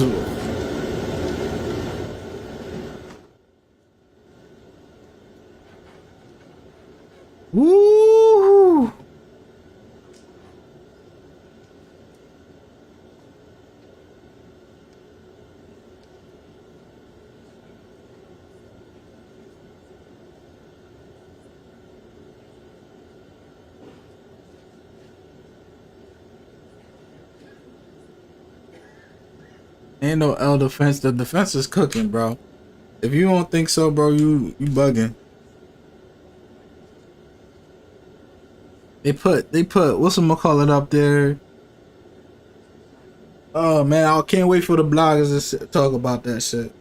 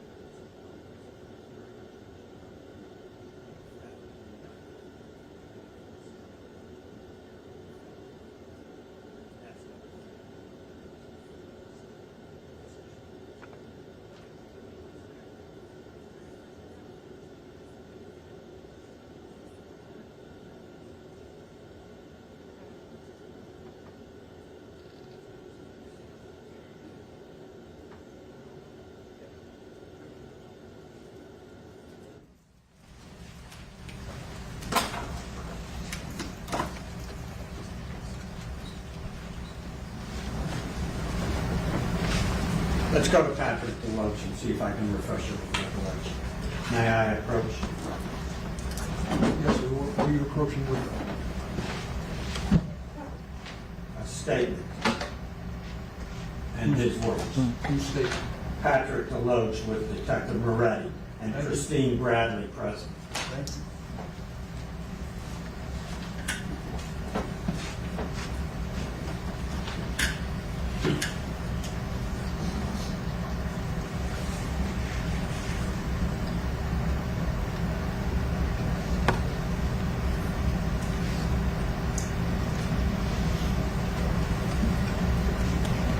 That conversation was not specific to the murder. That was Excuse specific. me.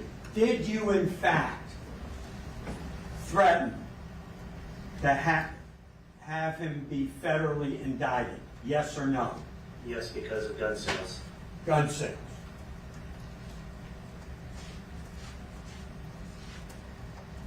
Did you in fact tell him that he would not see his kids for a couple of years? Possibly. Well, may I approach? Yes, sir. Same document? Yes, sir.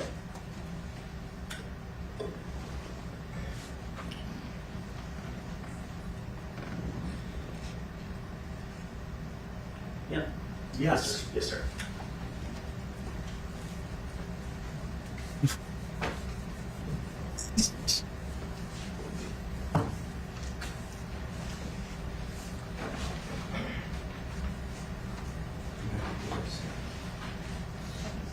Yo, it wasn't 64 before, dog.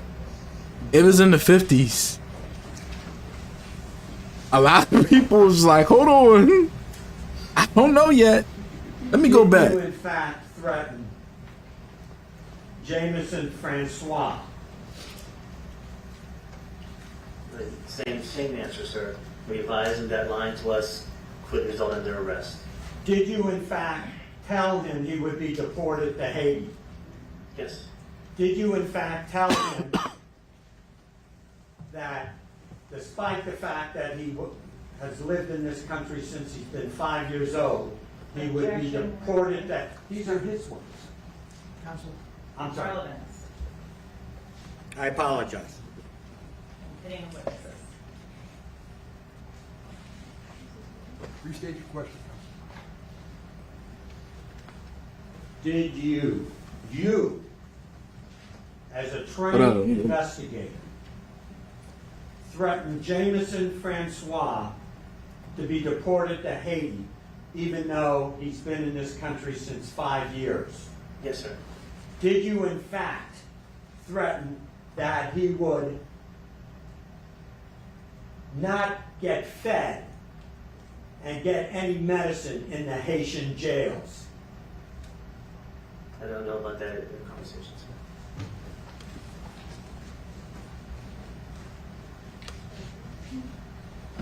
Threatening a witness is...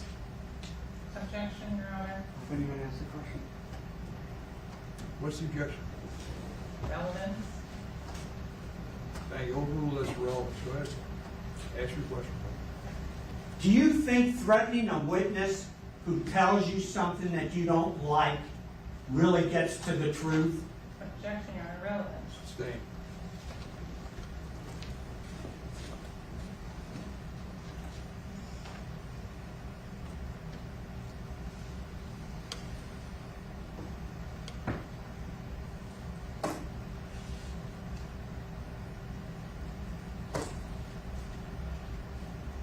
When you questioned Jameson Francois, were you alone, or did you bring immigration officers with you? We were at the Chrome Detention Center, so of course the immigration officer had to be there.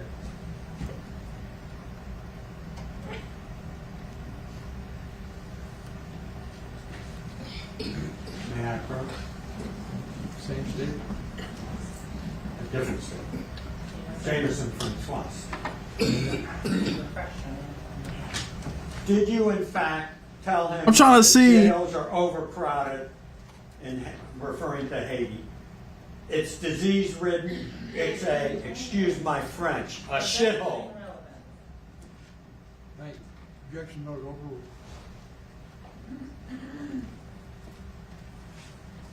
I underlined it so you could see it. Excuse me, counsel. Oh. All right. Judge, you're still the witness there. Yes, sir. Your Honor. Sustain. Counsel, I've asked you a couple times. I apologize.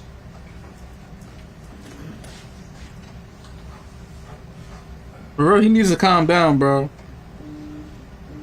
I love the energy, though. I love this energy. I love the energy. Just need to calm down a little Have bit. you ever heard the term a key to an interview to get to the truth is you catch more with honey rather than vinegar? Yes, sir. Would you consider these threats that you gave to these various witnesses? Objection, Your Honor. Speculation, relevant. Sustain. You obviously don't follow that technique. Objection, Your Honor. Sustain. Look, she get like.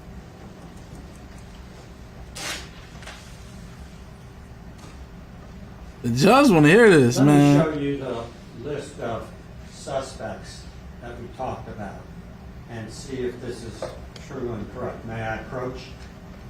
Sure, counsel.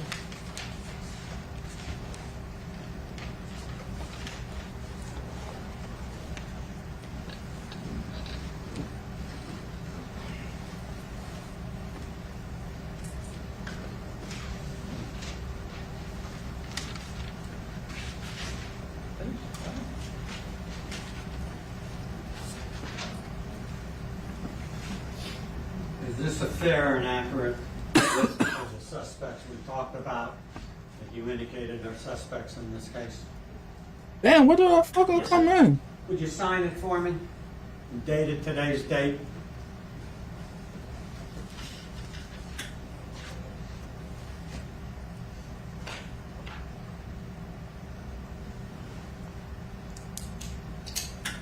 Thank you. May I approach to get the document back?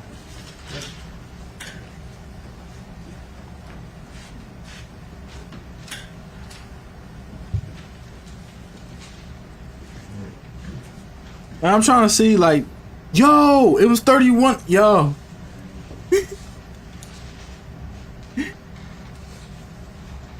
would ask that this be marked as the next offense exhibit. Your Honor, state rejected, I'm sorry. So to be marked as a exhibit for identification. It's marked for identification. It's not evidence. And does that document exhibit C, defendant C, fairly and accurately? No, sir. It doesn't.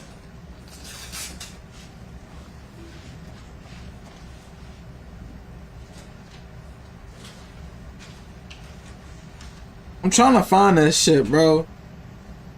It lists all the names we talked about, correct? Yes, sir. all the names involved in this case, correct? Yes, sir. I move it in evidence. Can I say something? Sustain.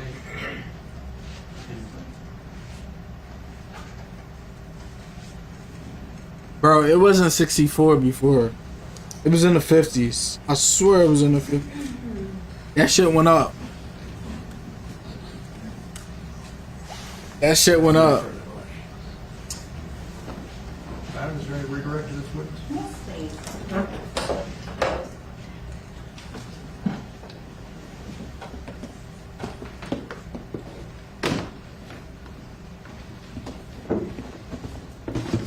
So, Detective Murray, you said that's not a fair and accurate statement of all of the suspects. Who needs to be added to that list before you could say it actually describes the people that are suspects in this case? It's missing the defendant's name, And who would that be? Janelle Devons. Okay. With regards to the first thing counsel asked you about, the word that, Oh, they coming on that. I want to go to what's been previously put into evidence as state 64. And this may be so kind of So she's going back on that. And let's see if she can prove.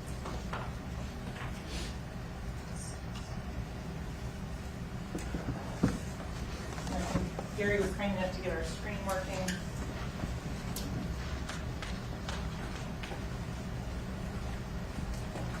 I know he wanted. Yo. Going to what's highlighted on the screen. What's the name of the song by Mr. Demmons? What is that one called? In the bottom right-hand corner of the screen? Melly fix that THAT_01.mp3. Okay. In terms of going through the various messages. Yes, please. Going on previously in evidence, it states 106. That don't mean he wrote that though. That same song sent back and forth. That don't mean that he wrote that. Yes, ma'am. That was from states 106 for counsel.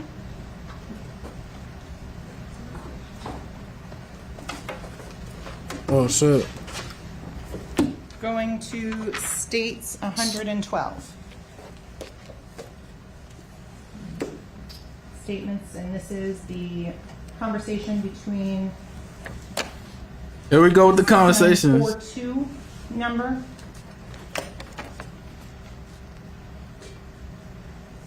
On September 16th of 2018, how does the defendant spell that? THAT.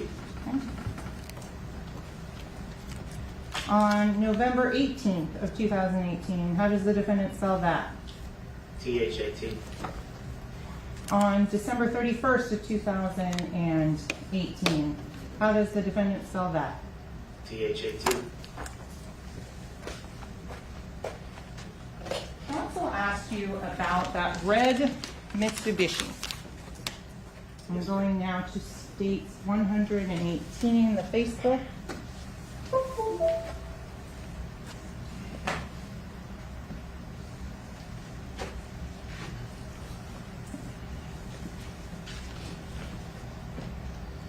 Specifically page 293.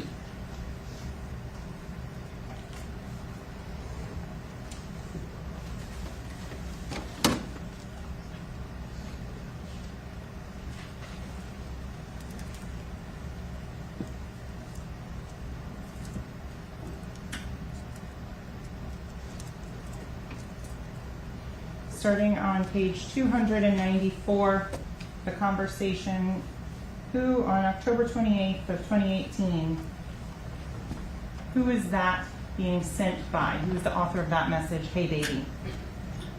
Gianna Thompson.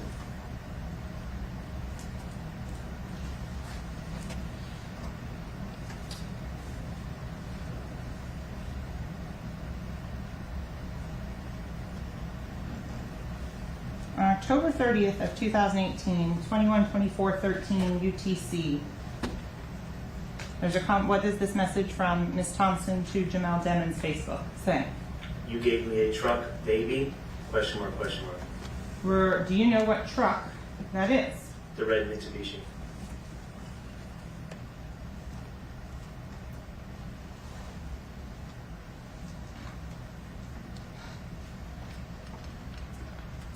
Before that, October 28th, 2018. It was getting good too. Then this burn bitch got to get back on here.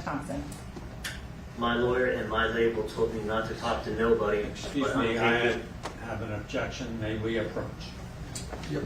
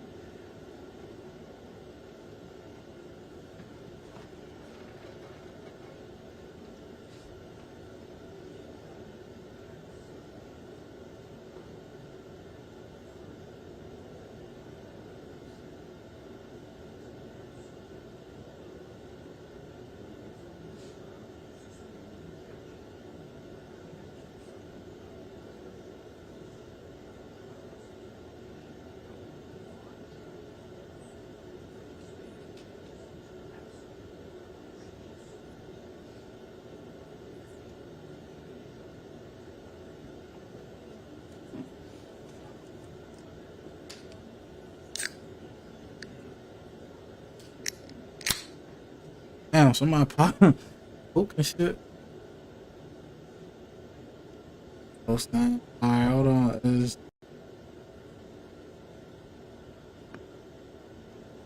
I don't know where the fuck DJ Academics. Okay, continuing on. Told me not to talk to nobody. But I'm taking care of the funeral, and your family is going to be good for life. But I know it won't replace this heartbreak ever, but it's the least I can do. Then 4 emojis that we don't know what they are. On October 28, 2018, how does Janet Thompson respond? You can just read the first through ashes. I don't want him buried. I want his ashes.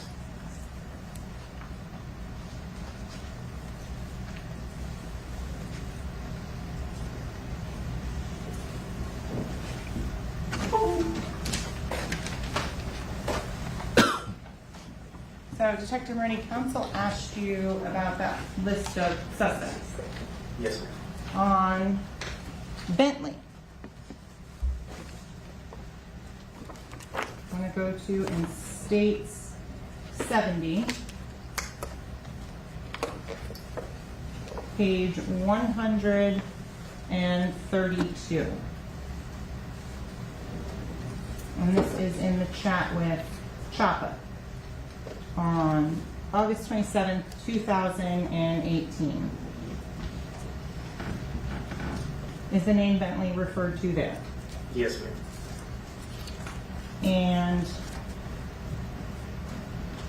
if you could say, and I just want you to read from here to here. Bentley told him not to sell it. Okay. Not to sell it. The nigga said. So you talked about a charm or something. Is this the post regarding this necklace from Walmart? Yes, ma'am. And what is the date on that? 8/25/2018.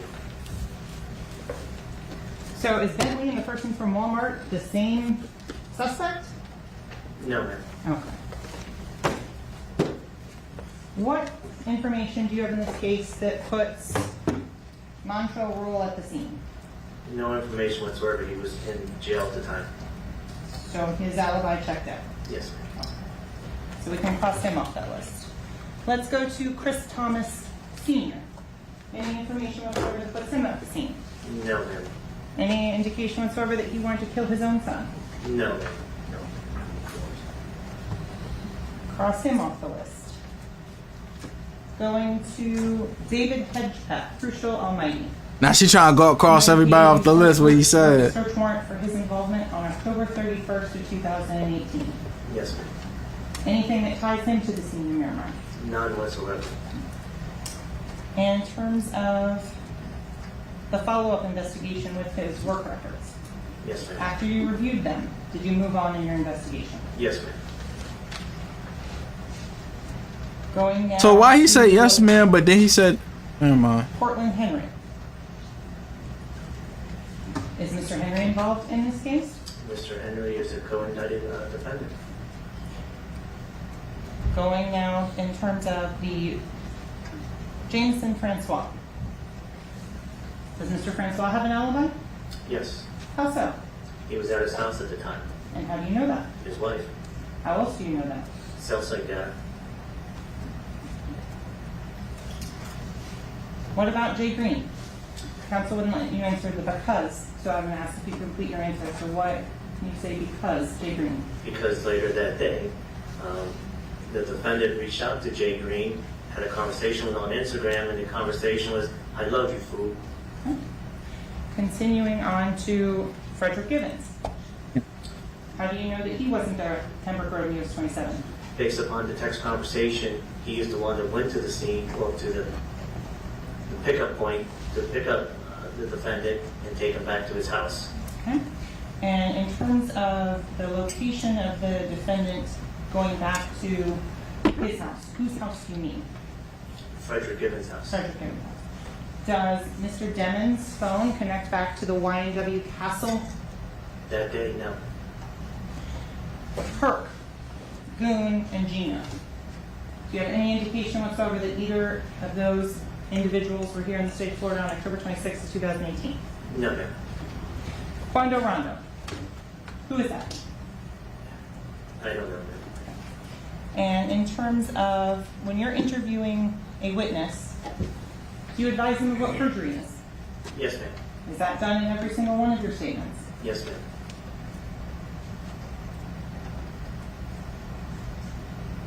And she cussed some motherfuckers off the list.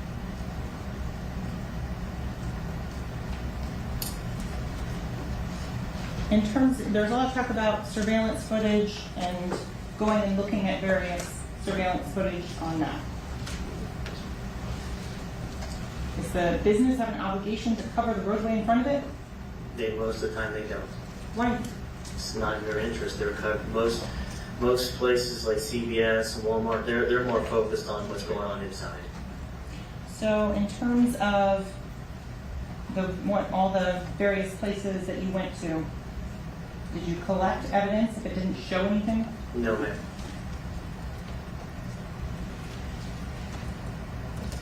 In terms of the cellular analysis that you did, Yes, ma'am. were you able to compare and contrast the cellular analysis you did with the one that the FBI did? Yes, ma'am. Were there any discrepancies between the two? Objection. What's the objection? Conclusion on it and speaking for another witness. Overruled. Were there any discrepancies between those two? No, ma'am. My report mirrored their report. Nothing further, Your Honor. I have just a few with the court's permission. Yes. Go ahead. Would you agree with me that if you don't check the surveillance tapes, you have no idea what's on them? Correct.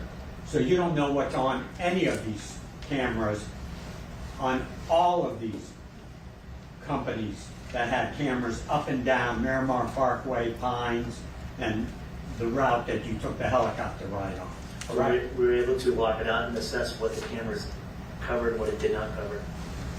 Frederick Givens, you said purportedly my client went there. Certainly you got a search warrant to search that house for blood, clothes, or anything of that nature. Sustain. Did you get a search warrant for? Excuse me, I sustain the objection. You mentioned Frederick Givens, is that correct? Yes. You mentioned and just told this jury that supposedly my client went to that house immediately after this incident, correct? Yes, sir. Did you get a search warrant for that house to verify or collect evidence? Outside the scope. Overruled. We did not find out the exact location of Frederick Givens until we actually seized the cell phone, analyzed the cell phone. Because if you look back at previous statements, no one could ever give us the address. So by the time we actually discovered what his address was, he was no longer living in that area.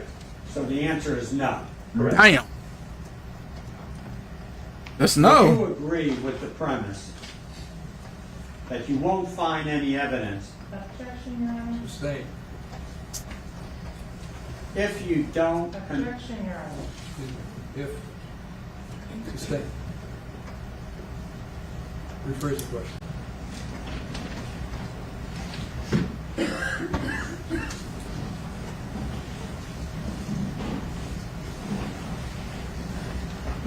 the individual, may I do it from here? I'm sorry, Judge. Yes, sir. The individuals that you say had no connection to this incident, you did not investigate, correct? Incorrect. Did you investigate Wanda Kwanda? Don't know who that is. Did you investigate Jay Green? Yes. Did you investigate Bentley? Couldn't determine who Bentley was. Can I see that list?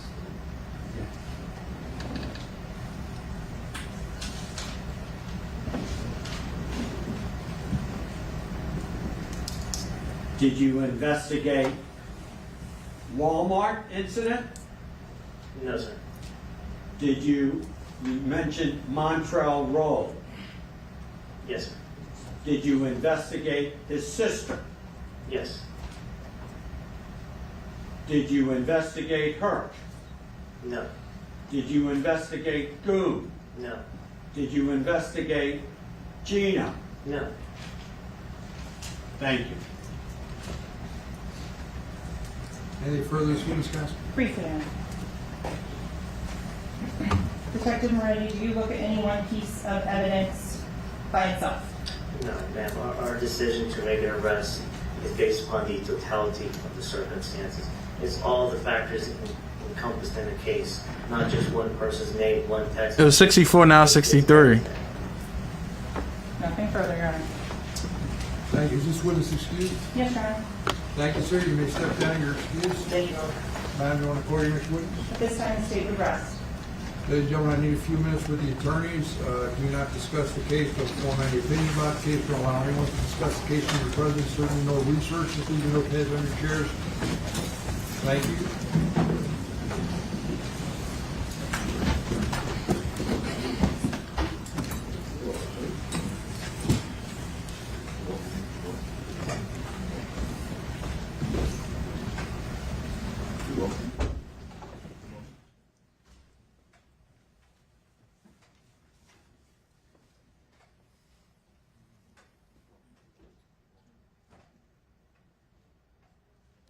Quando. Reflecting jury stepped out. Counsel remain along with the defendant.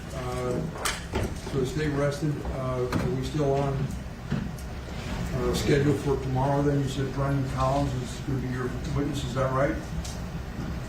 Yes, Judge. Yes. It's a possibility, Judge.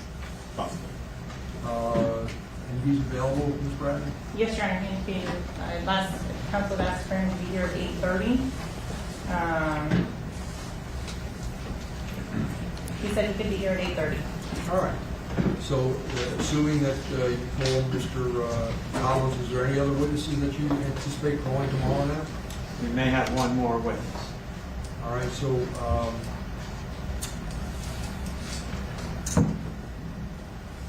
and is the state going to have your rebuttal? If they, depending on if they call the one civilian, there is a possibility of that. So it's a possibility, and it's going to be long or short? Very short, Your Honor. So, are you all telling me or suggesting to me that you think you'll be over by, let's say, lunchtime tomorrow? Yes, Your Honor. God damn, I thought they was done, bro. Yes? No. Yes. So, I know you asked me to just adjourn. Come on, man. I'm not feeling here. Nothing's changed in that regard, correct? I'm just going to excuse the jury, tell them to be back here tomorrow at 9. Yes, sir. Yes, Your Honor. All right, and any objection if I just have Gary tell him, see him back tomorrow at 9? No. No, you. All right, so Gary, can you tell him, excuse him, walk him out? Absolutely. Thank you. So, you have any motions? Yes, Your Honor. We move for a judgment of acquittal on the premise that the state has not presented a case sufficient for a jury to rely upon for a conclusion of guilt beyond a reasonable doubt. Beyond the several suspects who were not investigated, with the contention that they have no connection to For the defense case, all right. Because it sounded like she said, yeah, we got another case tomorrow. It'll be early. We will end it shorter. Like, what? Nobody trying to hear y'all shit. The cell tower evidence, the witness said when it's specific, it's not accurate, and when it's accurate, it's not specific, and gave us essentially a statement that in certain instances, he was really able just to say that 2 phones were in the city of Miramar. And so they have this is a circumstantial case, and the circumstances themselves lend to a multitude of various scenarios. And in that instance where a set of circumstances can lead to the conclusion of guilt and can lead to the conclusion of innocence, a jury would be required, and therefore we would argue that such a level of proof doesn't rise to the level of proof beyond a reasonable doubt. What it does is it invites the jury to speculate and find proof less than proof beyond a reasonable doubt, where other scenarios of innocence exist. And so we would respectfully move the court for a judgment of acquittal at this time. State? Your Honor, the state would also make sure that counsel is aware of Bush v. State 295, 7th, 3rd, 179. That's a 2020 Florida Supreme Court case in which there is no special circumstantial standard of review on the judgment of acquittal. The state has put forth competent evidence to support each and every element of first-degree premeditated murder as to both count 1 and count 2, that the defendant is the individual who committed said crimes, that the victims are the ones that were deceased, and that there is a premeditated killing. Good. I'm sorry. We also renew all of our previously made objections during the motions to suppress before Judge Siegel, and all of our objections that we made during the course of the trial and the motions for mistrial. Thank you. All right, so I'll defer ruling, take it under advisement unless there's some other response. Is that yours? No other response? That's it, Your Honor. So I'll defer ruling, take it under advisement. So the plan going forward now is we're going to hear from, or may hear from Brendan Cowles tomorrow. You may have one other additional witness other than that, correct, Mr. Adelstein? Correct. And the state may or may not have one rebuttal witness, but if that's the case, it will still be done by, let's say, noon tomorrow, right? I think that's a fair assessment. So then tomorrow afternoon, you're going to read the jury instructions tonight. Yes, sir. And we're going to go over, we'll have a charge conference tomorrow afternoon. And we're anticipating then doing closings. I'm just going to tell the jury, you're going to find out tomorrow morning whether you're going to be available Wednesday morning or not. Yes, sir. So if you're available Wednesday, we're going to do closings on Wednesday. If you're not available Wednesday, I'm just going to tell the jury to come back on Thursday. Is that what we all agree to? Yes? Yes, sir. Yes, sir. All right. I would prefer to be here, Your Honor. I understand there are higher authorities compelling my presence elsewhere, but that is my preference, would be here and be closing on Wednesday. And my preference is to be home, Judge, to be candid. Understood, but you suggested that there's some motion filed or something like that where they're saying they're not ready in the other case. Correct. So I don't know anything about it. Respectfully, it's just, Judge Fine requested your presence a couple of weeks ago because he had 250 jurors coming in, doesn't want to waste their time. All right, so I acquiesced to it. But in any event, so we'll just take play it by ear, and we'll see everybody back tomorrow, 9 a.m., and we'll sort it out then. All right? Yes, sir. Thank you. What's up? Assuming goes to the jury on, the earliest it'll go is at game's due, your closing's Thursday. So it should be Thursday, it goes to the jury, and they'll have the room sequestered for then. Unless something happens and you're basically available on Wednesday, then we'll do it on Wednesday, and the jury will get sequestered Wednesday night. Yes, sir. All right, play it by ear. Thank you. Thank you. Karen?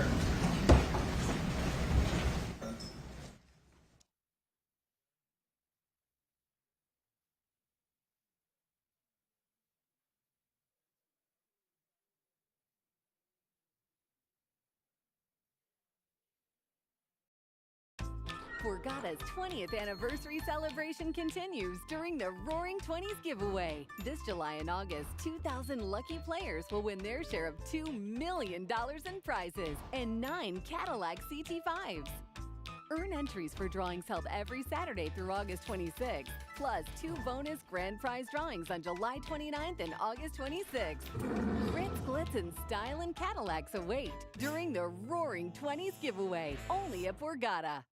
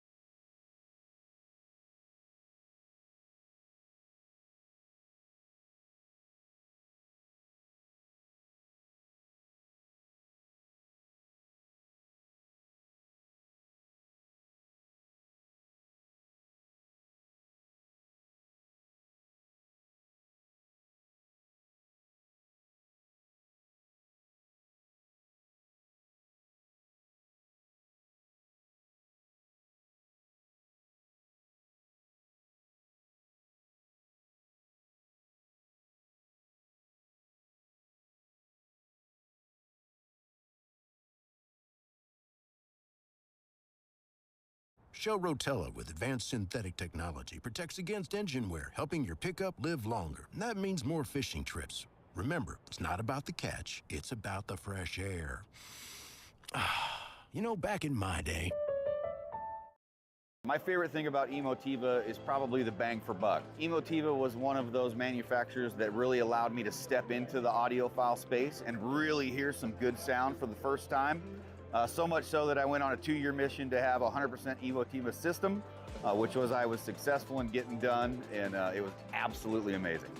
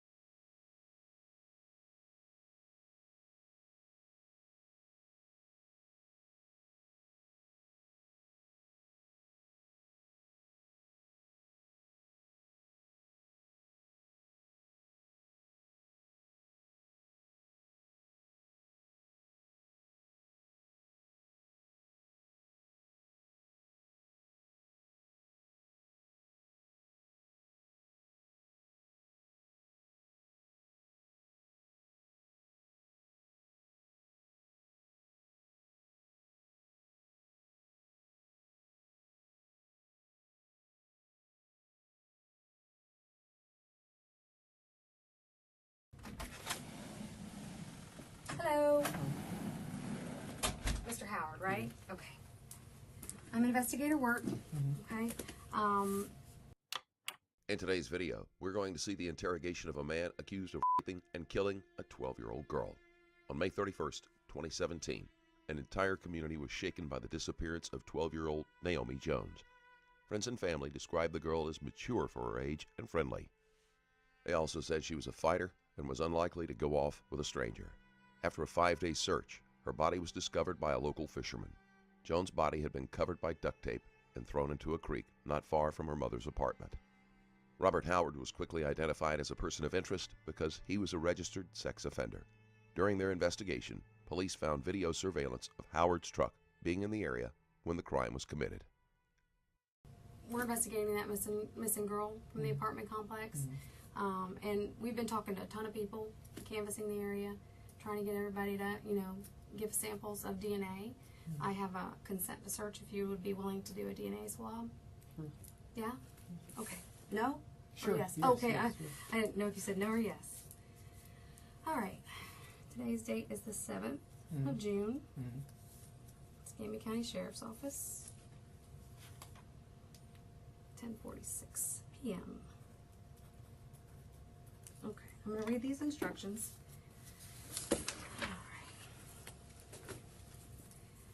Okay, you do not have to consent to a search of yourself or your property. If you do consent to such search, any evidence observed or obtained by such search can be used against you in a court of law. If you refuse to consent to such search, your refusal cannot be used against you. Unless you consent to such search, we cannot search you or your property without probable cause except upon the authority of a search warrant issued by a judge or a proper court authorizing the search. A search warrant will not be issued except upon an affidavit setting forth the facts which constitute legally sufficient probable cause for the issuance of the search warrant. You have the right to a lawyer for advice before questioning to such or before consenting to such search. If you cannot afford a lawyer, one may be appointed to advise you. You understand? Okay. Okay, now what is this for again? Buckle swabs. We've been collecting buckle swabs from, most sex offenders or anybody in the area. We've been trying to get buckle swabs. But, okay.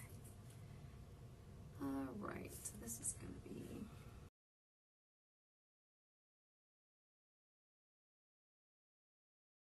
Area is approximately a couple miles wide, correct? No, it's more like meters as compared to miles. It's accurate, but it's not precise. Now, you indicated to these folks that you looked at something on the cell records called environment. And shit. Normally, because I'm just making like, I would chew on this for another hour, but I want to gross y'all out. So, I'm going to wash my hands Of the two individuals that were shot before they were removed from the vehicle, the Jeep. Yes. No, sir.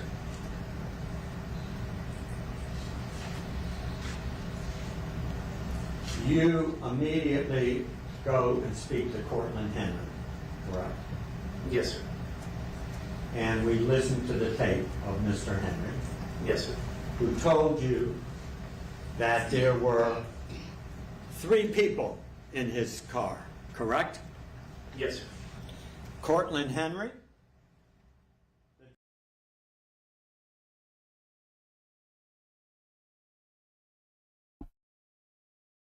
Alright, so look, man, I'ma holler at y'all. You feel me? Be back tomorrow for more of the case and shit. So, stay tuned and have a blessed day, y'all.